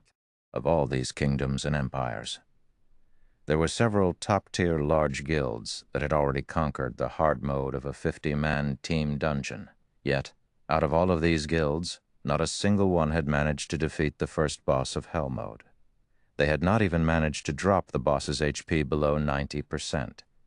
No matter which MT they tried, everyone died from a single hit. It was useless, regardless of how many healers the team had. In the end, these top-tier large guilds had no choice but to give up on raiding the hell mode of their respective 50-man team dungeons, and had to shift their focus to 100-man team dungeons instead. Previously, Zero Wing had only reached the third phase of the Bluefire Crow King, yet now they were actually trying to challenge hell mode. Even with 3 or 4 Shi Fengs, they still had no chance. Meanwhile, inside the ruins of the Crow God. Regarding the environment, there were not many differences between the hell mode and hard mode ruins of the Crow God. Collapsed shrines and towering statues littered the ruins. At this moment, however, Fire Dance and the others were extraordinarily tensed. Every one of them wore somber expressions. "Haven't you guys fought up to the final boss of this place already? Why are you all so nervous?" Shi Feng could not help but laugh as he looked at his teammates. He was the only one who had not drawn his weapons, ready to fight at a moment's notice. Team dungeons were different from 6-man party dungeons. Team dungeons only refreshed once every 3 days. It did not make a difference if one cleared normal, hard, or hell mode. Moreover, in team dungeons, bosses and monsters would not respawn even if the team decided to change difficulties midway. Teams would not be able to kill bosses that they had already defeated. Depending on which boss a team fought up to, they would simply continue from the same boss after switching difficulties. Only the strength of the remaining monsters and bosses would change according to the new difficulty. There was a difference between the team dungeons in God's Domain and those in other virtual reality games. Unlike other virtual reality games, the difficulty setting of team dungeons could only be increased, not decreased. In other words, if a team raided hard mode and defeated the first boss but failed to defeat the second boss, they were not allowed to lower the difficulty to normal mode to continue raiding the dungeon from there. If they wished to change the difficulty of the dungeon, they could only raise it to hell mode. Previously, Fire Dance and the others had fought up to the final boss. Now that they had selected hell mode difficulty, the path to the final boss was quite safe. Everyone felt a little embarrassed when they heard Shi Feng's questions. They had an instinctive fear of hell mode. "All right, let's take a look at the Bluefire Crow King," Shi Feng said, laughing. Fire Dance then led the way towards the final boss's nest. Meanwhile, as Shi Feng followed, he called up the system interface. He was currently level 34 and was already far above the maximum level limit, level 30, to obtain the dungeon's first clear. He needed to reduce his level. Moreover, the hell mode Bluefire Crow King was not a trivial opponent. Even if he had 4 additional levels of attributes, it would not make a huge difference. Converting those levels and attributes into combat power would be far more beneficial. Shi Feng selected his skill window and clicked on Flame Burst. He leveled up the skill without hesitation, at level 9. Flame Burst was already an impressively domineering skill. After the Flame Burst icon flashed a few times, the skill upgraded to Tier 1, level 5. The skill's stats increased significantly as well. Flame Burst Tier 1, level 5, requires 480 million EXP to upgrade to Tier 1, level 6 skill. Channeling time, 1 second. Gathers the power of flames to a single point and causes 900% damage to the target. Attack count 15 times. Cooldown, 3 minutes. Originally, the level 9 Flame Burst had an attack count of 12, and every attack dealt 750% of Shi Feng's damage. Now, not only did the attack count increase by 3, but the damage each hit dealt also increased significantly. The Tier 1, level 5 Flame Burst's damage far surpassed the level 9 Flame Burst. At the same time, however, Shi Feng's level fell rapidly. In the blink of an eye, he dropped to level 30, which was in line with the requirement of obtaining first clear of the dungeon, as expected of a super skill. If I want to upgrade Flame Burst further, I'll have to wait until I'm level 40 at the very least. Shi Feng inwardly calculated. Flame Burst required 480 million EXP just to reach the next level. With Shi Feng's current level, if he upgraded Flame Burst to Tier 1, level 6, he would most likely drop to level 25. Any other player would most likely lose many more levels. Shi Feng's saving grace was his class's high EXP requirement. However, upgrading Flame Burst to Tier 1, Level 5 at the cost of 4 levels was still a worthwhile exchange. With this skill alone, Shi Feng was confident of heavily injuring even a full HP Lord. In the future, he would have a much easier time killing Lord-ranked monsters. Half an hour later, Shi Feng and the others arrived before the Crow God's shrine, the Blue Fire Crow King's nest. "It's huge," Blackie gaped as he gazed at the Blue Fire Crow King in the distance. In hard mode, the Blue Fire Crow King was roughly 30 meters tall. That was already an intimidating size. Now, however, the Blue Fire Crow King before them stood over 50 meters high. The hard mode Blue Fire Crow King was a child compared to the hell mode Blue Fire Crow King. Blue Fire Crow King, Great Lord, Level 30. HP 27 million, 27 million. How are we supposed to fight that? Its HP alone is already more than double that of the High Lord ranked Blue Fire Crow King. Kola gulped, his prior enthusiasm dissipating. Although they were now capable of activating the power of darkness and increasing their basic attributes by 30% for 10 minutes, the Blue Fire Crow King's attributes had increased by more than 30%. The gap between them now was even wider than before. Fire Dance frowned. Even she was not confident of taking down such a powerful boss. "Leader, are we still going to fight it?" Aqua Rose asked as she turned to Shi Feng. Initially, due to Shi Feng's leadership, everyone had possessed a shred of confidence of conquering the hell mode ruins of the Crow God. However, they had terribly underestimated the horrors of hell mode. Even with Shi Feng, it was impossible for them to defeat such a powerful boss. "Fight! Why wouldn't we? What else do you think we came here to do?" Shi Feng rolled his eyes at his team. This was not the first time Shi Feng had experienced the horrors of hell mode. Even if Shi Feng went all out, he would require a long time to finish off the Crow King's 27 million HP. Not to mention the Crow King would also recover 1% of its HP every 5 seconds. The Great Lord's battle recovery alone made for a frightening weapon. This was why an individual's power was extremely limited inside a team dungeon. Even though Shi Feng was capable of withstanding the Crow King's attacks for a short period, he and his team could not deplete that much HP within such a short time. Of course, since he dared to come here, he naturally had a certain degree of confidence of emerging victorious. Otherwise, he would not have chosen to challenge Hell Mode. Time to put you to good use. Shi Feng opened his bag and smiled at the Bible of Darkness, Chapter 623, Tier 2, Strengthening. Chapter 623, Tier 2, Strengthening. Looking at Shi Feng, who was brimming with confidence, everyone's heavy hearts grew lighter. Although the Great Lord ranked Blue Fire Crow King was powerful, they still had a fighting chance against it. After all, dungeons were meant to be raided by players. They just had not figured out a proper raiding strategy yet. In the next moment, Shi Feng retrieved the Bible of Darkness from his bag and began to chant the incantation recorded within. "Emerge, Demon Gate." With Shi Feng's light shout, the dark mist in the sky congregated to form a pair of dark gray gates. However, unlike the Demon Gate Charlin had summoned, Shi Feng's was far weaker. Not only was the size of the Demon Gate much smaller, but the aura it radiated was also ordinary. It lacked the ability to instill fear in others.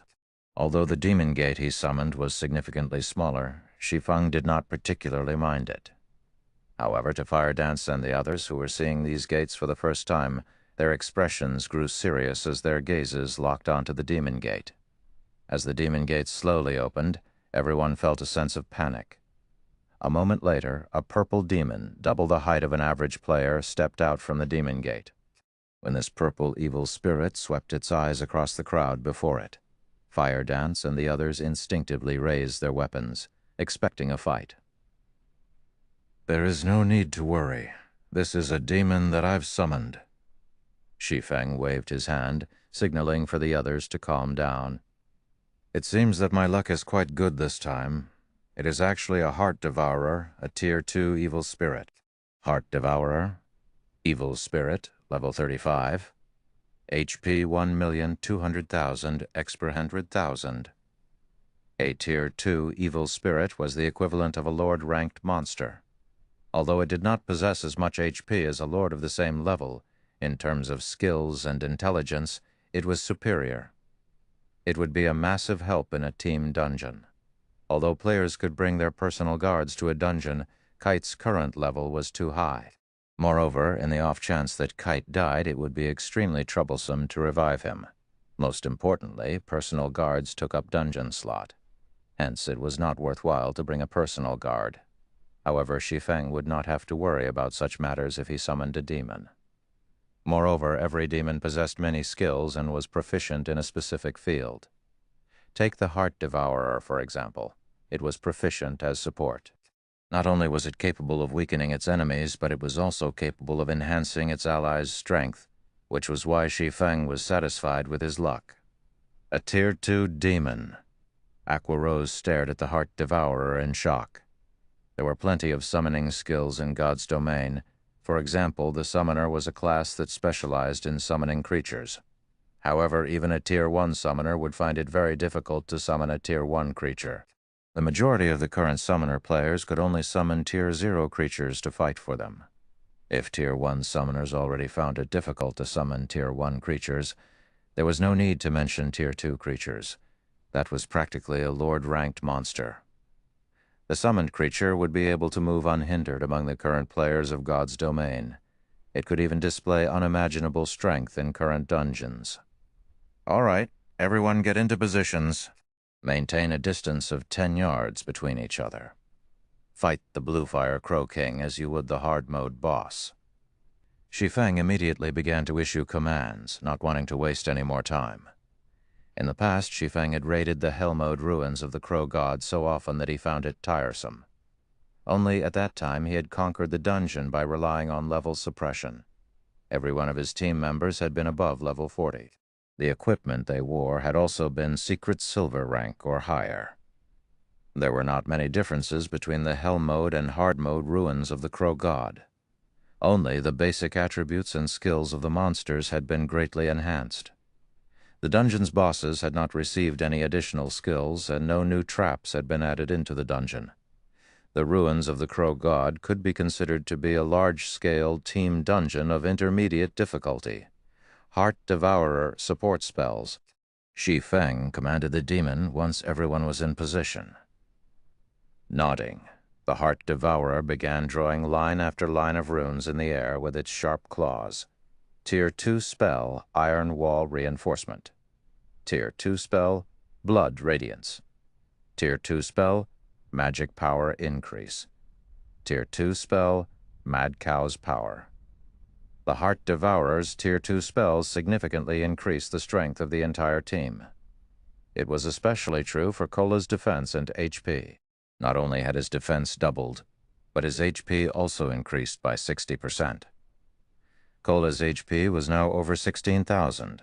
As for Ye Wumian, the second-ranking MT on the team, his HP was also close to reaching 15,000. Due to the significant increase in defense, HP, and strength, it was no longer possible for the Great Lord-ranked Bluefire Crow King to kill them with a single hit. Damn, having Tier 2 support spells is just too awesome. Blackie grew excited as he discovered that the magic damage he dealt and healing effects he received had increased by 20%. With this, the team's damage and healing rose to a whole new level. Everyone finally understood why Shi Feng wanted to challenge Hell Mode. With the assistance of these Tier 2 spells, it would be child's play to fight the hard mode Bluefire Crow King. Attack, Shi Feng shouted as he unsheathed the abyssal blade. Kola and Ye Wumian immediately took the lead and charged towards the Great Lord. When there was still a distance of 150 yards between the two MTs and the Bluefire Crow King, the Great Lord noticed Kola and Ye Wumian. Caw! The Crow King's cry echoed throughout the shrine. It flapped its wings, sending black feathers, which were as large as the players themselves, flying at the two MTs. The densely packed feathers descended on the two MTs like raindrops, giving them no opportunity to dodge the attacks. Immediately, Kola and Ye Wumian both raised their shields to defend against the attacks. These feathers deal a lot of damage, Kola stated, aghast in hard mode. The Crow King's feather attack only dealt around Ms. 200 to Ms. 300 damage per feather. However, due to the high number of feathers, Kola would receive more than minus 1,000 damage per second, so the overall damage was relatively high. However, the Great Lord ranked Bluefire Crow King's feathers each dealt nearly minus 400 damage, and this was after his defense had doubled. If he did not have the assistance of the Heart Devourer's Tier 2 spells, he would most likely have received around minus 800 damage from each feather. When Kola and Yewumian were still 50 yards from the Bluefire Crow King, the Great Lord halted its feather attack. It then condensed a ball of blue fire in its mouth, launching it at the Guardian Knight Kola and the Shield Warrior Yewumian. Kola and Yewumian had long since familiarized themselves with dodging these flames. Immediately, they both threw themselves to the ground, dodging the blue flames and taking the opportunity to charge at the Great Lord. Shield Bash, 1,142. Violent Strike, 895. Kola and Yewumian sucked in a mouthful of cold air. Crap! Why is its defense so strong? Kola's eyes widened in shock when he saw the damage he had caused. After being strengthened by Mad Cow's power, his strength increased by 15%. His damage should have significantly increased as well. If he were facing the High Lord-ranked Bluefire Crow King, his damage would have easily surpassed minus 1,500 points. Yet now, his attack had only dealt slightly over minus 1,000 damage. While Kola was still in a daze, the Bluefire Crow King flapped its wings and slapped them at Kola. Reacting quickly, Kola raised his shield to protect himself. Boom. The impact drove Kola knee-deep into the ground. A damage of over minus 4,000 appeared above his head. Why is the Great Lord-ranked Crow King so powerful? Every member of the team was stunned by this scene. If Kola had received the Crow King's attack with his body rather than his shield, he would have most likely died. Moreover, if he had not received the buff to his defense, he would have received over mace 8,000 damage, even if he had blocked the attack with his shield. Shi Feng was not surprised. Without the assistance of Tier 2 support spells, Kola would have had to activate the power of darkness to withstand the Great Lord's attacks. Otherwise, the boss would kill him very easily. However, due to the Heart Devourer, this battle became a lot easier.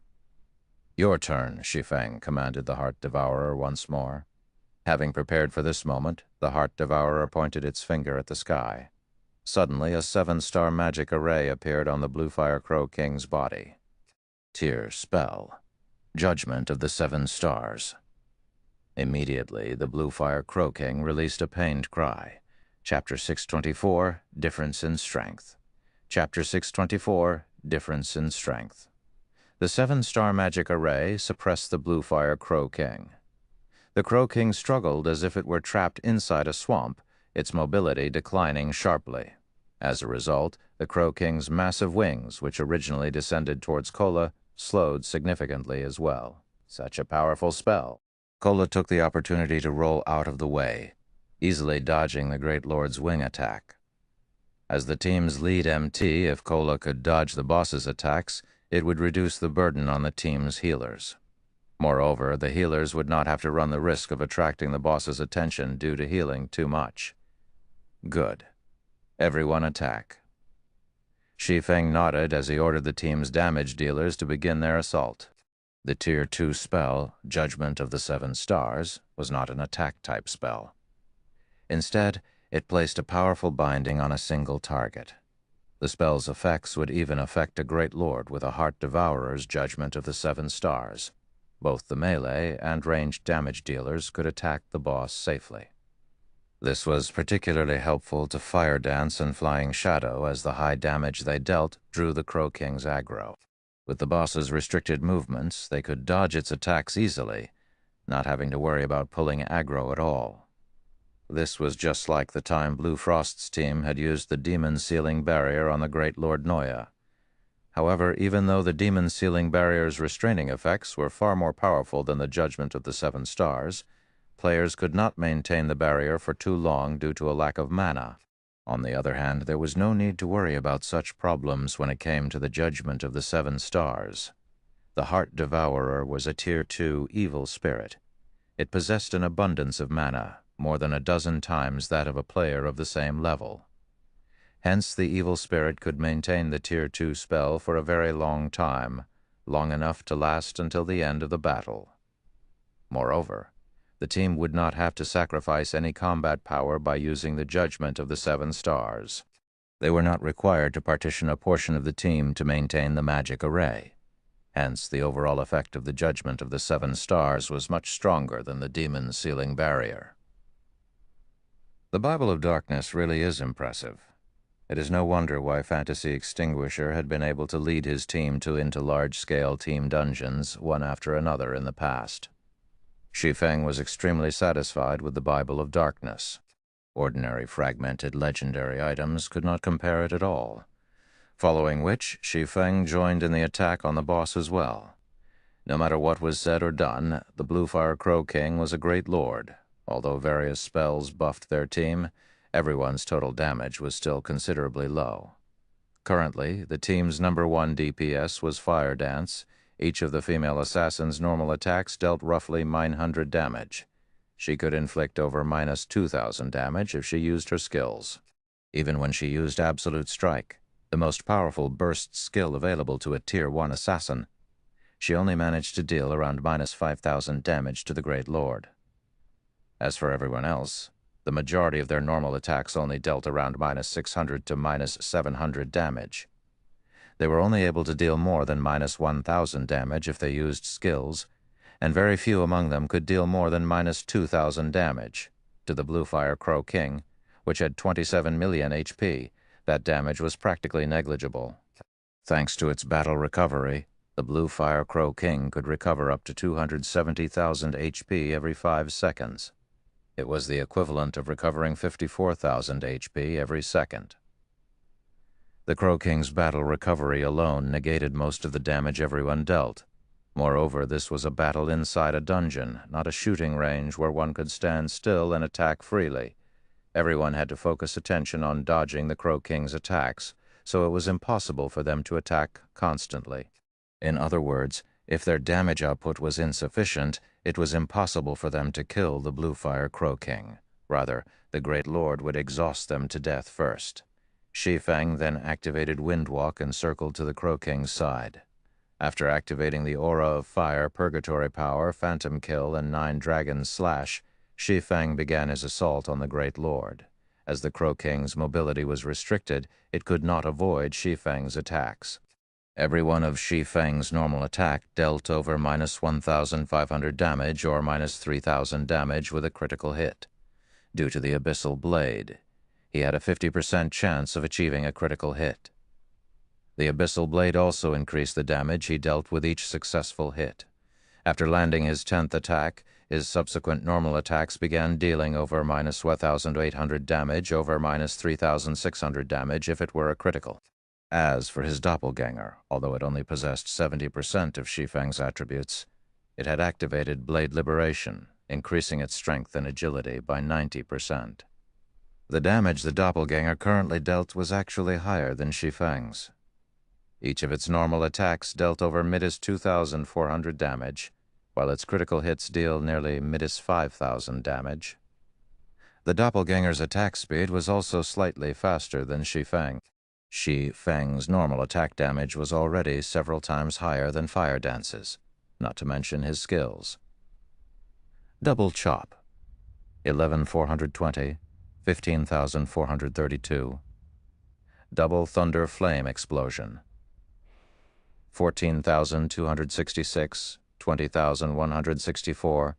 Damages of over 10,000 appeared above the Bluefire Crow King's head, one after another, the Great Lord repeatedly crying out in pain as its HP bar decreased. Everyone's jaws hit the floor when they saw these damages. "Guild Leader, are you cheating?" "Guild Leader, you're not giving us a chance." Everyone's eyes twitched every time they saw Shi Feng's attacks deal over 10,000 damage. It would have been fine if that was the only issue, but there were also the occasional -20,000 or even -30,000 hits. Shi Feng's damage was over a dozen times higher than theirs. Their attacks were on entirely different levels. Originally, Everyone had already treated Fire Dance as if she were a monster, as every time they raided a dungeon, Fire Dance's total damage always ranked at the top of the team. Moreover, her total damage was over 50% higher than the second place. Yet, what about Shi Feng? Despite having only attacked for a short time, his damage had already surpassed Fire Dance by more than 8 times. His damage was the equivalent of half the team's total damage. None of them understood how Shi Feng had achieved such a feat. Guild leader, can't you give us some tips on how to increase our damage? Blackie felt as if this were the first time he had ever met Shi Feng. Shi Feng's damage simply defied common sense. Suddenly, Shi Feng was the center of attention. It's simple. Increase your skill completion rates, Shi Feng said. He could not help but laugh at everyone's serious expressions. His skill completion rate hovered around 95%, so he could increase his skills effects by an additional 50% or so. In addition to the various powerful items he wore, his damage would naturally be greatly superior to the members of Zero Wing's main force. Guild leader, how high is your skill completion rate? Aqua Rose asked curiously. She knew full well that Shi Feng's skill completion rate was very high. However, her skill completion rate was not low either. After a period of arduous training, she had managed to maintain it between 83% to 85%. Throughout White River City, this completion rate was definitely considered top tier. As for Fire Dance and Violet Cloud, they maintained a stable 85%. 95%, Shi Feng stated straightforwardly. 95%? Everyone inhaled sharply. After the third evolution of God's domain, all players had discovered the importance of skill completion rate. Hence, they had all begun to train in order to improve. However, even raising it by 1% was extremely difficult. It was especially true after reaching the 80% threshold. Yet, Shi Feng had actually reached 95%, which was 10% higher than Fire Dance, the most powerful player in Zero Wing's main force. They all understood that at 85% completion rate, one would display 100% of a skill's effect. Meanwhile, every increment of 1% afterward would increase the effect significantly.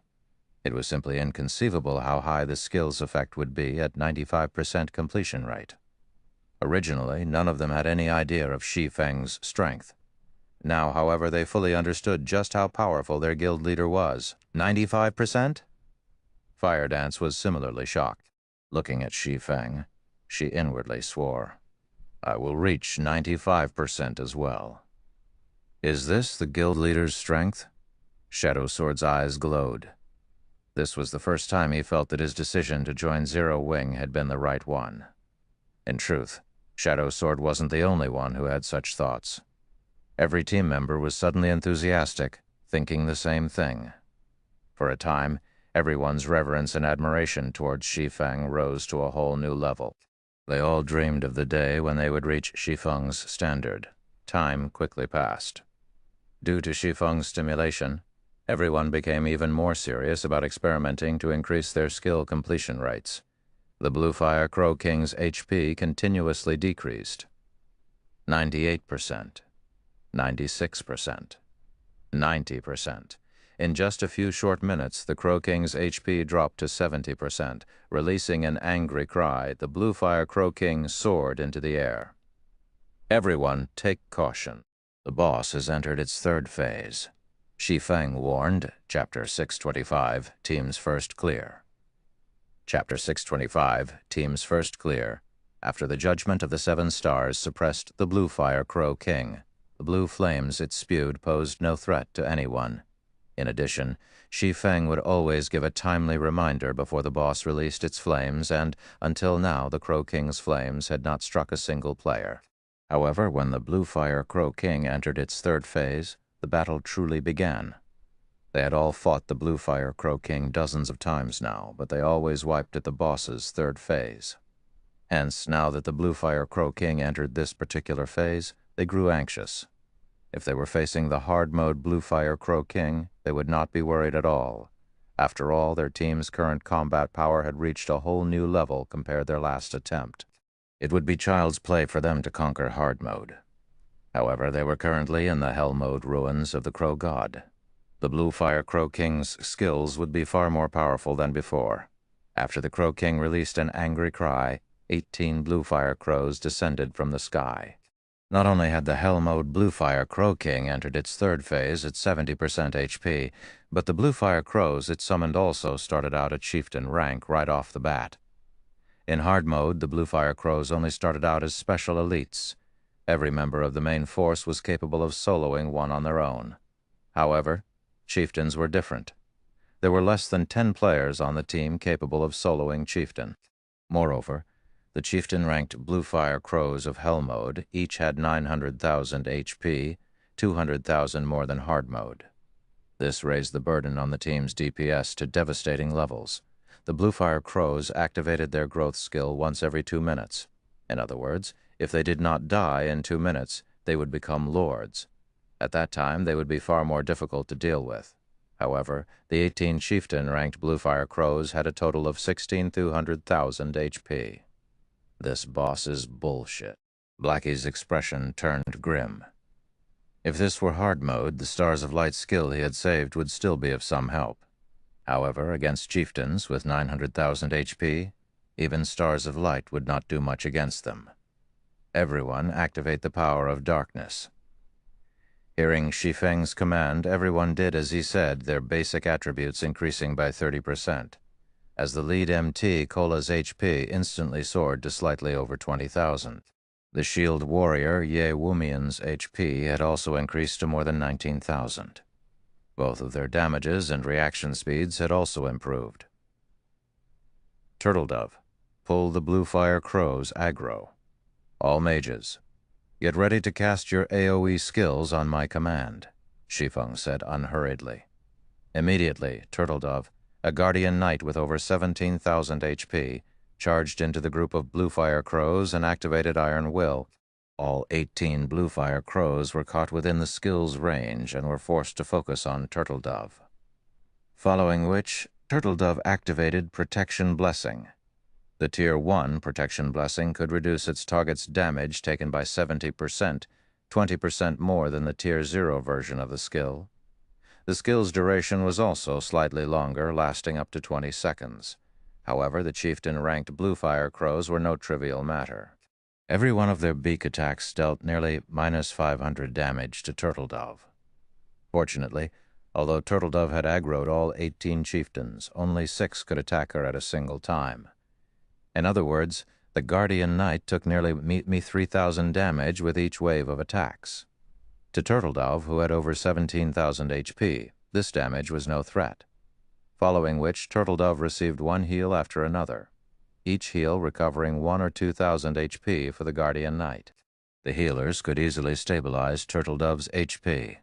However, Protection Blessing only lasted for 20 seconds. Once the buff expired, she could not endure the simultaneous attack of 6 Blue Fire Crows. Good. Shi Feng smiled. After finding a good location, he activated Skywheel Sword. As golden divine swords rained down from the sky, the 18 Blue Fire Crows were immediately trapped within the skill's effective area. Immediately, damages of over -4,000 points appeared above the crows' heads. Of course, Turtle Dove, who stood in the center of this onslaught, received damage from Skywheel Sword as well. This was why AoE skills were not suited for dungeons. However, thanks to Protection Blessing and Iron Will, the Guardian Knight only received slightly more than -700 damage from Shi Feng's attack. However, Shi Feng was far from satisfied. Blackie, cast Guardian of Light on Turtle Dove, Shi Feng said. Guardian of Light was one of Mavis's guard's additional skills. When cast, the target of the skill would become immune to all magic damage. The physical damage they received would also reduce by 80%, and they would recover 5% HP every second for 20 seconds. It was definitely a super life-saving skill. When Blackie waved his staff, a golden glow wrapped around Turtle Dove's body. Once she received the proper buffs, Shi Feng no longer held back as he activated Heavenly Dragon's power. After his strength increased by 100%, he activated the Aura of Fire's skill, Firestorm. Just before the roaring flames devoured Turtle Dove, Shi Feng switched the Aura of Fire to the Aura of Water, casting Life Bloom on her. Due to the aura of water increasing healing effects by 100%, Turtle Dove could recover up to 60% of her HP every second for 40 seconds. With Turtle Dove's HP, she was practically immortal for the moment.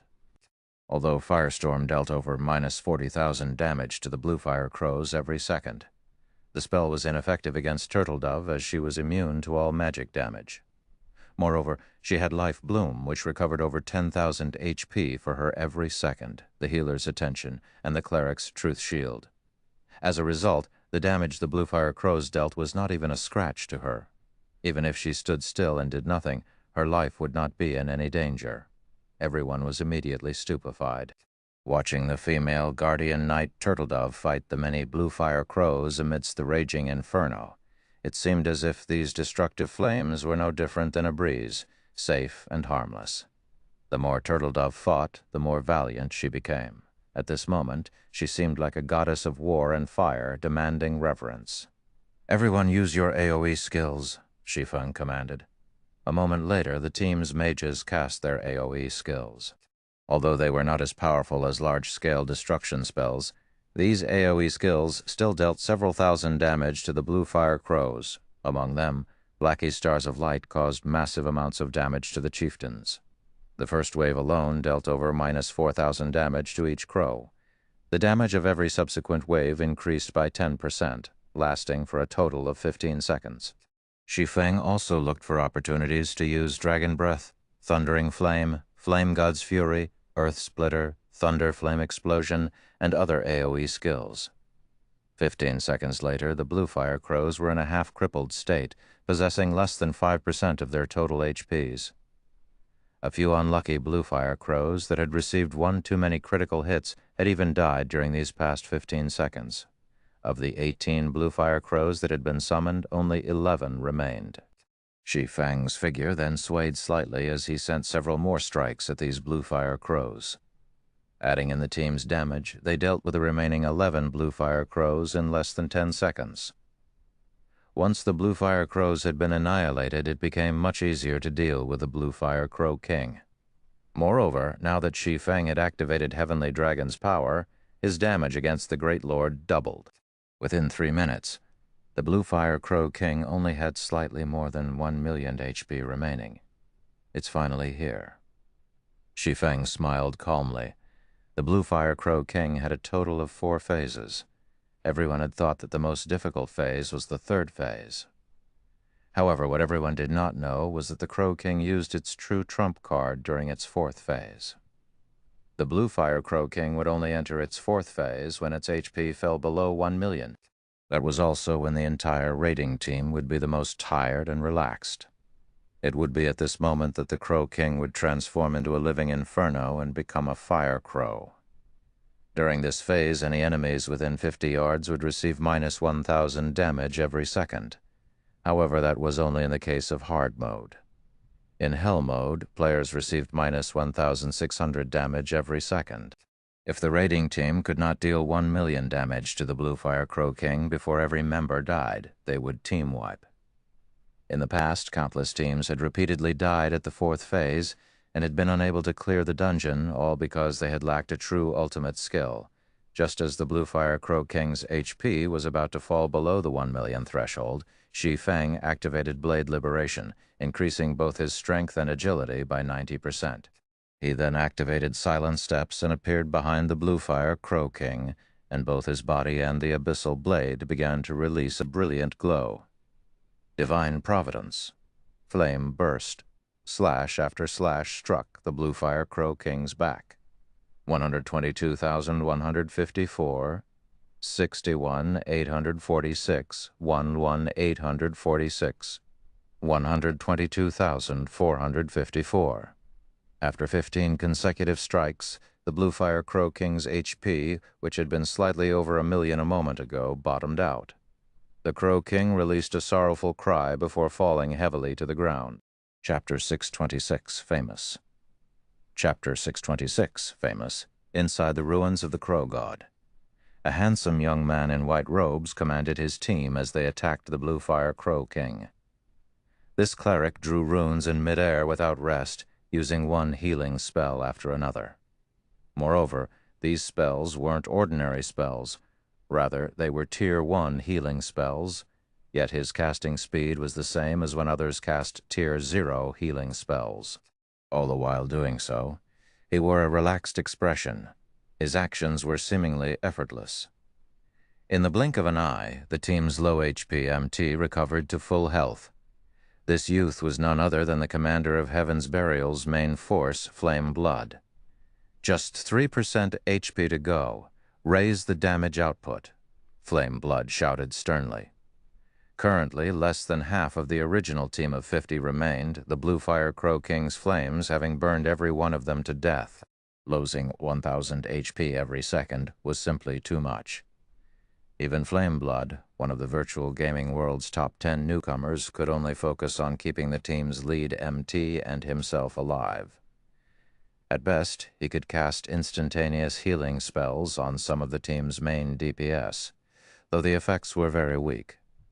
After the Blue Fire Crow King had entered its fourth phase, it had entered its berserk state. Not only had its attack speed increased, but its attack range had also improved. Some of the team members who could not dodge its attacks in time died instantly. Despite the Blue Fire Crow King having only 3% of its HP remaining, to the surviving members of the team, it felt like an iron fortress that they could not break through no matter what they tried. Heaven's Burial wasn't the only one in such a situation. At this moment, Overwhelming Smile was also struggling. Only, Overwhelming Smile was having a slightly easier time of it. Though the Blue Fire Crow King they faced still had 4% of its HP remaining. They had more than 40 members still alive. The few deaths had simply been due to bad luck, and they had failed to escape the High Lord's attack range in time. Sure enough, it's not that easy to obtain the first clear of a 50-man team dungeon. Warwolf dodged the Blue Fire Crow King's attacks to the best of his ability by relying on Omnivision, the technique he was extremely proficient with. Although he could not dodge all of the High Lord's attacks, he was still capable of evading 1/3 of them. This greatly reduced the burden on the healers, leaving them with plenty of excess power to heal the other members of the team, keeping as many as possible alive. If not for a powerful lead MT, like Warwolf, masterfully redirecting the Crow King's attacks, it would have been impossible for so many members of the team to have survived until now. However, even so, this was the third time Overwhelming Smile had challenged the hard-mode Blue Fire Crow King's fourth phase. The Blue Fire Crow King's HP gradually decreased, 3%, 2%, 1%. White River City Region System announcement. Congratulations to Zero Wing for becoming the first team to conquer the Hell Mode of Ruins of the Crow God. All players on the team will be rewarded with 2 million XP, 50 silver, 80 White River City reputation points, and 20 Star Moon Kingdom reputation points. Star Moon Kingdom Region System announcement. Congratulations to Zero Wing for becoming the first team to conquer the Hell Mode of Ruins of the Crow God. All players on the team will be rewarded with 3 million ECEPs, 3 million XP, 3 Tier 2 gemstones of random attributes, 100 White River City reputation points, and 50 Star Moon Kingdom reputation points. God's Domain Southern Continent System announcement. Congratulations to Zero Wing for becoming the first team to conquer the Hell Mode of Ruins of the Crow God. All players on the team will be rewarded with 5 million EXP, 1 Tier 3 gemstone of random attributes, 80 Star Moon Kingdom reputation points, and 5 Humanity reputation points. The system announcement echoed in everyone's ears 3 times. How is this possible? Both Overwhelming Smiles and Heaven's Burial's teams were shocked, speechless. The hard-mode ruins of the Crow God had already caused them brutal headaches, yet, just as they were a thread away from success, Zero Wing snatched the lead and cleared the Hell-mode ruins of the Crow God. However, although they were shocked, none of them stopped what they were doing. Only they were no longer as motivated as they attacked the Blue Fire Crow King. A moment later, the High Lord-ranked Blue Fire Crow King fell at Warwolf's feet. At that moment, the system announcement rang out once more. White River City Region System announcement. Congratulations to Overwhelming Smile for becoming the first team to conquer the hard mode of Ruins of the Crow God. All players on the team will be rewarded with 1 million EXP, 20 silver, 30 White River City reputation points, and 10 Star Moon Kingdom reputation points. Star Moon Kingdom Region System announcement. Congratulations to Overwhelming Smile for becoming the first team to conquer the hard mode of Ruins of the Crow God. All players on the team will be rewarded with 2 million EXP, 1 Tier 2 gemstones of random attributes, 50 White River City reputation points, and 20 Star Moon Kingdom reputation points. Compared to the previous system announcement, however, this announcement was meaningless. Zero Wing had already cleared Hell Mode. On the other hand, Overwhelming Smile had only managed to clear Hard Mode. Rather than gaining glory, Overwhelming Smile had become a laughingstock. One could clearly see the gap between the two guilds. However, this gap was not due to Overwhelming Smile's weakness. Zero Wing was just too powerful. In the end, we still lost. A bitter smile appeared on Warwolf's pale face. Before this, he had received news stating that Black Flame had led Zero Wing's main force into the Hell Mode ruins of the Crow God. Although he felt that there was a possibility that Zero Wing would conquer Hell Mode, he had never expected that they would clear it so quickly. On Heaven's Burial side, the guild's main force also defeated the Bluefire Crow King. Sure enough, Zero Wing is not White River City's overlord for nothing. However, Heaven's Burial will not let this rest. Sooner or later, we will catch up to them.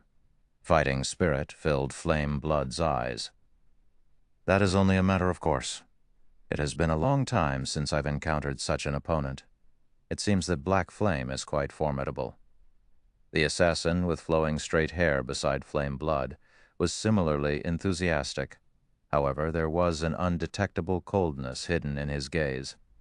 He seemed like a beast that had just found new prey. Glancing at the assassin youth beside him, Flame Blood laughed and said humorously, "It seems that Black Flame is in for a tragedy." He actually attracted the attention of the famous Ghost Shadow. Heaven's Burial's future development in White River City will progress much more smoothly.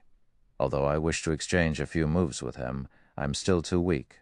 Once I complete my quest, I can definitely test Black Flame's skills. Ghost Shadow shook his head in response to Flame Blood's words. He then sheathed his pair of pitch-black short swords and took out a return scroll. He was not the slightest bit interested in the Bluefire Flame King's loot. Compared to Heaven's Burial and Overwhelming Smile's shock, all of White River City, no, all of Star Moon Kingdom was in an uproar. Throughout God's domain, many teams had already obtained the first clear of a 50-man team dungeon. However, that was only limited to 50-man hard-mode team dungeons. No one in the surrounding dozen or so kingdoms or several empires had managed to clear Hell Mode. A newly established guild, like Zero Wing, stole this glory. It was simply inconceivable. For a time, Zero Wing's reputation soared to new heights. Previously, Zero Wing's success in fending off the Dragon Phoenix Pavilion's assault had attracted the attention of over a dozen kingdoms and empires. However, Zero Wing had only been protecting themselves. Moreover, they had relied on the strength of NPC guards rather than their own members. There was no need to grow wary of Zero Wing. Now, however, things had changed completely. Claiming the first clear of a 50-man Hell Mode team dungeon showed that the guild's overall strength should not be underestimated. Zero Wing? Phoenix Rain could not help but smile upon hearing the system notification. It seems that I have underestimated Black Flame's abilities. Fragrance prepared to head to White River City. Miss, why are we going to White River City? Pantheon's guild leader will arrive shortly, the pretty woman named Pure Fragrance asked, confused. We are going to meet that mysterious Black Flame, of course. Phoenix Rain laughed. Black Flame, Pure Fragrance could not help her curiosity. Who was Black Flame?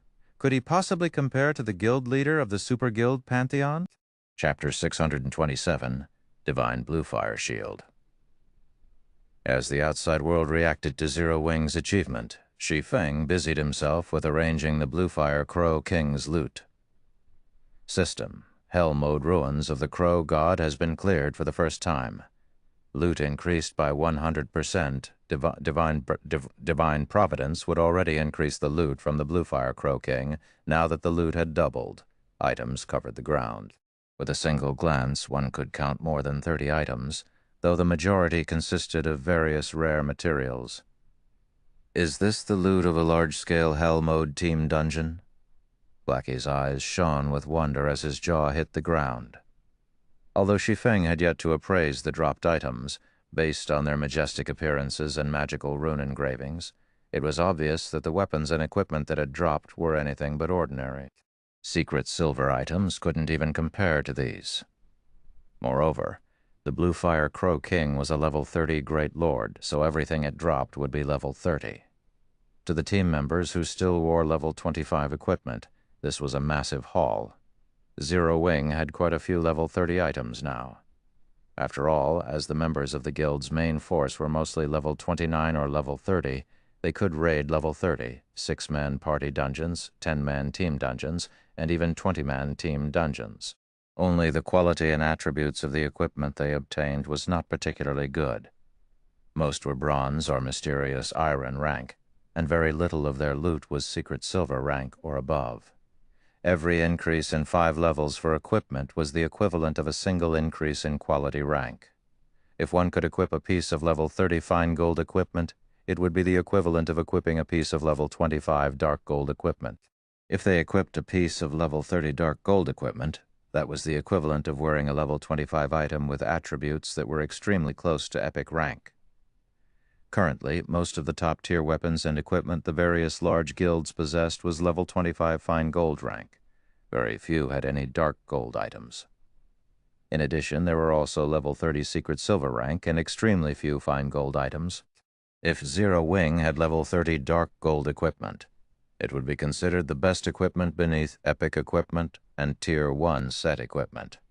Although combat techniques were important, a player's basic attributes were equally so. Meanwhile, not only had their team just defeated a level 30 Great Lord, but its drop rate had also increased by 100%. It was natural for the boss to drop a few level 30 dark gold equipment. After picking up all of the loot, Shi Feng began appraising the weapons and equipment. Meanwhile, Aqua Rose began distributing the guild contribution points for successfully raiding the dungeon.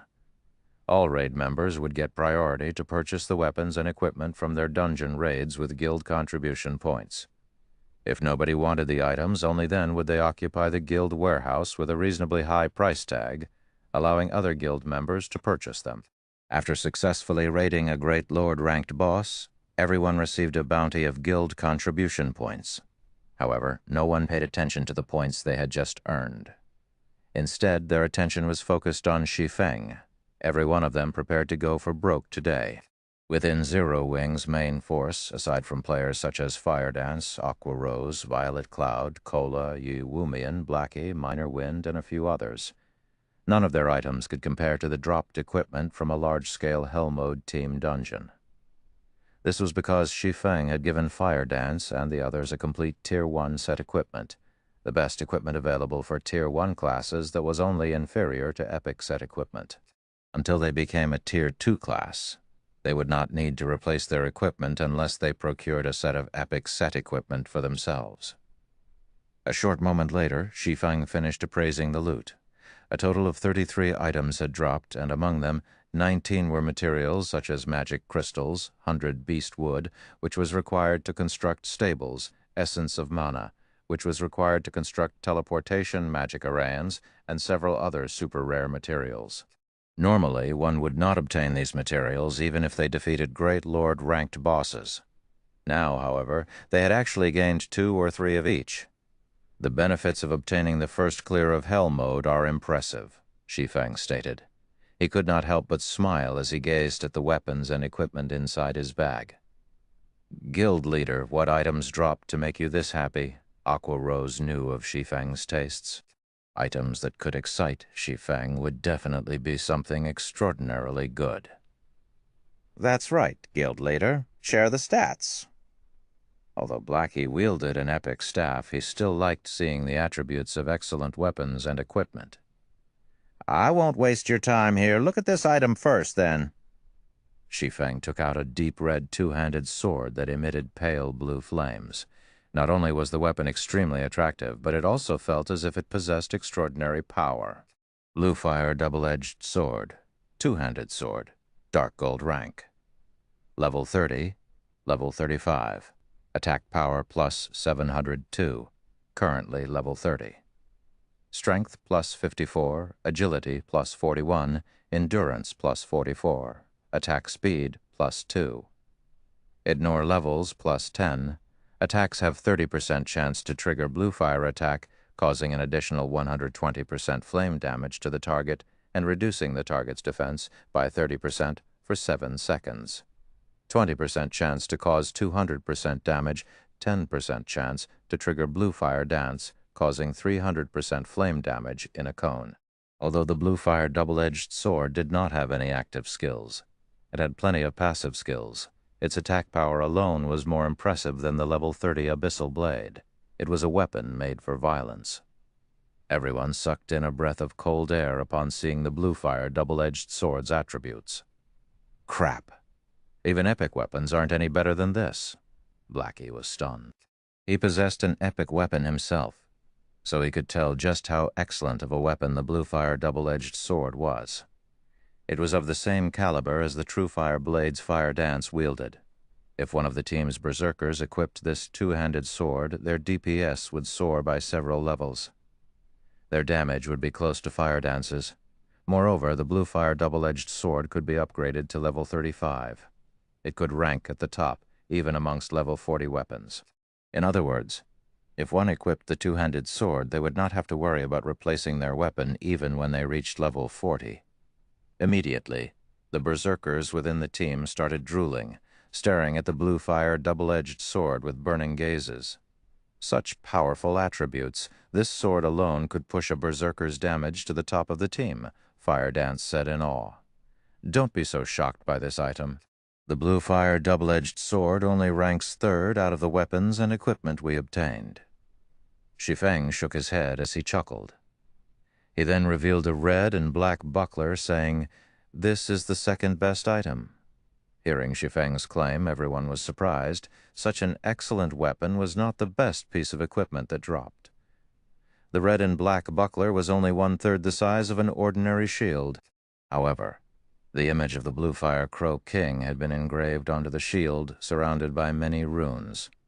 With a single glance, one could tell that this buckler was extraordinary. Divine Blue Fire Shield. Shield, dark gold rank, level 30, level 35. Defense plus 1,950, currently level 30.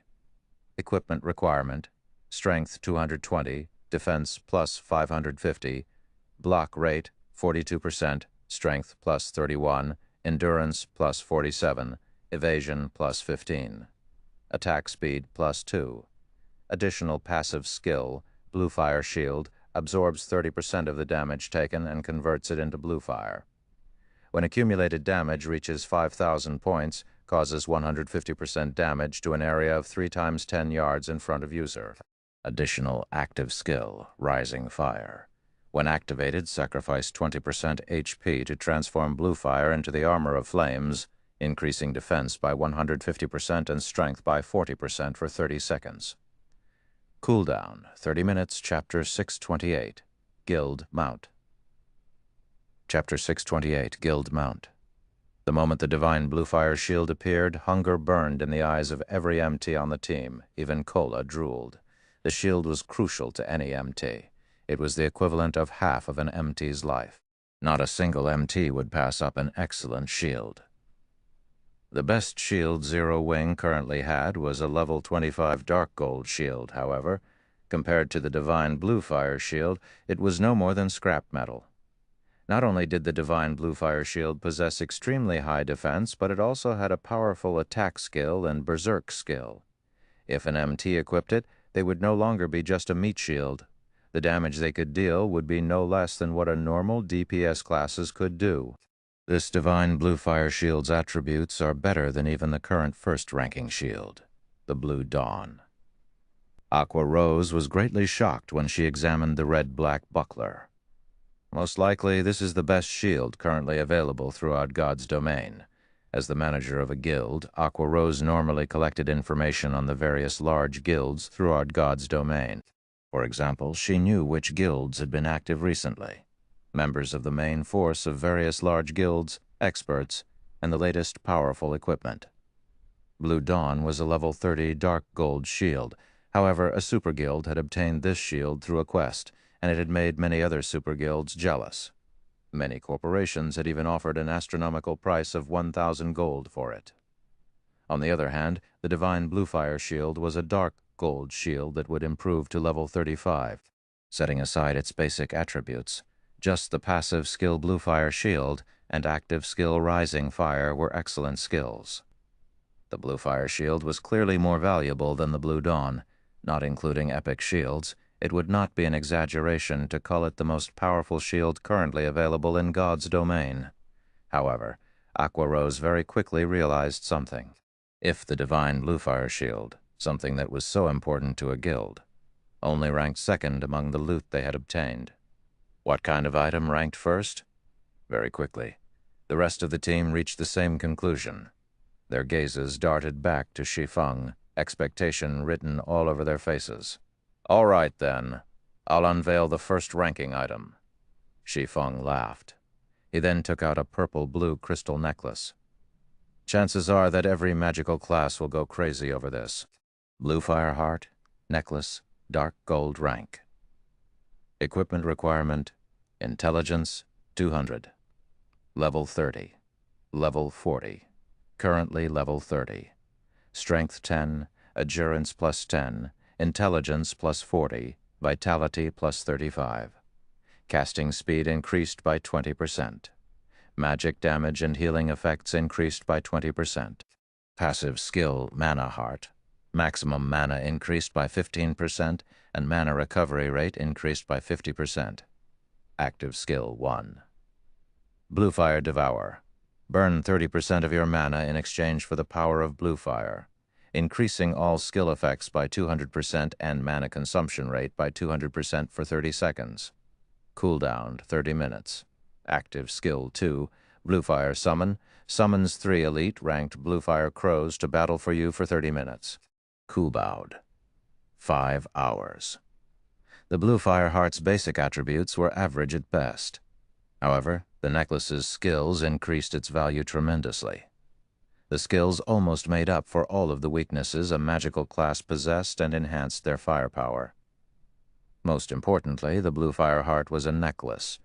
Ornament-type items were extremely rare in God's domain. The value of one was multiple times that of a weapon or other equipment of the same quality and level. In the case of the Bluefire Heart, even a Tier 3 class would continue to use it. Hence, it was significantly more valuable than the Divine Bluefire shield. "Since you have seen the items for yourselves, you can start bidding for them," Shi Feng said, grinning at everyone's dumbfounded expressions. First up is the Bluefire double-edged sword. The starting price is 20,000 GCP. Currently, Zero Wing's contribution points were worth roughly 30 copper per point. In other words, 20,000 contribution points was around 60 gold. However, this price didn't surprise any of them. For a weapon of the Bluefire double-edged sword's caliber, this was considerably cheap. If it were on the auction house, it would sell for at least 200 or 300 gold. 21,000, 24,000, 26,000. For a time, the berserkers and swordsmen began fervently outbidding each other. As the members of the guild's main force, they frequently raided dungeons, especially small-scale team dungeons. Furthermore, they were the guild's front line when it came to pioneering team dungeons. They would exchange most of their unwanted equipment for guild contribution points. In addition, they also completed the various high-level guild quests. Hence, they had accumulated quite a lot of guild contribution points.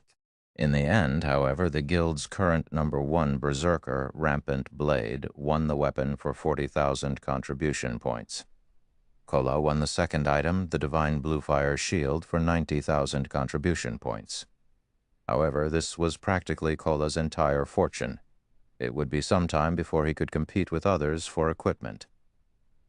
Aqua Rose bought the third item, the Bluefire Heart, using 150,000 contribution points. As the guild's vice leader, Aqua Rose enjoyed certain benefits.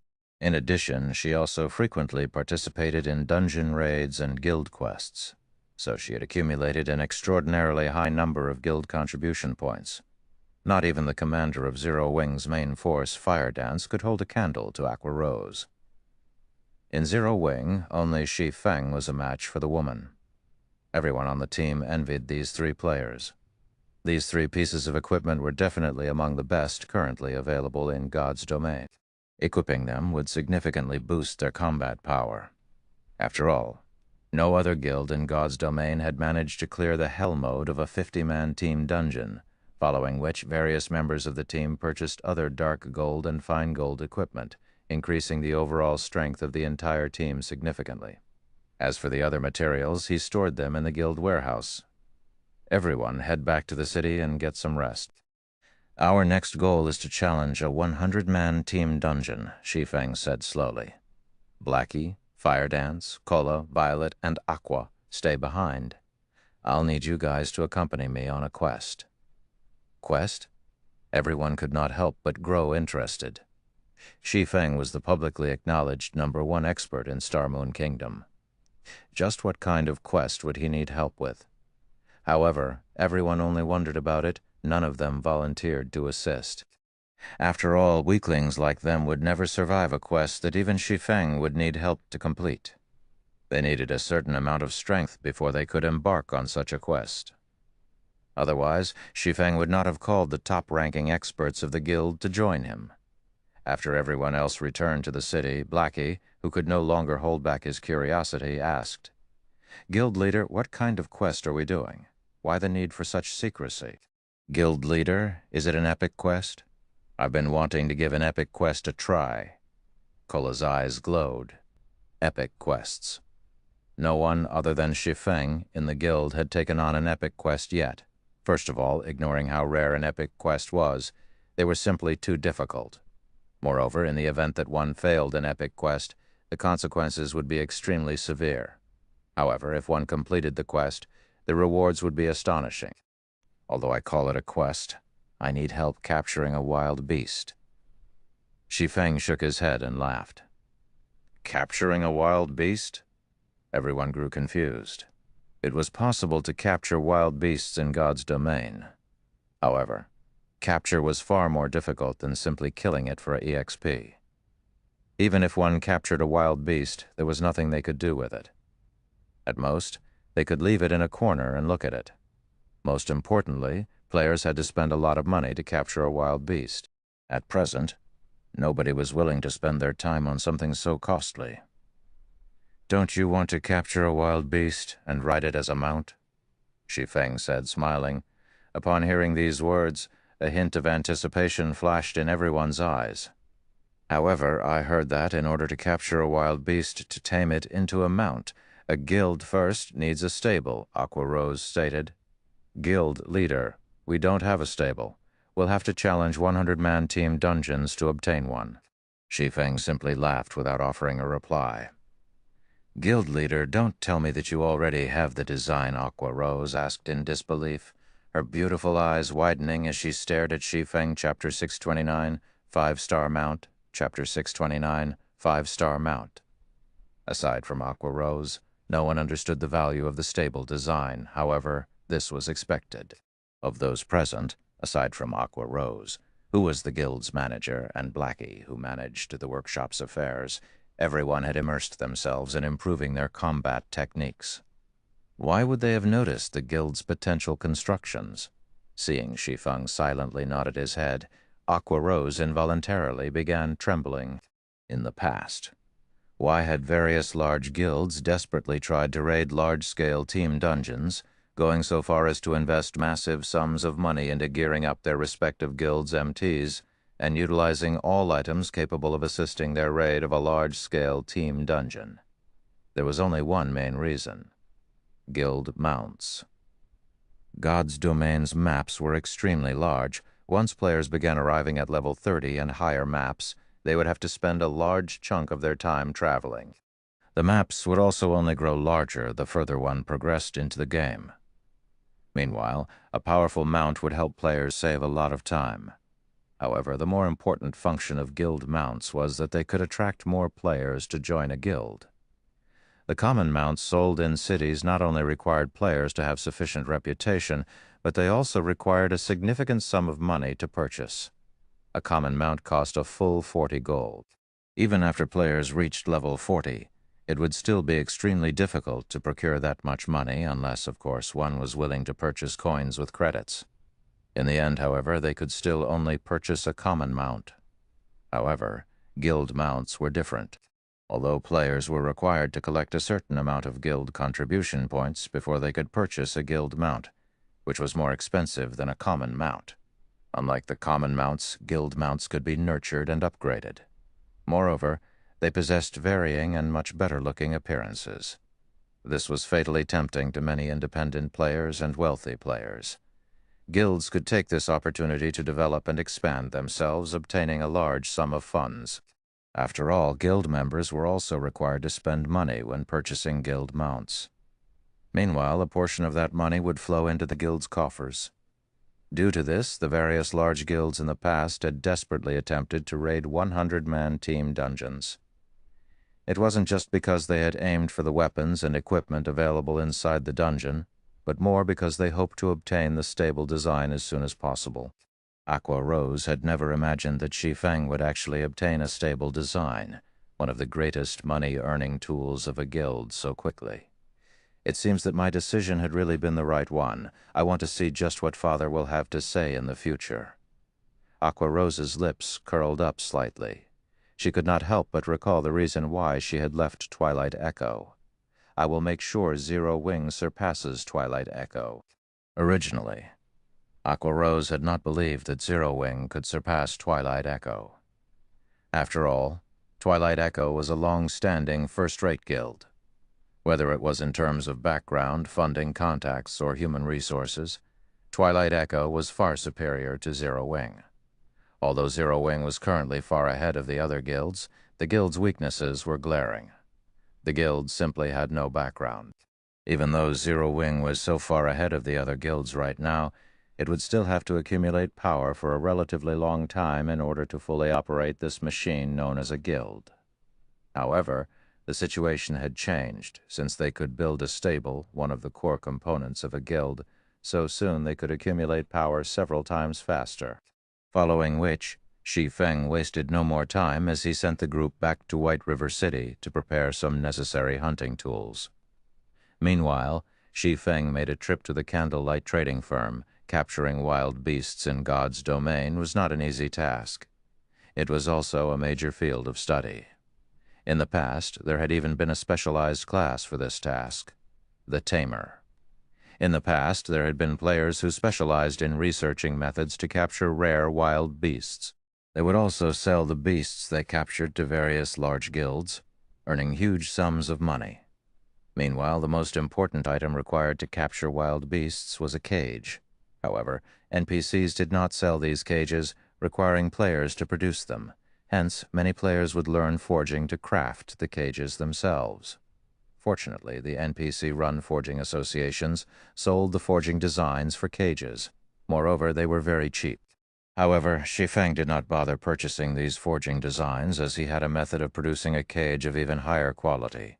Shi Feng quickly hurried back to the candlelight trading firm and entered a forging room. He then retrieved a pile of materials from his bag and began to refine them. Cages were sorted into ranks, with 1 star being the lowest and 10 star being the highest. Different ranks could capture beasts of a corresponding rank.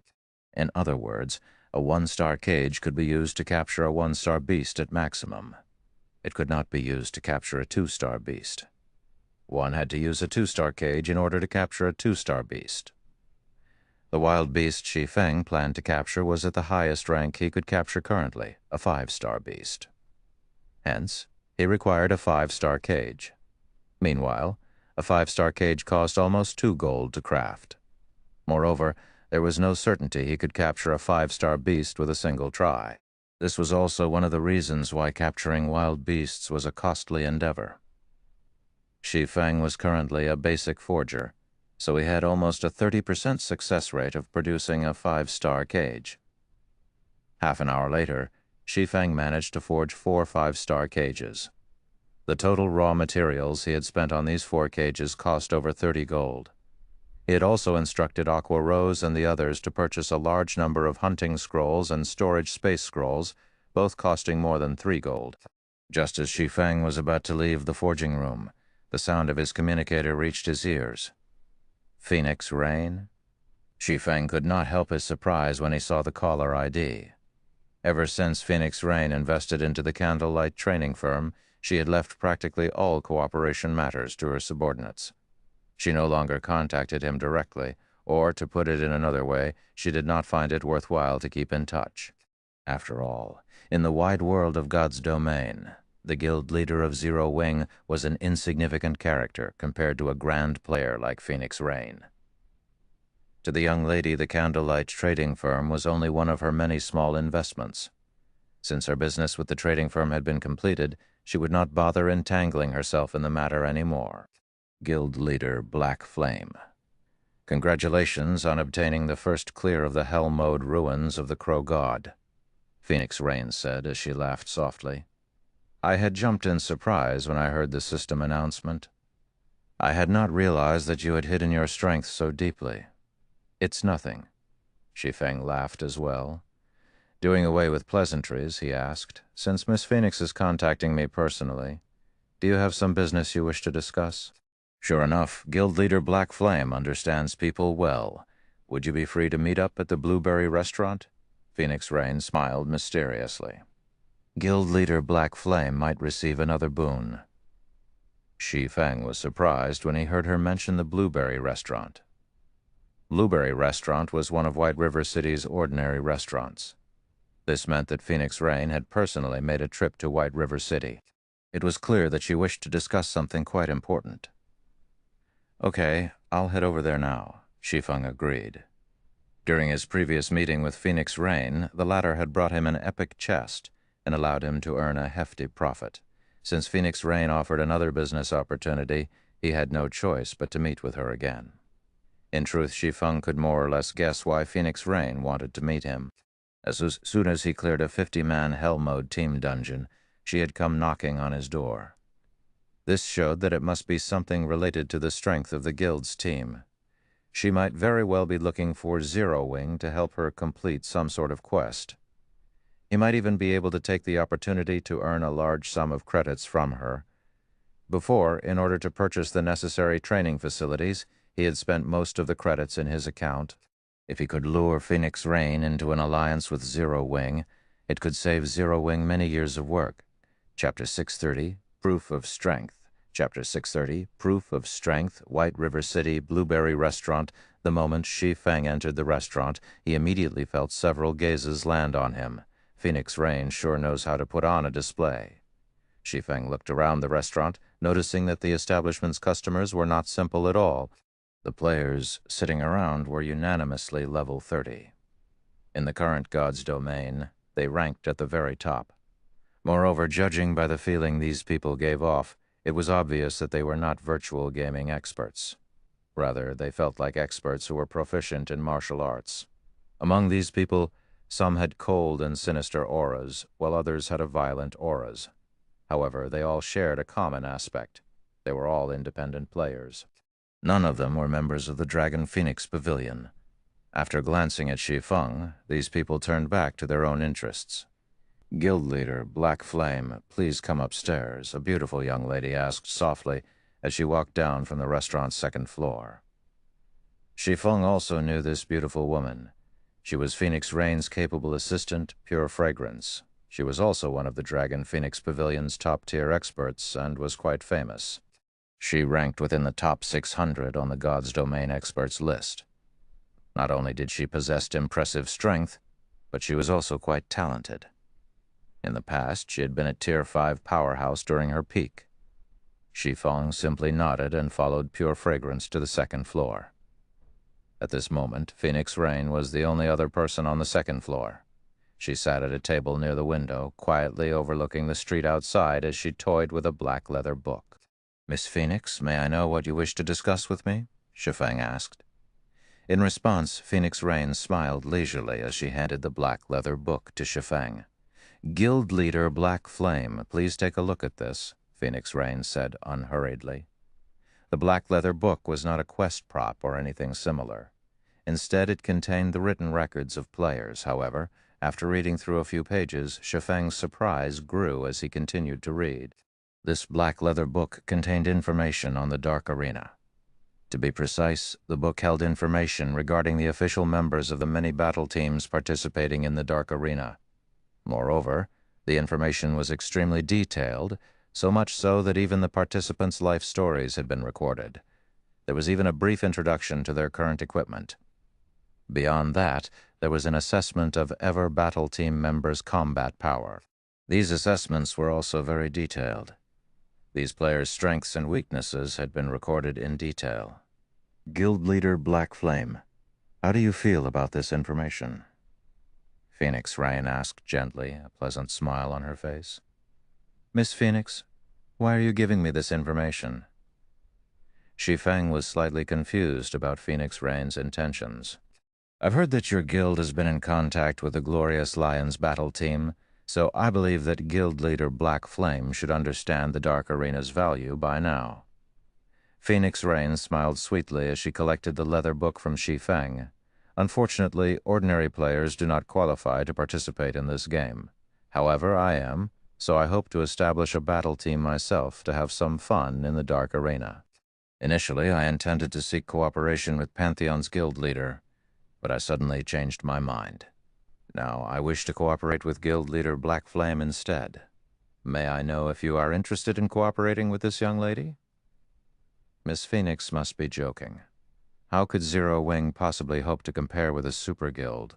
Wouldn't working with Pantheon be a better choice? Although Shi Feng was so calm on the surface, inwardly he was stunned. He had not expected Phoenix Rain to be capable of obtaining the participation rights to the Dark Arena. However, Shi Feng did not believe that Phoenix Rain would hand over such an opportunity so easily. After all, the Dragon Phoenix Pavilion had countless experts, not to mention a super guild like Pantheon. It would be child's play for Phoenix Rain to gather 10 Apex experts. Why would she need Zero Wing?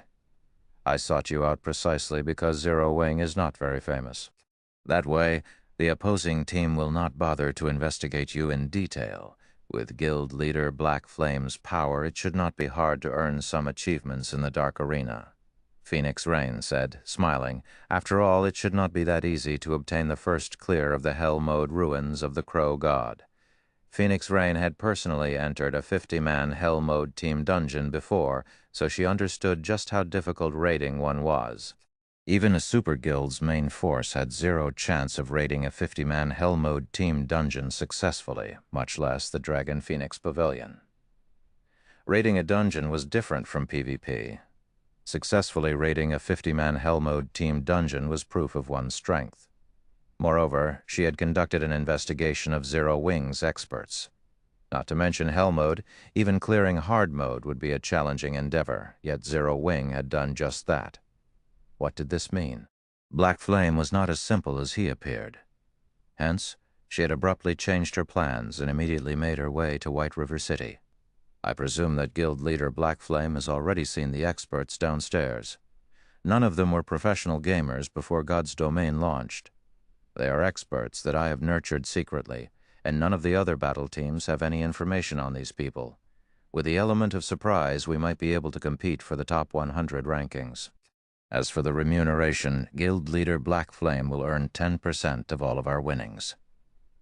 If you lead the team into the top 100 spots, I'll give you 20% of the winnings. What do you think? Phoenix Rain's offer was extremely generous. It was much better than Everlasting Wars. Most importantly, there were no restrictions on his freedom. He would only partner with Phoenix Rain. Phoenix Rain would provide the participation qualifications while he would fight. The Dark Arena's battles were the fastest method to earn credits. Moreover, after he gained fame in the Dark Arena, he could form plenty of influential connections. In the future, he would have a much easier time purchasing S-rank nutrient fluids, various training materials, and virtual gaming cabins. Most importantly, the Dark Arena was the perfect place to improve one's strength. Even the Divine Colosseum could not compare. After all, the Divine Colosseum was a place for ordinary players to battle each other or the system. Compared to battles against experts, players gained fewer benefits in the Divine Colosseum. What if I get us into the top 30? Although Shi Feng was already satisfied with the 10% and 20% remuneration Phoenix Rain offered, he instinctively tried to strive for more. Top 30? Phoenix Rain could not help but chuckle. If guild leader Black Flame really manages to get the battle team into the Dark Arena's top 30, then I'll increase the remuneration to 40%. In Phoenix Rain's opinion, entering the top 100 would be extremely difficult, not to mention the top 30. After all, this was a competition between the battle teams that various major international corporations had formed. None of those teams could be underestimated. Okay, let's see a contract then, Shi Feng grinned. Although he too doubted that they could achieve such a feat, he had not accepted the epic guild quest, Ancient Battlefield. If he could allow the guild's few top experts to train there for a time, they might have a chance of getting into the top 30. A moment later, Phoenix Rain and Shi Feng established a contract. Let's go then. I'll introduce you to your team members. Phoenix Rain stored the contract and walked downstairs. The moment Phoenix Rain arrived downstairs, the tens of people sitting seated on the first floor of Blueberry Restaurant stood and greeted her respectfully. None of them displayed the temperament of an expert as they had with Shi Feng. Even those several experts that had exuded violence had sheathed their auras, as expected of the woman known as the Demon Queen. She sure knows how to put on a powerful display. Shi Feng was inwardly astonished. Chapter 631, Trial of Strength. Every player here was an expert. And as experts, they all had their own pride and principles they abided to. It would not be easy to get these experts to submit. Yet, looking into these experts' eyes, Shi Feng could see the reverence that filled their hearts, proving that their actions were not due to Phoenix Rain's demands. Miss. All 20 members are present, Pure Fragrance said in a low but respectful tone. Phoenix Rain nodded in response. Turning to Shi Feng, Phoenix Rain asked, Guild Leader Black Flame, how do you feel about these experts? Of the 20 players present, all were level 30. Their equipment also consisted of level 25 to level 30 top-tier equipment.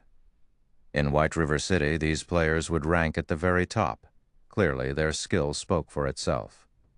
Every one of them was an expert who had experienced the baptism of live combat many times. Noobs like Fire Dance and Zero Wing's other core members, who had only gained their strength through arduous training, could not compare to these experts. One could feel the hostility they radiated from far away.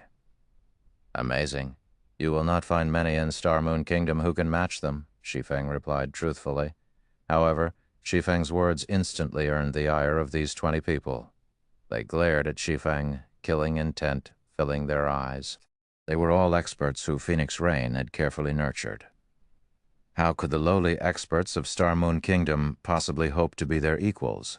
Guild leader Black Flame, you may not realize this, but despite none of these people having any fame, they are not much weaker than the experts on the God's Domain experts list. They are even stronger than some of those experts, Pure Fragrance said contemptuously.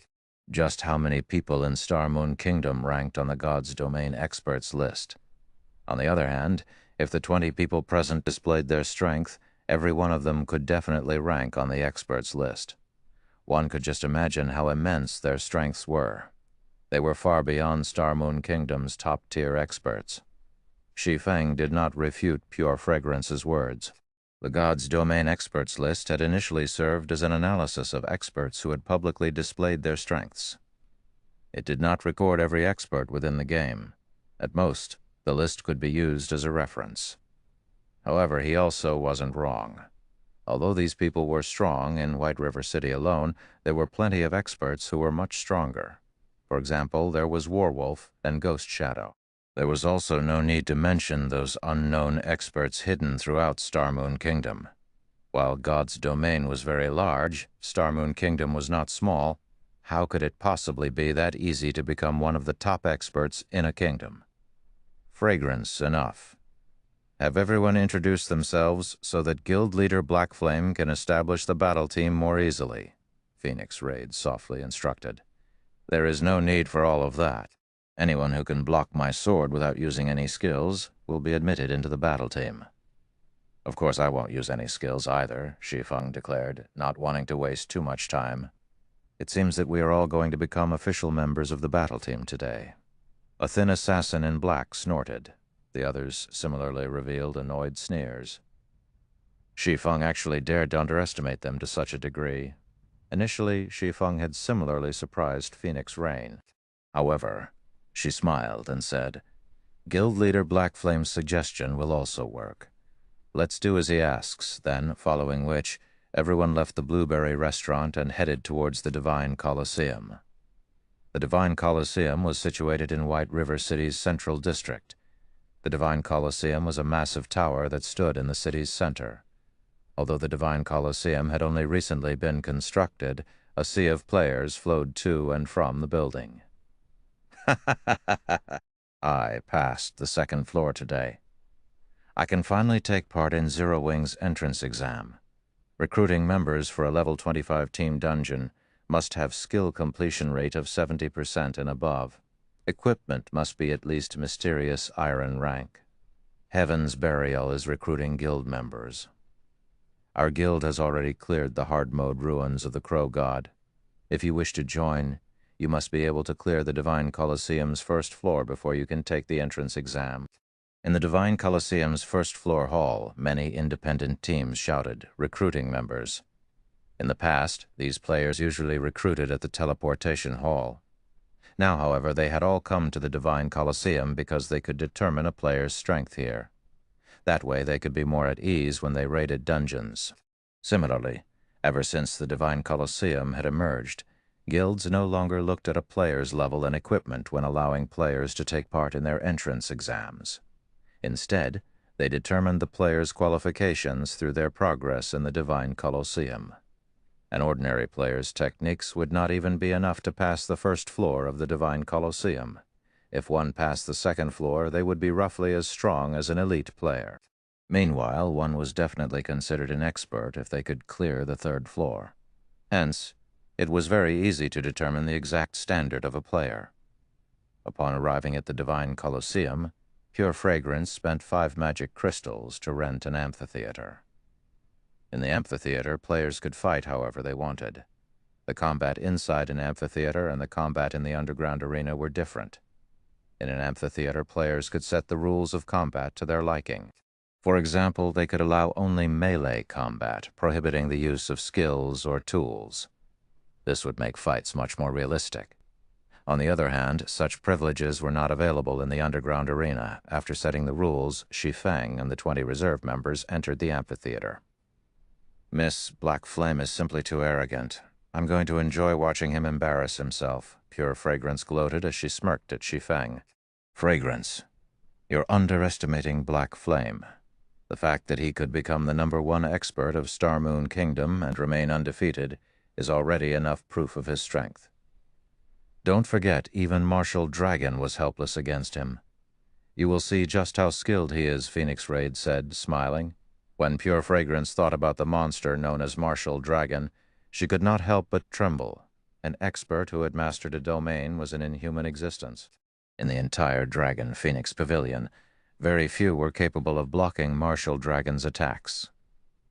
After the last war between the Dragon Phoenix Pavilion and Zero Wing, the various large guilds at the time had investigated Black Flame in detail. After all, a person capable of lasting against Martial Dragon in battle was extremely rare, not to mention someone capable of killing the Berserker. Although Black Flame was not responsible for killing Martial Dragon in the end, the fact that he fought Martial Dragon as an equal was an astounding feat. However, the investigation's results shocked everyone. Black Flame's basic attributes were simply tyrannical. He had relied on pure destructive power to survive against Martial Dragon. To put it simply, Black Flame's equipment was excellent. Now, however, things were different. Since that battle, the various large guilds had improved their equipment constantly, strengthening their top-tier experts' basic attributes. Martial Dragon's basic attributes had grown significantly. If he faced Black Flame now, most likely Black Flame would last only a few exchanges before dying. Meanwhile, the 20 reserve members present wore top-tier equipment. Their equipment also held Tier 2 gemstones, every one of them wore 3 intermediate mana armor kits. In terms of attributes, they had eliminated their weaknesses. On the contrary, one could even say that attributes were their strong points. Hence, it was no longer possible for Black Flame to rely on pure destructive force to win his battles. Just as Pure Fragrance fantasized about the 20 reserve members toying with Shi Feng, a shocking scene suddenly played out before her eyes. Before anyone realized it, Shi Feng's first opponent fell to the ground, lying there motionlessly. What happened? Pure Fragrance muttered in disbelief. She was only distracted for a moment, yet the battle was already over. Chapter 632, Gray Eagle. Chapter 632, Gray Eagle.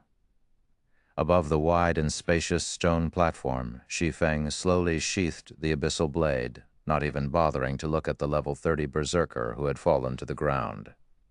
Next, Shi Feng said calmly, "The rules of the amphitheater were set so that when a vital point was struck, death and defeat were certain. Even a shield warrior with high HP and defense was no exception to this rule, not to mention a berserker." Seeing Shi Feng's calm expression, everyone who had felt insulted immediately shut their mouths, a hint of fear appearing in their eyes. Although the berserker class was not a speed-based class, it was not easily defeated. Not to mention, the berserker that had served as Shi Feng's opponent was an expert who had experienced countless live battles. Moreover, they were all companions, so they understood each other's strengths quite well. Although the berserker Shi Feng had defeated did not rank within the top 5 of their group, his combat power could still rank within the top 10. The fact that Shi Feng had defeated the berserker with a single attack, giving the berserker no time to react, was simply inconceivable. As expected of someone chosen by the Pavilion Master, you indeed possess some ability.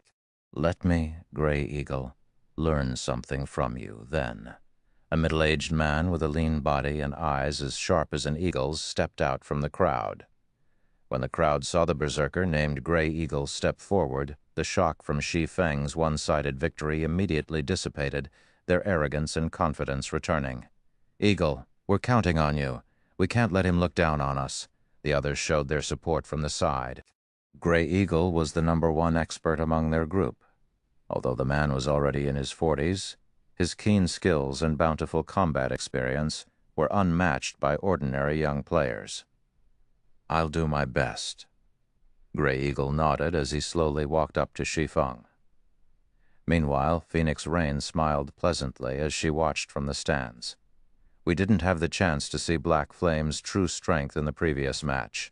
Now that Gray Eagle has stepped forward, we should get to see his limits," Phoenix Rain said, smiling as she watched a playback video of Shi Feng's prior battle.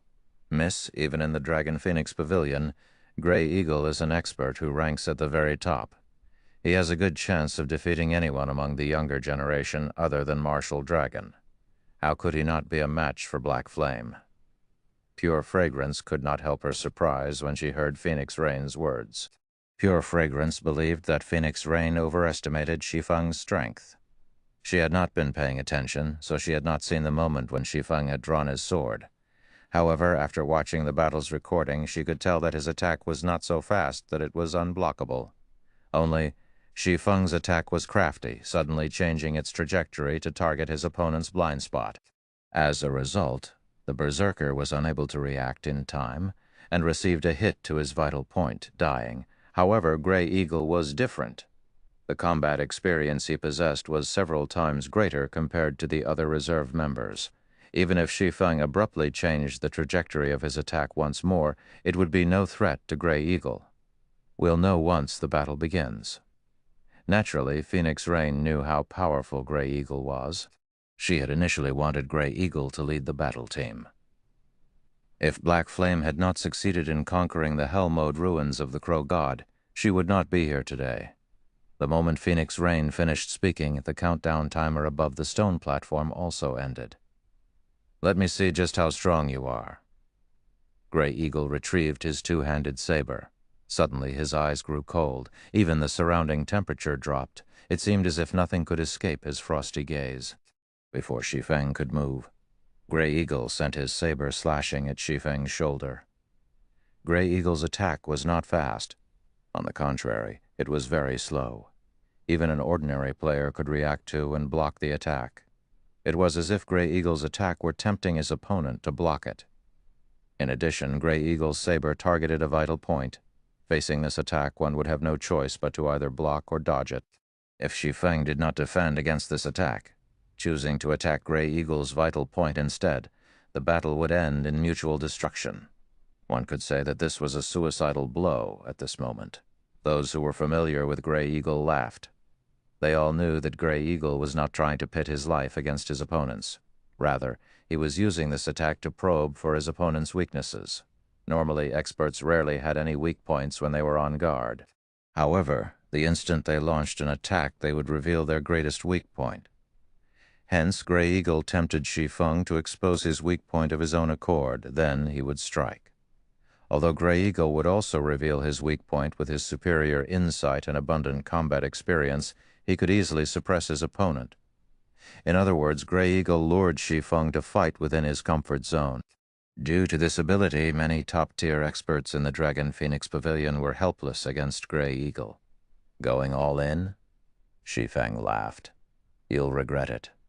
In the next moment, Shi Feng recklessly dove forward towards Grey Eagle's purple-black saber. He did not even bother using his sword to block the oncoming weapon. Has he gone mad? Grey Eagle was dumbfounded as he watched Shi Feng's insane behavior. Does he think I'll show mercy? Or does he think he can avoid my saber at the last moment? Grey Eagle was very experienced in combat. Seeing Shi Feng was not a lunatic, the only possibility for such reckless behavior was that Shi Feng believed he could evade his attack at the very last moment and take the opportunity to strike at his weak point. You underestimate me. Grey Eagle's expression chilled further as he used more of his arm's strength. Suddenly the speed of his saber increased. At such a close distance, it was simply impossible for anyone to avoid this attack. Immediately after, Grey Eagle's saber passed through Shi Feng's body. This is... Grey Eagle was dumbfounded as he saw his saber cut across Shi Feng's face, discovering that his weapon only struck an after-image. What's going on here? Pure Fragrance gaped at this scene. No matter how she looked at it, Grey Eagle's saber should have struck Shi Feng. Yet, for some unknown reason, despite a short distance of 1 meter between the berserker and swordsman, the 1.3-meter-long two-handed saber had failed to reach its target. Sitting beside Pure Fragrance, Phoenix Rain squinted her eyes at this scene. With a heavy expression, she said, "Treating retreat as advance. I didn't imagine that Black Flame had already reached such a realm. Treating retreat as an advance? How does he know that?" Pure Fragrance was shocked when she heard her superior's comment. Treating retreat as an advance was an attack technique. Against this technique, one would notice their opponent rush towards them, while in reality their opponent was retreating. In actual combat, one would discover that they could not make contact with their opponent's body, despite their opponent remaining right in front of them. It was as if they were haunted by a ghost, and they could not get rid of this ghost no matter what they did. This was a technique that could mentally exhaust the other party. Treating retreat as an advance was Martial Dragon's specialty. However, the reason Martial Dragon could use such a technique was his domain. He was only capable of using such a combat technique due to his absolute control over his surroundings. Could he have learned it after his fight with Martial Dragon? How can that be? Thinking up to this point, Pure Fragrance felt a chill crawl down her spine, following which Grey Eagle brandished his sword over a dozen times at Shi Feng. Every attack was swift and precise. Ordinary players could not defend against these attacks at all, yet no matter how hard the berserker swung his saber, his weapon never struck the swordsman before him. His attacks would always be off by a small thread. However, he could not stop his desperate and suicidal attacks. With such a short distance between them, if Shi Feng attacked, he would not have enough time to react. No wonder the Dragon Phoenix Pavilion's men were so confident when Grey Eagle stepped up. He's an expert who has entered the refinement realm. If I had not gained some enlightenment from the Darkness Shrine, fighting him would have really been troublesome. At this moment, Shi Feng already had a general grasp of Grey Eagle's standard. Time to end things. Chapter 623, Capturing a Demonic Beast. Chapter 623, Capturing a Demonic Beast. Shi Feng suddenly disappeared. Is this the rumored void steps? Gray Eagle was surprised. He had more or less watched the videos of Shi Feng using his specialty move, void steps. Only, he had not imagined that a live human being could actually disappear right before his eyes. Not even his acute five senses could find any trace of Shi Feng's presence. However, void steps' weakness was also blatantly obvious, and that was the instant when Shi Feng attacked. Facing a fatal strike, the brain would not ignore such vital information.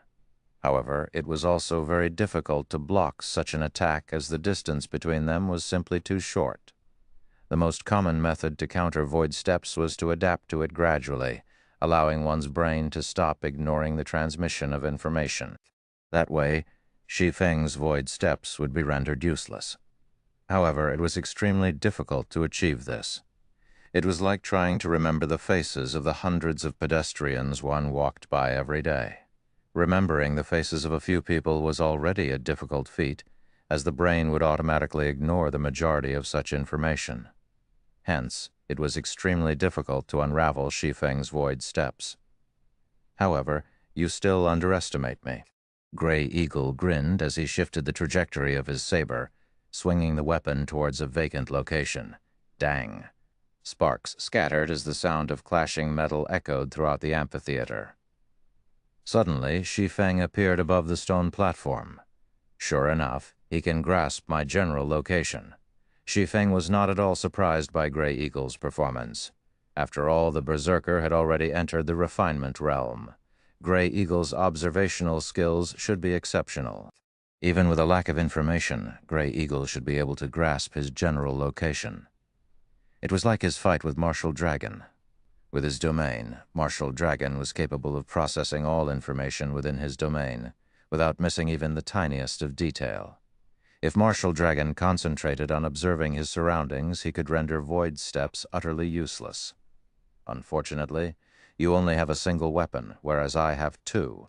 Shi Feng increased the force he exerted with the abyssal blade, pinning down Gray Eagle's two-handed saber. Meanwhile, Purgatory's shadow, which he wielded with his other hand, completed a perfect arc as it slid through Gray Eagle's heart, leaving behind small and unnoticeable seam. Damn it. Gray Eagle clutched at his heart as he fell to the stone floor of the platform, reluctance filling his eyes as he died. Gray Eagle's defeat stunned the venue into silence. Although this match had appeared uneventful, most battles between experts were like this. Tiny differences usually decided the outcome of these battles. What a pity. If Gray Eagle could use two weapons as well, Black Flame would not have won so easily. Pure Fragrance sighed. No matter what anyone said or did, Gray Eagle was a part of the Dragon Phoenix Pavilion. The fact that Gray Eagle was defeated so easily was not a good thing for the pavilion's reputation. Would two weapons really solve the problem? Phoenix Rain wore a complex expression as she watched Shi Feng. He really is a hateful person. Gray Eagle was a berserker, a class that was known for its strength. The class's strength growth was the highest of any class, yet Shi Feng had suppressed Gray Eagle with a single hand. This was enough to show just how high Shi Feng's strength attribute was. With such an advantage, Shi Feng could easily decide the outcome the moment the battle began. Still, Shi Feng had chosen to waste so much time with Gray Eagle. Why? There could only be one explanation. He wanted to determine Gray Eagle's strength originally. Phoenix Rain had thought to use Gray Eagle to uncover the depths of Shi Feng's strength. However, not only had they failed to do so, but they had also allowed Shi Feng to study them in turn. Following which, Shi Feng proceeded with testing the remaining 18 reserve members, and sure enough, not a single one passed. Shi Feng finished off everyone with a single hit. Miss Phoenix, I'm sorry to say this, but none of these people passed. It seems that I can only recruit members on my own, Shi Feng said, smiling at Phoenix Rain. Hearing Shi Feng's declaration, the reserve members instantly paled. Shi Feng had extinguished their previous arrogance and confidence. They could not even bring themselves to muster a retort. If none of them passed, it can't be helped. I still have to deal with some procedures regarding the participation rights. As for the battle team members, I'll leave it to guild leader Black Flame. Phoenix Rain inwardly rolled her eyes at Shi Feng. It was obvious that Shi Feng had no intentions of letting her subordinates join the battle team. Finished speaking, Phoenix Rain left the Divine Colosseum with her group. Meanwhile, Shi Feng hailed a horse carriage and hurried towards White River City's teleportation hall. Phoenix Rain can't be underestimated. She was actually able to recruit 3 refinement realm experts. It seems that I'll have to hasten Fire Dance and the others' training. Shi Feng had a clear understanding of his companion's strength.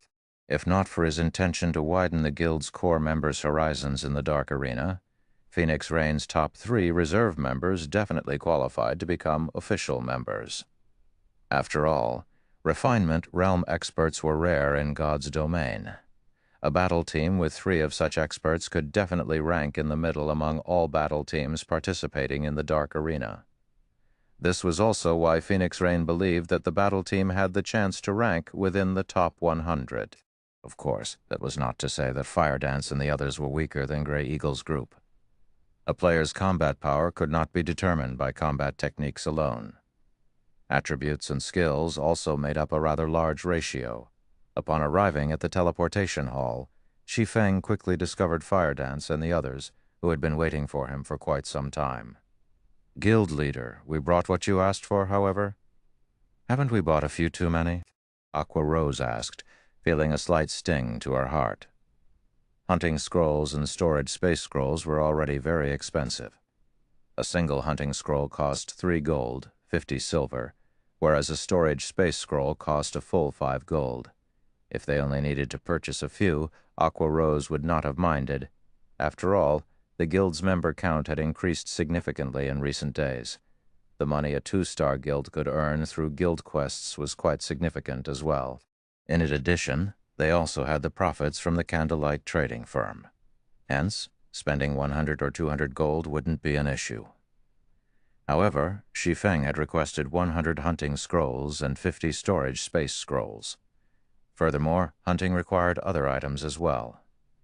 In total, they had spent more than 800 gold to prepare for this hunting trip. Not even a bronze mount cost that much. You'll understand when the time comes. This amount is nothing considerable. Shi Feng laughed. In the past, to obtain a slightly better guild mount, various large guilds had spent astronomical sums of money. In comparison, they had only spent around 800 gold. Aqua Rose grew frustrated by Shi Feng's response. Fortunately, Zero Wing still had the Candlelight trading firm to support it. Otherwise, this hunting trip would have punched a huge hole in the guild's finances. "Let's head to the Great Forest of Soria," saying so, Shi Feng approached the teleportation magic array. Upon discovering their destination, everyone involuntarily trembled. The Great Forest of Soria. Anyone who researched high-level maps knew that the Great Forest of Soria was a level 50 map. To current players, it was a death trap. Furthermore, the Great Forest of Soria was different from ordinary leveling maps. It was a forbidden land for the human race. Chapter 634, Starfall City. Chapter 634, Starfall City. Very quickly, Shi Feng paid the party's teleportation fees. Each person cost 80 silver for a total of 4 gold.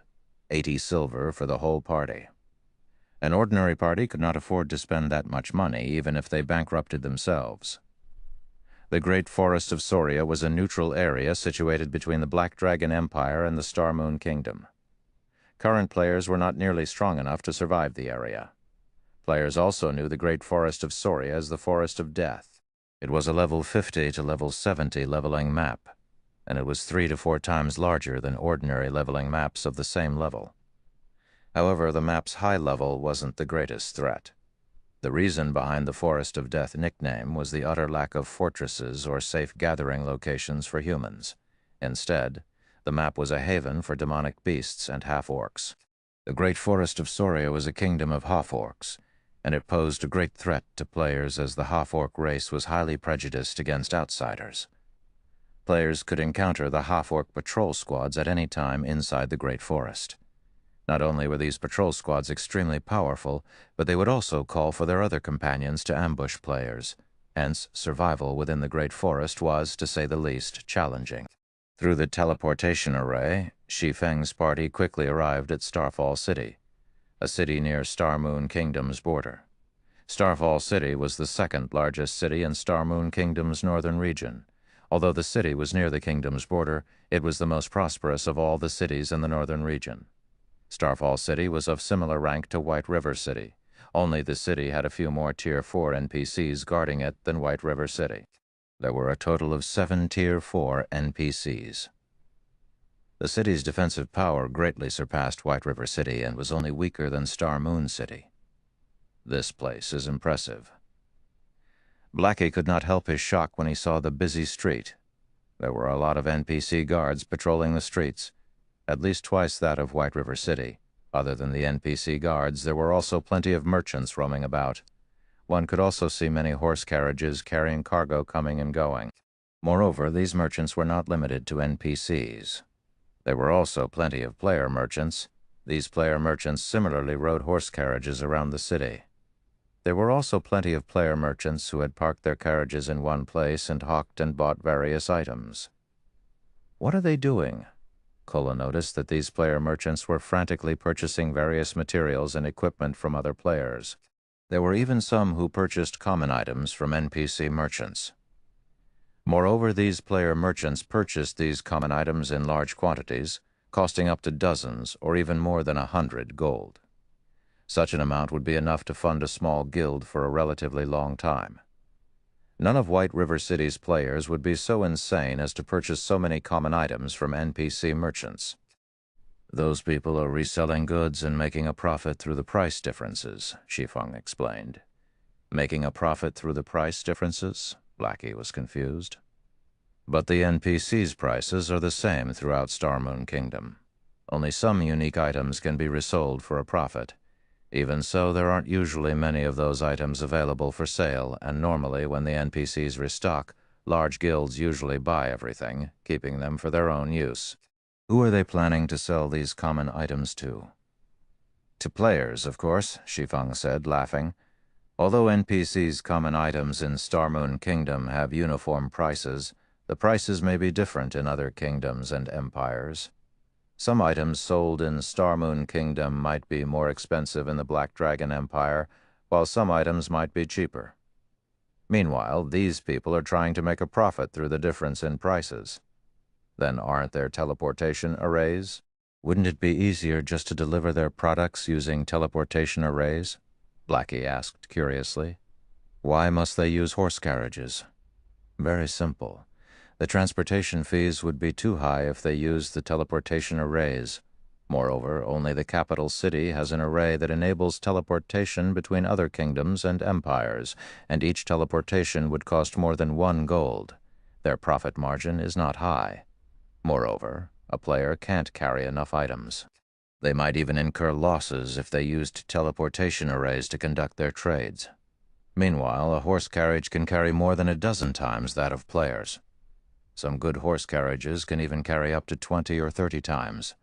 Although one may waste some time and encounter some dangers if they travel to the Black Dragon Empire via a horse carriage. In general, they can earn a lot of money with a single trip. These player merchants earn even more money than our guild's elite players. Shi Feng had some knowledge regarding the merchant subclass. In the past, his guild had frequently organized caravans to conduct cross-border trade, earning significant funds for the guild. Meanwhile, Starfall City offered a natural advantage for cross-border trade. This was also why many merchants throughout Star Moon Kingdom specifically traveled all the way to Starfall City to develop themselves. Everyone came to a realization upon hearing Shi Feng's explanation. They had never imagined that the cross-border trade was such a profitable business. The wages Zero Wing offered were among the highest of all guilds in Star Moon Kingdom. The money its elite members earned each day was several times more than the elite members of other guilds. The money they earned could even rival that of ordinary experts. Yet, these merchant players actually made more money than Zero Wing's elite members. In other words, these merchant players made more money than even the ordinary experts in God's domain. All right, split up and look for any caravans that are about to depart, Shi Feng ordered. There was a great distance between Starfall City and the great forest of Soria. If a player relied on their own 2 feet to travel, it would take over 10 hours to reach the Great Forest. If Shi Feng were traveling alone, he could simply teleport to the Great Forest with the aid of the 7 Luminaries' ring, saving him a lot of hassle. Unfortunately, none of his other party members possessed the 7 Luminaries' ring, hence they would have no choice but to travel to the Great Forest on foot. Meanwhile, if a caravan were about to embark from Starfall City to the Black Dragon Empire, they would have to pass through the outermost region of the Great Forest of Soria. If one traveled via horse carriage, the journey to the Great Forest would only take 3 or 4 hours. It was much faster than even common mounts. However, the road to the Black Dragon Empire was not easy for a caravan.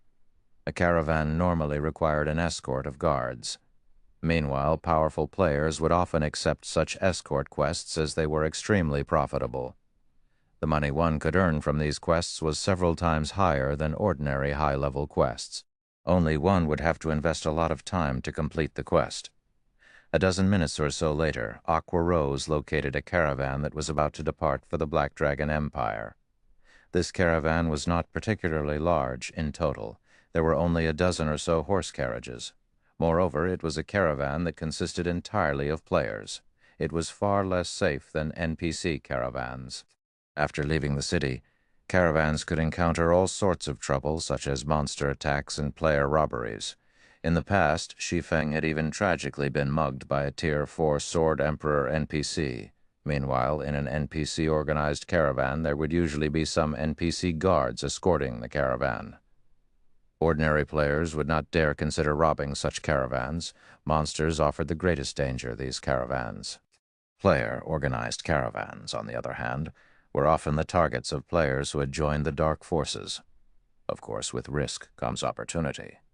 If player merchants joined an NPC-organized caravan, their profits would decrease sharply. The maximum amount of money they could earn from a single trade was only 1/3 of the money they could make if they joined a player-organized caravan, of course. Even this was still a significant amount of money to an ordinary player.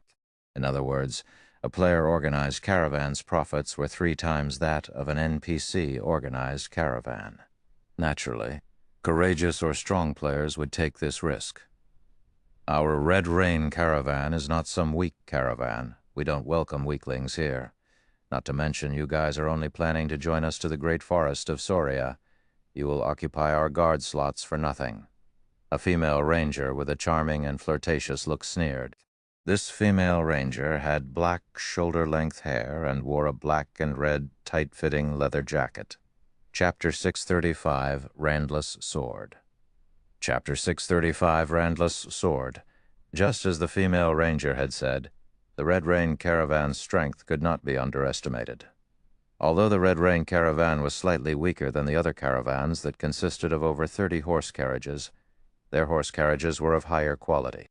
2 horses pulled the Red Rain caravan's carriages, unlike the normal horse carriages that other caravans used, which were only pulled by 1 horse.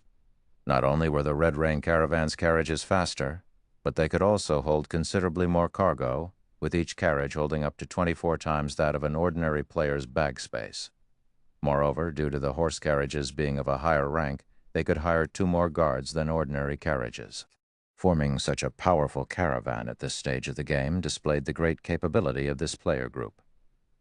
Guild leader, although there are several other caravans that are about to leave, will have to wait for another 3 to 4 hours for them to resupply before they set out. However, this caravan doesn't want guards that will quit halfway through the journey, Aqua Rose reported. Although there were many caravans in Starfall City, that did not mean that a caravan was available to set off at any time. It's their loss for not picking powerful guards like us, Kola snorted. He had just replaced his old shield with a divine bluefire shield, his strength increasing significantly, so he felt somewhat irritated by the fact that the Red Rain caravan had ignored him.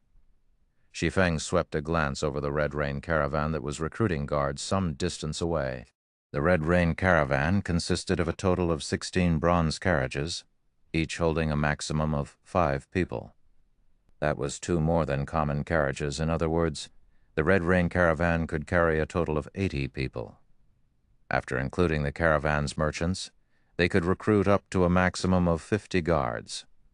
If the caravan allowed Shi Feng's party of 6 to take up 1/8 of the remaining slots, it would greatly strengthen the caravan. Currently, Shi Feng's group wore black cloaks to hide their identities. Outsiders could not discern their appearances at all. Not to mention their guild, with Zero Wing's influence in Star Moon Kingdom, the Red Rain caravan would definitely show some deference and allow their party to join. However, Shi Feng did not wish to expose their tracks. Every large guild had their own investigation team that was responsible for collecting information on and tracking the important members of other large guilds, taking the opportunity to investigate their movements or seek opportunities to assassinate these members. Everyone in Star Moon Kingdom knew of Zero Wing. Naturally, their actions would attract the attention of many parties. Not to mention Zero Wing had plenty of enemies. Sip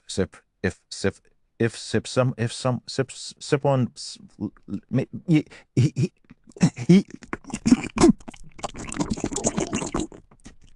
in it,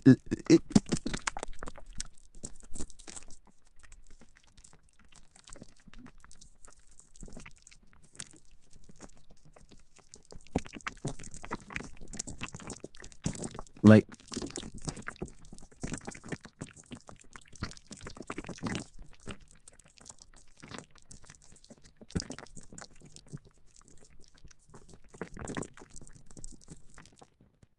it,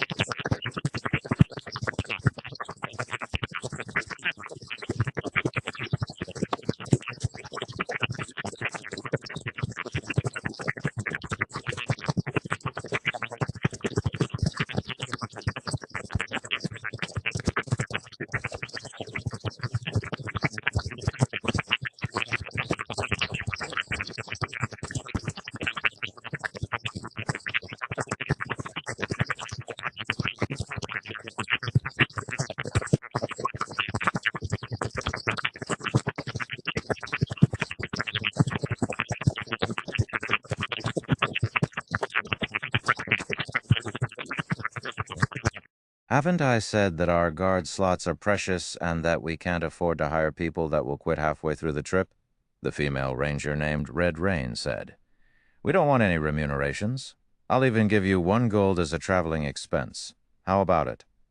Shi Feng took out a shining gold coin from his bag. Although the Red Rain caravan transported a lot of goods, they could not earn much. To the caravan, 1 gold was a significant amount of money. Hearing Shi Feng's offer, Red Rain hesitated. Although the great forest of Soria is only halfway, most of the dangers on the way to the Empire come from the great forest itself. As long as you get through the great forest, you shouldn't encounter any problems on the remaining journey. We'll part ways only after we exit the great forest. How about that? Shi Feng offered another suggestion. This Red Rain was clearly tempted.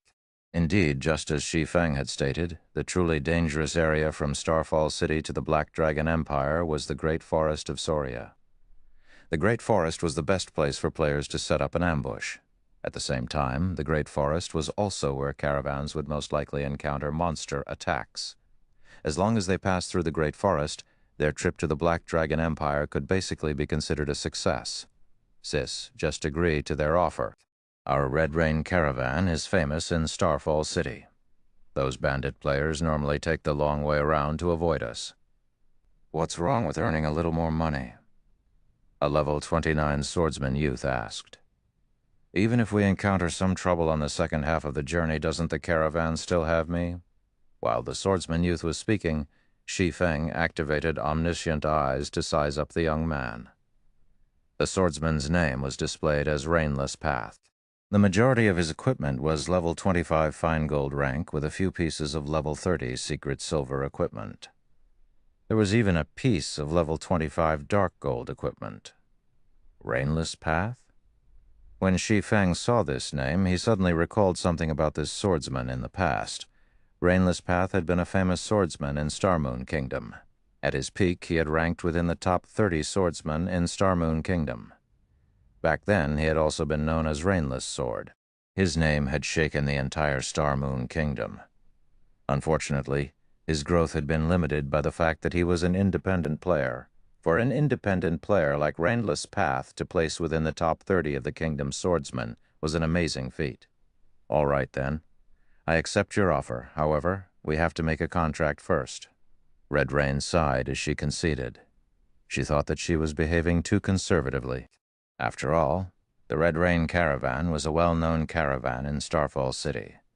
Bandit players normally would not try to make an enemy of their caravan. Even in the off chance that someone did try to rob them, they still had an expert like Ruthless. Okay. Shi Feng did not object to signing a contract. With a contract, both sides could feel at ease. Afterward, Shi Feng and his party entered into a contract with the Red Rain caravan. The contract required Shi Feng's party to pay a remuneration of 1 gold to the Red Rain caravan. In return, the Red Rain caravan would transport his party to the Great Forest of Soria. The two groups would part ways once they exited the Great Forest. After another dozen or so minutes, the Red Rain caravan recruited enough players to fill the remaining guard spots.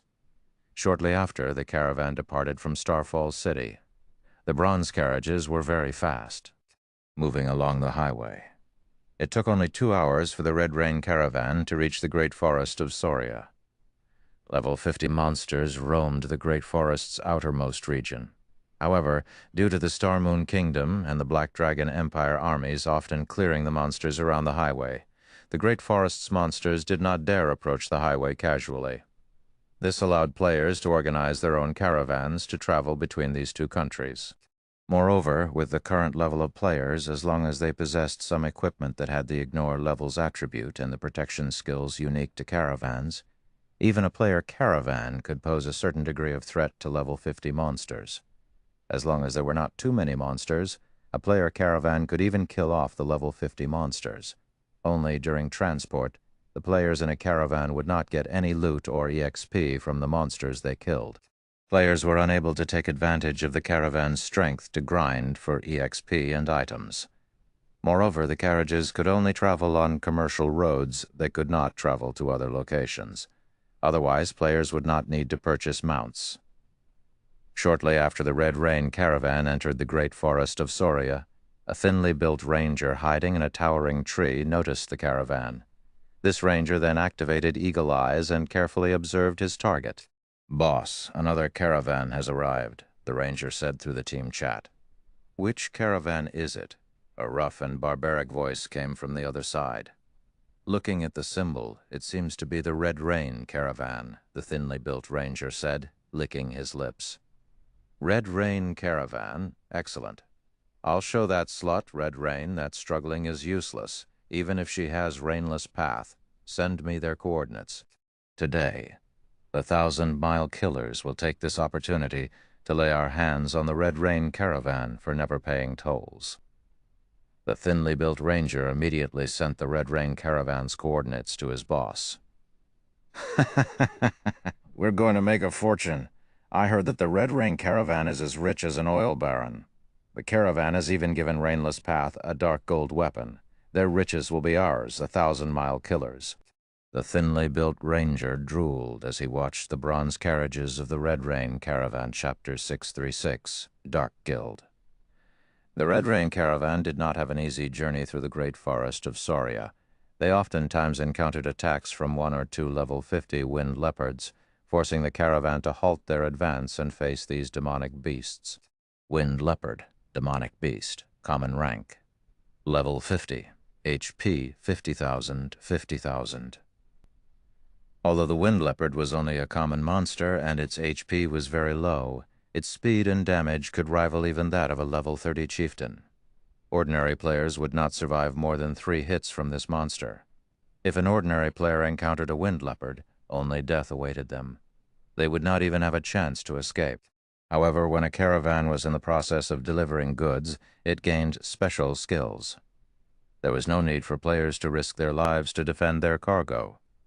They could deal significant damage to these monsters just by relying on the bronze carriage's attack skills. The bronze carriages could also enhance players' attributes within a certain range. A level 30 player could receive such a massive buff that it gave them the attributes of a level 40 player. As long as a player was somewhat skilled, it was not entirely impossible for them to defeat level 50 monsters. Before Shi Feng's party even descended from their carriages, Rainless Path was already charging towards the 2 wind leopards. And before the 2 wind leopards could react, Rainless Path activated Chop and dealt 3 damages of over -1,000 points to one of the demonic beasts. "Oh?" The injured wind leopard released an angry howl. It then pounced at Rainless Path, brandishing its sharp claws at the swordsman. At the same time, the other wind leopard darted towards Rainless Path with its fangs bared. However, before the 2 wind leopards could touch Rainless Path, the 6 frontmost bronze carriages each fired a blue beam at the 2 monsters. The beams were extremely fast, and in the blink of an eye they struck the wind leopards, knocking them back. Each beam dealt 3,000 damage and severely injured the 2 monsters. Rainless Path circled to the wind leopards' backs, aiming Earth Splitter at their hind legs. The keen edge of a dark gold longsword was extraordinary. Immediately, Rainless Path's weapon sliced through the leopard's thick hide, damaging the tendons and greatly reducing the monster's mobility, following which the other bronze carriages fired beams as well, and in a short moment the 2 wind leopards were dead. Meanwhile, Rainless Path had even not received a single point of damage. The coordination between player and carriages was perfect. Shi Feng and the other guards had no chance to display their skill at all. Sheathing his longsword, Rainless Path leaped back onto his carriage and said, "Let's go."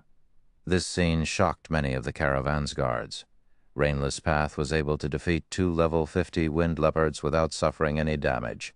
In all of Starfall City, very few were capable of such a feat.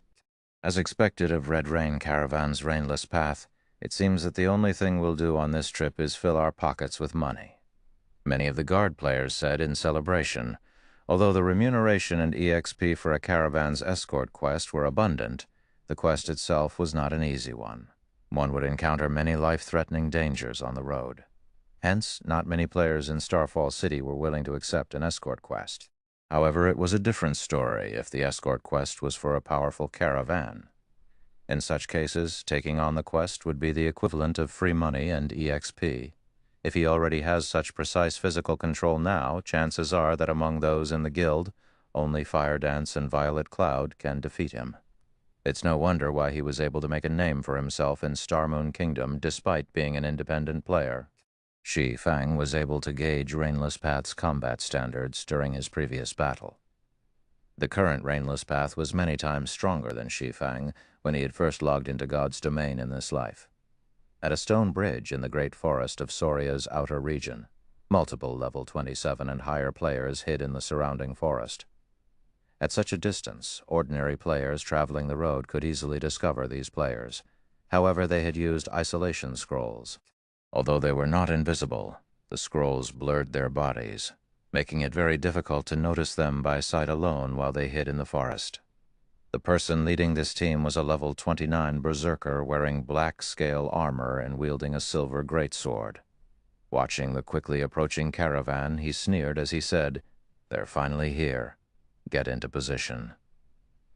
Upon receiving this man's command, every team member took out an earthy yellow magic scroll from their bags.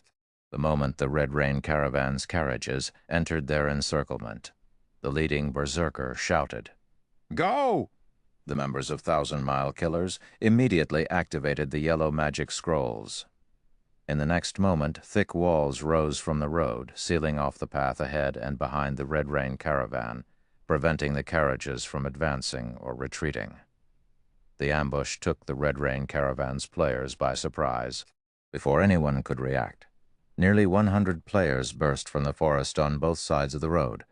Normally, when attempting to plunder a caravan, one could not have too many players, because if too many players joined the fight, the caravan's special skills would grow stronger, making the caravan far more difficult to deal with. When attacking a caravan consisting of a dozen or so carriages, a small army of 100 players offered the best results. 1,000 Mile Bear. Red Rain's expression sank, her beautiful eyes glaring at the berserker amidst the crowd. "We have never interfered with each other's business. What is the meaning of this?" The 1,000 Mile Killers was a red-named team that had already plundered countless caravans. 1,000 Mile Bear was their leader. However, the 1,000 Mile Killers had never attempted to rob Starfall City's famous caravans. The various famous caravans had never bothered to join hands to deal with the 1,000 Mile Killers. Red Rain had never thought that 1,000 Mile Bear would break the unwritten rule after all this time and target their Red Rain caravan. "Red Rain, do you really think that I don't normally target you guys because I am afraid of you?" 1,000 Mile Bear grinned. Coldly, he said, "Hand over 1 piece of dark gold equipment and 5 pieces of fine gold equipment. Oh, and leave your carriages behind, otherwise none of you will leave here alive. 1,000 Mile Bear, do you think that our Red Rain caravan is that easy to bully? If you're strong enough, take it yourself." Red Rain unslung the dark blue longbow from her back and fired multiple arrows consecutively at the level 29 berserker. Although an arrow was not as powerful as a spell, it was much faster. Rainless Path also unsheathed his longsword and swiftly charged towards 1,000 Mile Bear. In order to round up bandits, one must first catch their ringleader. If 1,000 Mile Bear died, the other members of his team would fall into disarray. Since you don't know when to give up, don't blame me for not showing mercy.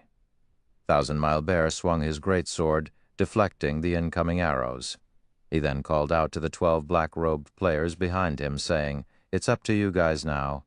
All 12 black-robed players hid their identities. Their appearances were also indiscernible.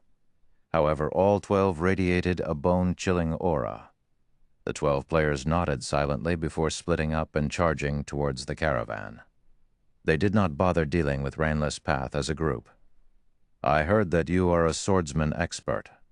I want to see just how strong you are." One of the robed players, a swordsman, unsheathed his pair of swords as he approached Rainless Path, wearing a playful expression.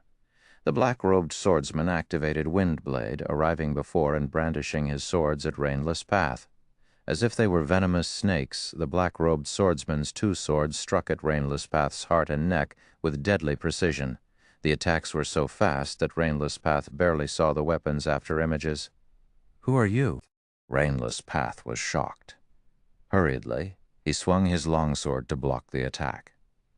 Throughout Starfall City, only a few players were capable of such speed and accuracy, and Rainless Path knew practically every swordsman in the city who could achieve such a feat. However, he could not remember anyone who matched the size and aura of the black-robed swordsman. Dang! Dang! 2 rings of metal clashing resounded. Although Rainless Path blocked the black-robed swordsman's attacks, he had been forced to retreat by 2 steps.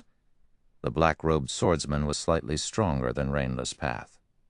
However, Rainless Path did not lack sped as he slashed at his opponent's black cloak, revealing the mysterious swordsman's true identity. The mysterious swordsman was actually a severely emaciated youth.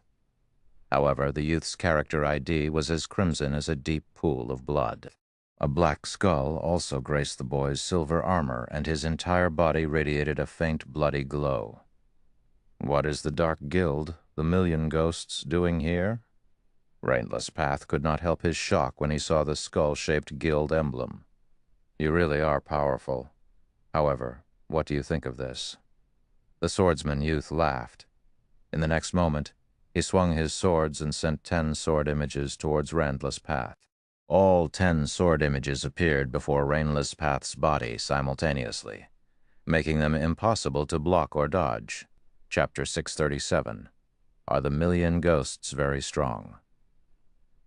Chapter 637. Are the Million Ghosts very strong? Facing 10 sword images, even an ordinary expert would be surprised, failing to defend themselves. However, instead of moving to block the attacks, Rainless Path activated Defensive Blade and charged towards the sword images. Rainless Path then used the Tier 1 swordsman skill, 5 consecutive slashes on the swordsman youth.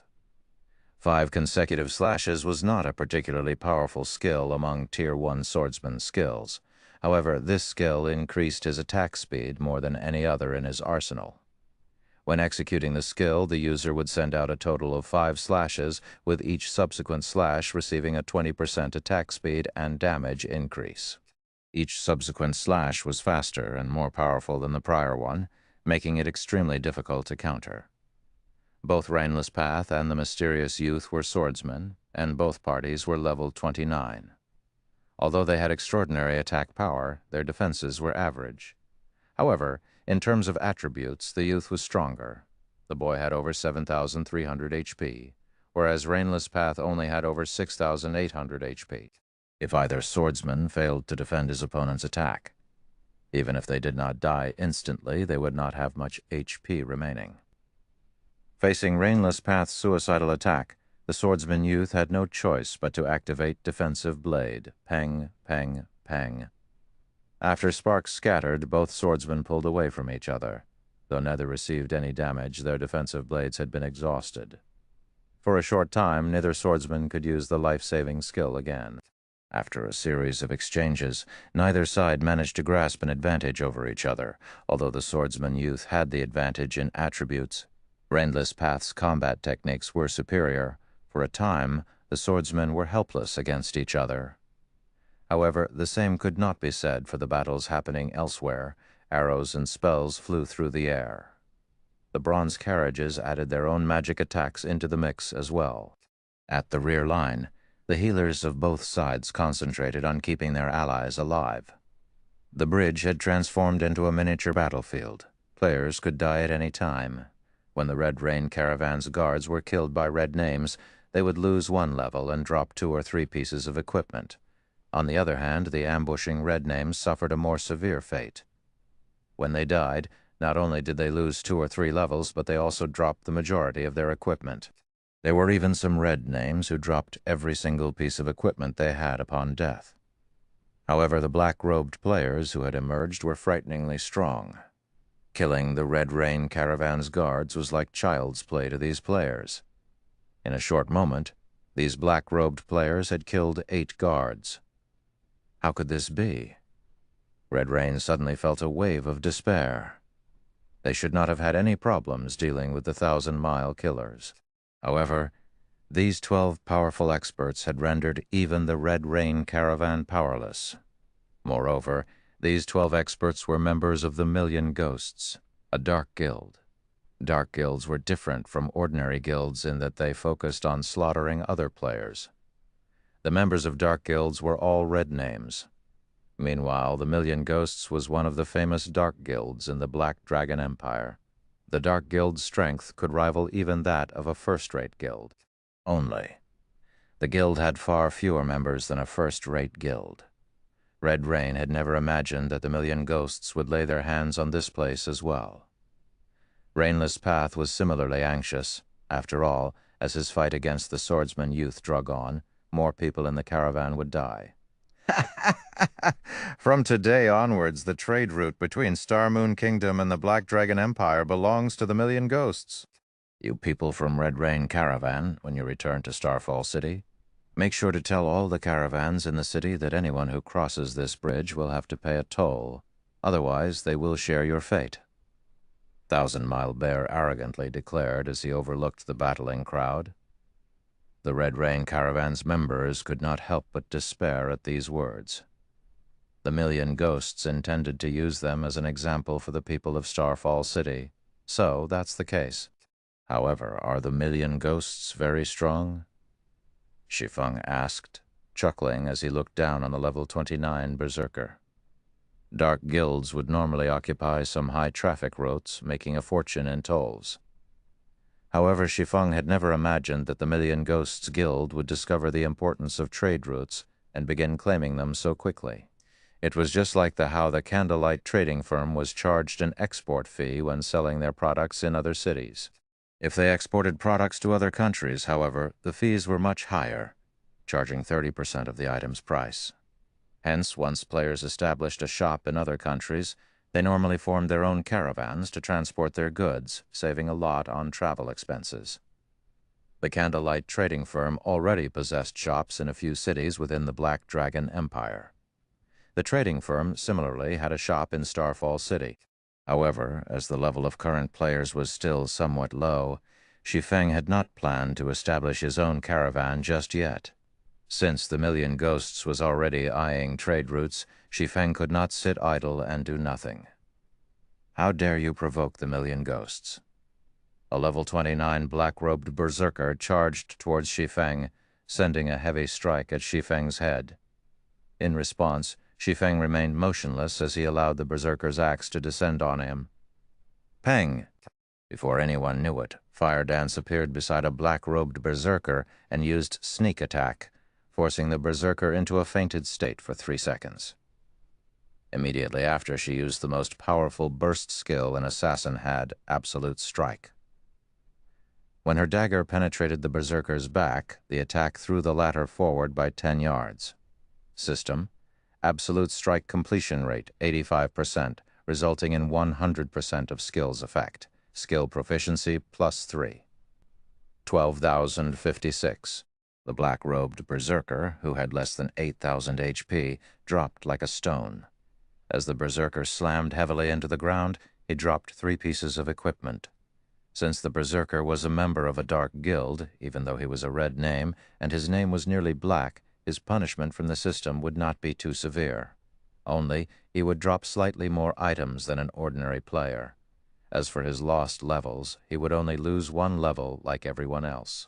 However, the black-robed berserker's death immediately silenced the battlefield. Everyone's attention shifted towards Fire Dance, who currently wore a black cloak that blurred her appearance. "Who are you?"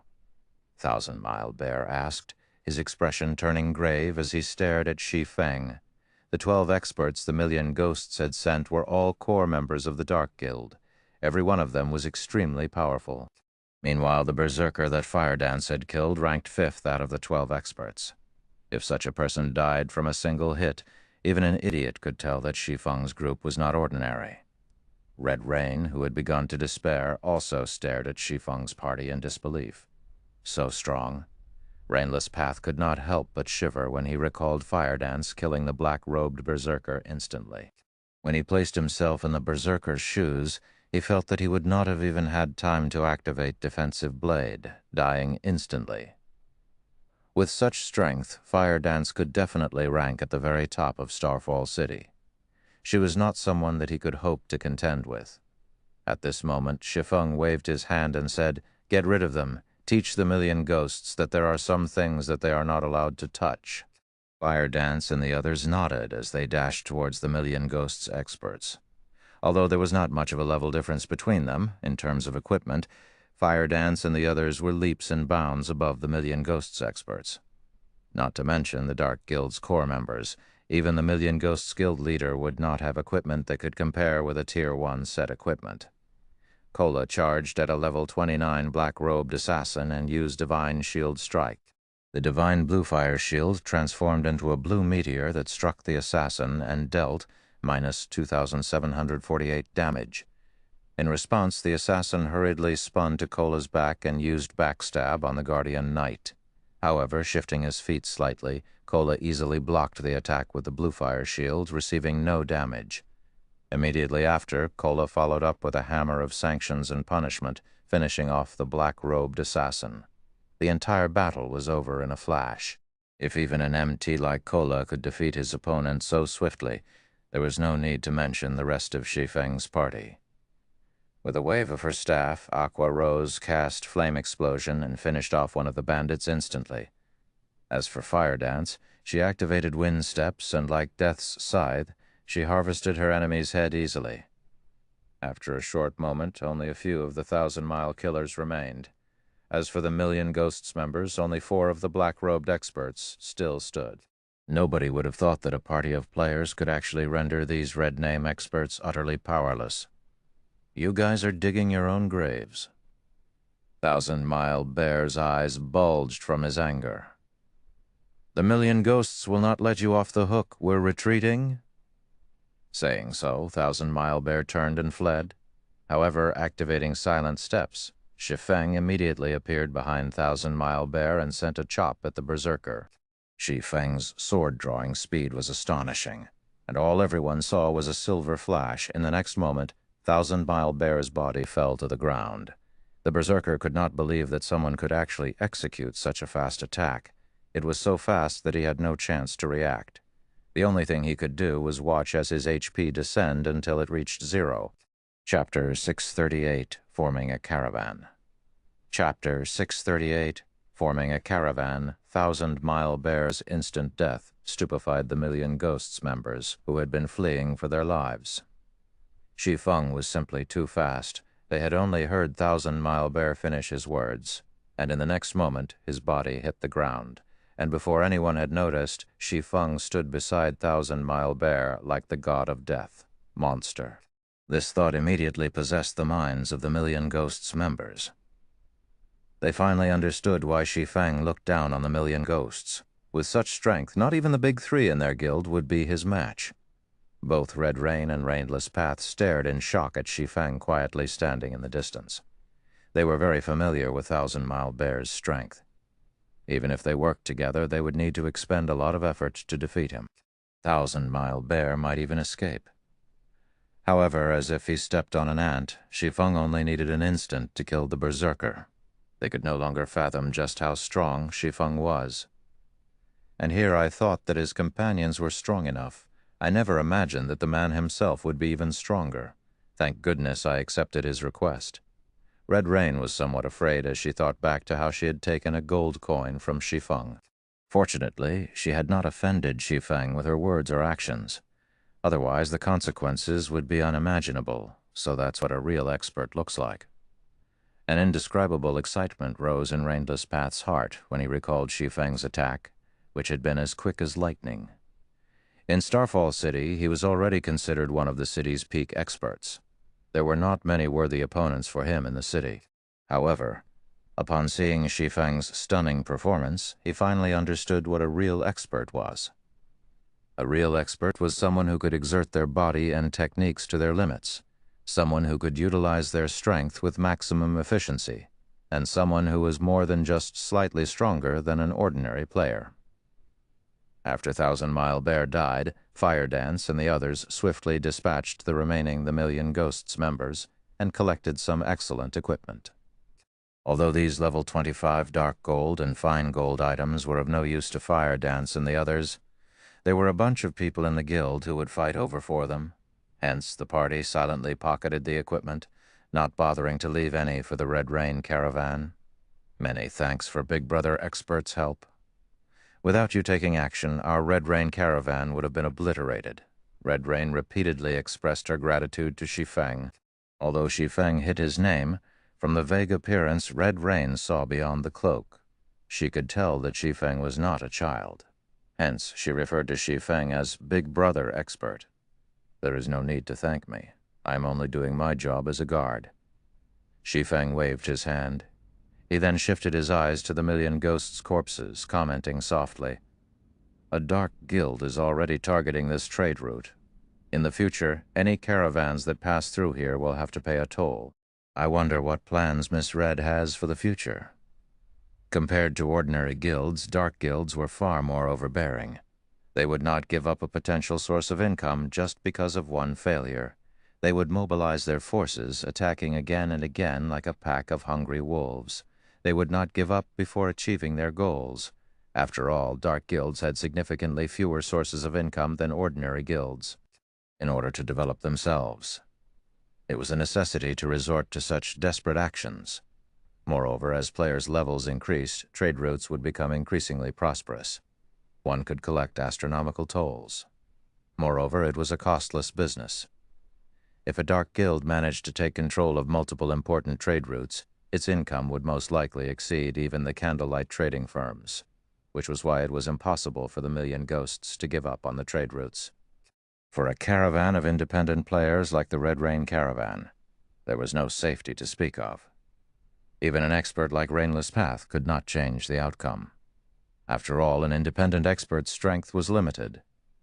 In the past, after Violet Cloud left Ouroboros, she had similarly established her own workshop to serve as her foundation.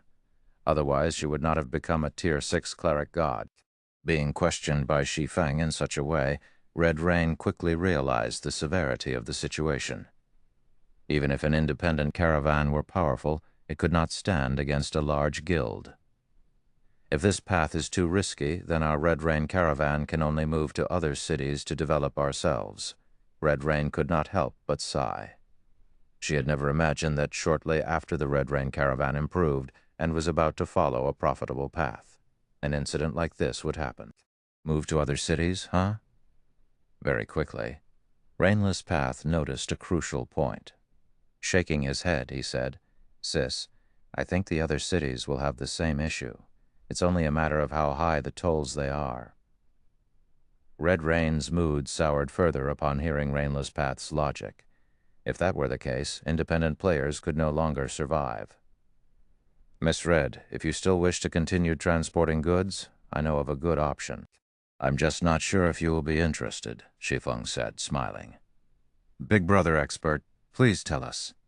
Red Rain was definitely interested in what Shi Feng had to say. The candlelight trading firm has recently begun to hire caravans to ship its goods to other kingdoms and empires. With the backing of the trading firm, you won't have to worry about large guilds robbing you when transporting goods in the future. Shi Feng finally revealed his true goal. Red Rain and her group were experienced in the transportation of goods. As the candlelight trading firm continued to develop, sooner or later it would require its own caravan. By recruiting the Red Rain caravan, not only would he establish a foundation for the trading firm in advance, but he could also deepen his connection with Red Rain and Rainless Path. The candlelight trading firm? Is that the famous trading firm that Zero Wing established? Red Rain's breathing grew a little rushed.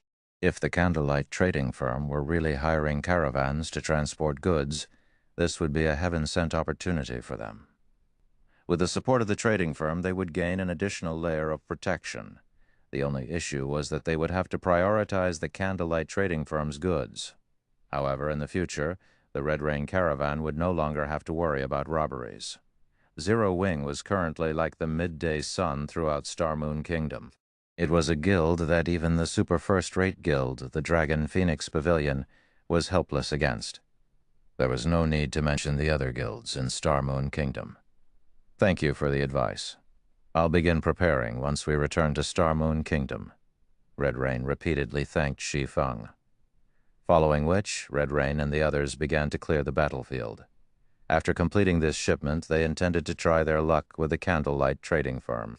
Standing beside Shi Feng, Aqua Rose asked curiously, Guild leader, since when did Candlelight begin recruiting caravans? Why didn't you tell me about this before? It was not an easy task for a caravan to transport goods. The previous battle made this obvious. There were many problems involved in such an operation, and they were extremely troublesome to deal with. I just decided it. Shi Feng laughed. Aqua Rose was speechless. She could not help but shift her gaze towards Red Rain before returning her gaze to Shi Feng, a meaningful smile appearing on her face. She looked at Shi Feng as if saying, "I see."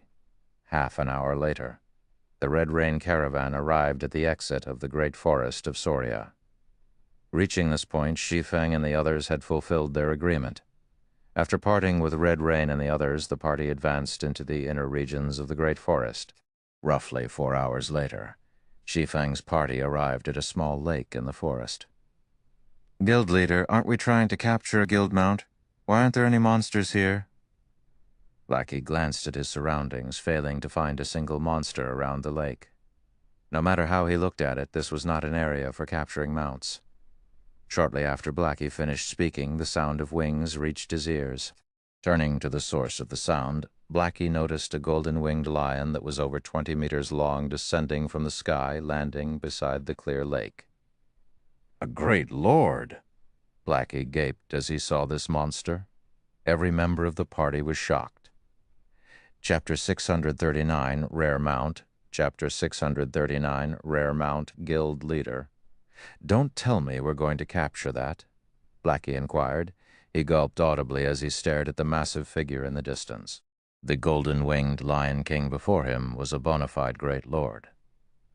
Moreover, it was no ordinary great lord. It was a level 60 great lord. It was definitely part of the ruling class of monsters. It could obliterate them with a sneeze. Golden-winged Lion King, demonic beast, great lord, level 60. HP 3 million, 30 million, capture it. Shi Feng rolled his eyes at Blackie, saying, "You must be crazy." Although the golden-winged Lion King could be captured, it was a level 60 great lord. He wasn't that good. Unless they had a 100-man team of level 70 Tier 2 players or above, they had absolutely no chance of capturing the great lord. Shi Feng's reply left Blackie speechless. However, the other members of the party released a sigh of relief. Capturing a monster was several times more difficult than killing one. "We'll head over once it leaves," Shi Feng said in the team chat. This golden-winged Lion King was this area's overlord. Hence, no other monsters dared to approach the area around the lake. However, nobody would have thought that not only was the golden-winged Lion King a field boss, but it was also a guardian boss. It was a boss specifically tasked with guarding a treasure. In the past, After Fantasy Extinguisher led a team of players to exterminate this golden-winged Lion King. They discovered a secret. When that secret got out, it shocked the various large guilds throughout God's domain. Back then, even ordinary players had their own mounts. The various large guilds had also realized the importance of rare mounts and constantly searched for their own unique monster. The commotion these guilds caused as a result had disrupted God's domain's peace and tranquility. However, nobody would have imagined that the Fantasy Shrine had actually managed to obtain a 5-star mount. The star ranking of a mount represented its growth potential. A guild mount's rank could be upgraded when properly nurtured. Furthermore, with a higher star rank, a mount had a higher promotion success rate. The majority of the guild mounts throughout God's domain were 1-star mounts. A 1-star mount started out as a common mount. It was a general mount, and most guilds would not capture a 1-star mount for a guild mount as there was only a 10% chance for it to become a bronze mount. 2-star mount started out slightly stronger than a 1-star mount, and there was a 20% chance that it could become a bronze mount. As long as guild members were willing to pay the price, they could nurture their 2-star mount into a bronze mount. It was much cheaper than just purchasing a bronze mount. As for 3-star mounts, they were rarely seen. Not only could the additional movement speed they provided initially reach 110%, but there was also a 30% chance that they could nurture them to become bronze mounts. However, few guilds were capable of obtaining 3-star mounts. A 4-star mount was a rare mount. Not only could its initial movement speed reach 115%, but there was also a 50% chance for it to become a mysterious iron mount. This was a potential that 1-star to 3-star mounts did not possess. Hence, 4-star mounts and above were considered rare mounts. Various large guilds throughout God's domain drooled over the idea of their own 4-star mount. Although there was only a difference of 1 rank between a bronze mount and a mysterious iron mount, the latter possessed storage capabilities. Moreover, unlike bronze mounts, mysterious iron mounts' combat capabilities allowed them to make a difference in a battle. 5-star mounts were even more powerful. The additional movement speed they provided initially could reach 120%. Its speed was practically equivalent to an ordinary bronze mount. Only it did not possess any combat capabilities. However, 5-star mounts had a 70% chance to become bronze mounts. Not only could they be upgraded within a short amount of time, but they also had a 30% chance to become mysterious iron mounts and a 3% chance to become secret silver mounts. The most powerful guild mount Shi Feng had seen in the past was a 6-star mount. Its rarity could even rival that of a legendary item. There was a 90% that it could become a bronze mount, 50% chance for mysterious iron rank, and 10% chance for secret silver rank. Just the thought of a guild outfitting its members with secret silver mounts was frightening. After all, unlike mysterious iron mounts or below, secret silver mounts possessed skills that could assist players in battle, increasing their combat power significantly. This was also why so many guilds had been so desperate to collect rare mounts in the past. In the past, after Fantasy Extinguisher's team killed the golden-winged Lion King, they discovered a 5-star mount and became one of the few large guilds throughout God's domain to possess one. After over an hour, the golden-winged Lion King finally quenched its thirst and finished its rest. It then flew from the clear lake. "All right, everyone, drink your potions and follow me." Shi Feng did not bother to explain much.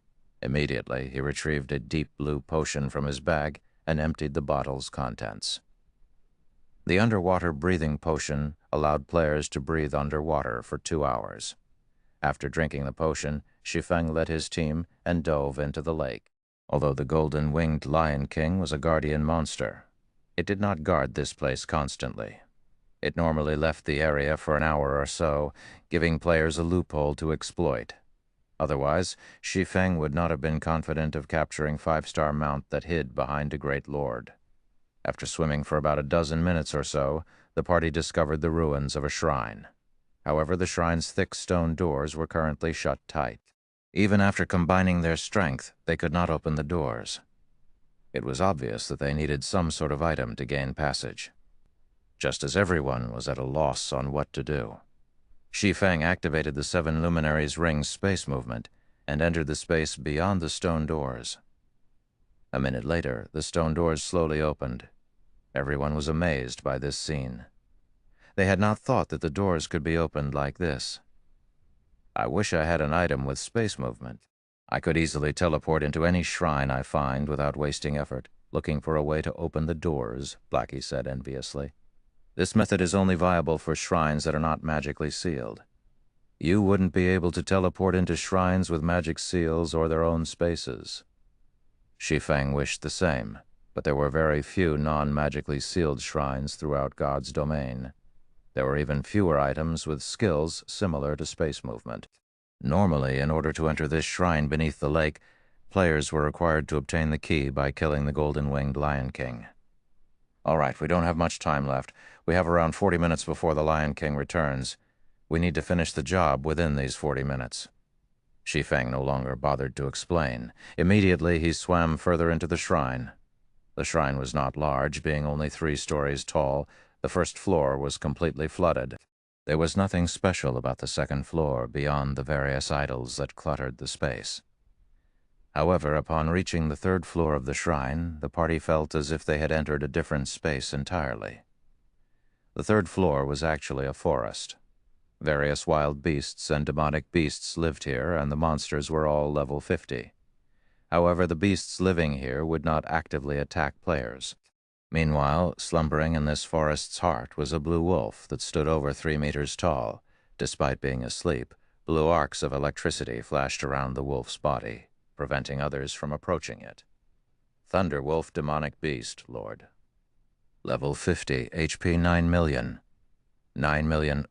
The Thunder Wolf was twice as large as a horse. If he could ride the beast through the city, he would become the envy of all. We only have 30 minutes left. Get into position as I taught you. If we fail, we'll have to spend a long time running back to this place. Shi Feng hurriedly commanded. Quickly, everyone stealthily approached the Thunder Wolf under Shi Feng's command. Chapter 640. Astonishing Attack Power. The Thunder Wolf cracked, opened its eyes upon detecting Shi Feng's party. It then emitted a low growl, warning the approaching humans. Although the demonic beasts on the third floor would not actively attack players, they would give warnings when players got too close. If the players refused to heed their warning, they would attack. Cola, make sure you're ready to aggro the wolf. Blackie, focus on using Guardian of Light. Violet, focus on healing. Everyone else use the hunting scroll when the time arrives. Shi Feng hurriedly commanded his team when he noticed the Thunder Wolf beginning to stand. Normally, it was practically impossible for them to capture a level 50 lord. However, the Thunder Wolf was slightly special. One could use a special method to capture it. The first condition for capturing a wild beast or demonic beast was to lower the monster's HP to exactly 10%. If its HP were above or below 10%, one could not capture the monster. It was a stringent condition, and it was one of the reasons why killing a monster was much easier than capturing one. Cola was currently level 30 and wore a complete Tier 1 set equipment. He also had the Divine Blue Fire Shield. Even so, he could not hope to tank a level 50 lord. Finished with his commands, Shi Feng revealed the Bible of Darkness and began activating demon summoning. Emerge, demon!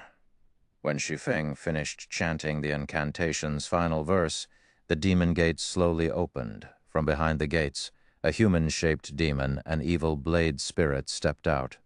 Sharp spikes and black scales covered the demon's body. This demon was a pure attack type and would not possess any support spells like the Heart Devourer. Evil blade spirit. Evil spirit. Level 36, HP 3 million, 3 million. Not bad. At least it's a Tier 2 demon. Shi Feng smiled at the evil blade spirit in satisfaction. Although it was not as strong as the Thunder Wolf, it would still be of significant help. It was fully capable of pinning down the Thunder Wolf for a long period. Everyone assist the evil blade spirit and attack the Thunder Wolf. Make sure you dodge the wolf's lightning attacks. Shi Feng then commanded the evil blade spirit to charge at the Thunder Wolf. The evil blade spirit fought like a berserker. Activating Shadow Charge, it appeared before the Thunder Wolf like a ghost. The blade spirit's sword-like arms then sliced fiercely at the Thunder Wolf's body. 17,519, 16,749. 2 damages that were over 10,000 points appeared above the Lord's head, shocking the team. Such a high attack power. Shi Feng was also surprised. We lucked out this time. Level 36 Lord had no chance against a level 50 Lord. The latter's defense was many times higher. The Thunder Wolf's defense was even greater than an ordinary level 35 Great Lord. For Shi Feng, he would have to enter his twofold berserk state to inflict more than minus 10,000 damage to the Thunder Wolf. Yet the similarly Lord-ranked Evil Blade Spirit could easily deal more than minus 10,000 damage. The demon's attack power was stronger than even a High Lord of the same level. Awoo! The Thunder Wolf howled. Countless blue arcs of electricity suddenly appeared and surrounded its body, significantly increasing its speed. It then swung its claws at the Evil Blade Spirit. The Tier 2 Evil Spirit had no opportunity to block or evade before the attack struck, and sent it flying backward by more than 10 yards. As it crashed to the ground, the resulting impact formed a large crater. The Thunder Wolf's claws easily sliced through the Evil Blade Spirit's scale armor, leaving multiple scorched scratch marks. The Evil Blade Spirit's HP instantly fell by 41,864. The difference in strength between them was instantly obvious. Isn't its attack a little too powerful? If I don't activate life-saving skills, I'll most likely die with a single hit. Standing a short distance away, Cola gulped when he saw the Thunder Wolf's damage. He no longer dared underestimate the demonic beast. The Thunderwolf's attack power was many times stronger than even the great Lord-ranked Bluefire Crow King. Just how were they supposed to lower this monster's HP to 10%? Violet, heal the evil blade spirit. Everyone else attack from a distance. Shi Feng was not particularly surprised by this result. Level 50 was another great divide of levels. At level 50, players could become Tier 2 classes. Monsters would become a lot more powerful after reaching level 50 as well. Moreover, the Thunder Wolf was a super attack type demonic beast. Naturally, its attack power was dismaying. However, this astonishing attack power was the key factor in capturing the Thunder Wolf. Following which, Shi Feng controlled the evil blade spirit and began to lure the Thunder Wolf elsewhere. At the same time, Violet Cloud continuously healed the evil blade spirit. Although each of her heals could only recover several thousand HP for the Tier 2 evil spirit, they added up. As long as the evil blade spirit fought while it fled, it will soon recover to full HP. Meanwhile, Blackie and Aqua Rose were the party's main damage dealers. Unfortunately, when Aqua Rose used the Tier 1 spell, Fire Dragon's Dance, she only caused a little over -500 damage. As for Blackie, who wielded an epic staff, he only dealt over -2000 damage with the Tier 1 spell, Darkness Ball. Against the Thunderwolf's 9 million HP, their attacks were practically negligible. Only after including the Evil Blade Spirit's attacks did their damage surpass the Lord's battle recovery. After Shi Feng lured the Thunderwolf to a low-lying area, he stopped actively controlling the Evil Blade Spirit and allowed it to attack on its own. This should be the place. Shi Feng observed his surroundings. After confirming that there were no problems, he recovered a dark blue Tier 2 magic scroll from his bag. "Everyone, distance yourselves 50 yards from the Thunderwolf."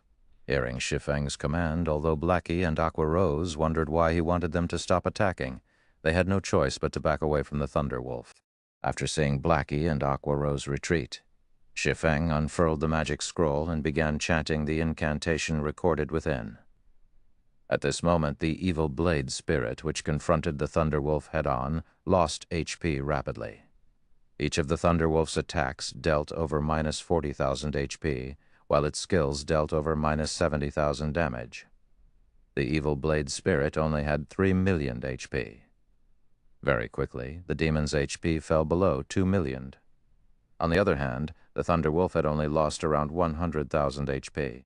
"Blackie used Guardian of Light on the blade spirit," Shi Feng said sternly through the party chat after completing his preparations.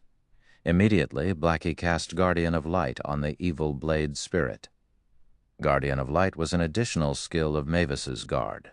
When activated, the skill granted immunity to all magic damage, reduced physical damage taken by 80%, and recovered 5% HP every second for 20 seconds. It was one of the most powerful life-saving skills at this stage of the game. After receiving Guardian of Light, the damage the evil blade spirit received fell sharply from over 40,000 points to just over -2,000 points. Moreover, it also recovered 5% of its HP every second. For the evil blade spirit, that was 150,000 HP every second. Not only did the evil blade spirit stop losing HP, but its HP also recovered rapidly. "What's going on?" Aqua Rose was surprised. The Thunder Wolf had initially dealt over -40,000 damage to the evil blade spirit. Even if its damage were reduced by 80%, it should still deal over -8,000 damage. Yet, now its attacks only inflicted over -2,000 damage. Before Aqua Rose could make sense of the situation, Shi Feng activated the Tier 2 magic scroll, Waterfall, in his hands. Suddenly, a massive magic array appeared above the Thunder Wolf. A torrent of water then gushed out of the magic array, pummeling the Thunder Wolf and causing damages of over -4,000 points to appear above the Lord's head. The magic scroll's effect lasted for 4 seconds. "We're finally done. All we need to do now is to watch the show." Shi Feng smiled faintly. Watch the show? Doubt flashed in Fire Dance's eyes. Everyone was clearly confused. They did not understand Shi Feng's actions. It was merely a Tier 2 magic scroll. Moreover, it wasn't dealing much damage. In the next moment, however, everyone's eyes nearly fell out of their sockets. Suddenly, damages of more than minus 60,000 points started appearing above the Thunder Wolf's head. This is when Fire Dance noticed the Thunder Wolf's claws falling into the pooled water from the waterfall and it receiving massive amounts of damages as a result. She immediately came to a realization. That's right. The Thunder Beast's attacks are mainly lightning-type magical attacks, using the electrical conductivity of water, although the water will amplify the power of its attacks. It will also become a victim of its own power, Shi Feng explained, grinning. If it were any other monster, he would have no method to capture it. Unfortunately for the Thunder Wolf, its attacks were lightning-based, so its greatest weakness was water. When the Fantasy Shrine had faced enemies with water-type AoE spells, they would not utilize their Thunder Wolf mounts to assist them in battle, as doing so would cause more harm than good. For a time, the Thunder Wolf's 9 million HP rapidly decreased. Everyone get ready. Watching the Thunder Wolf's HP about to reach 10%, Shi Feng immediately ordered everyone to retrieve a hunting scroll and begin the capturing process.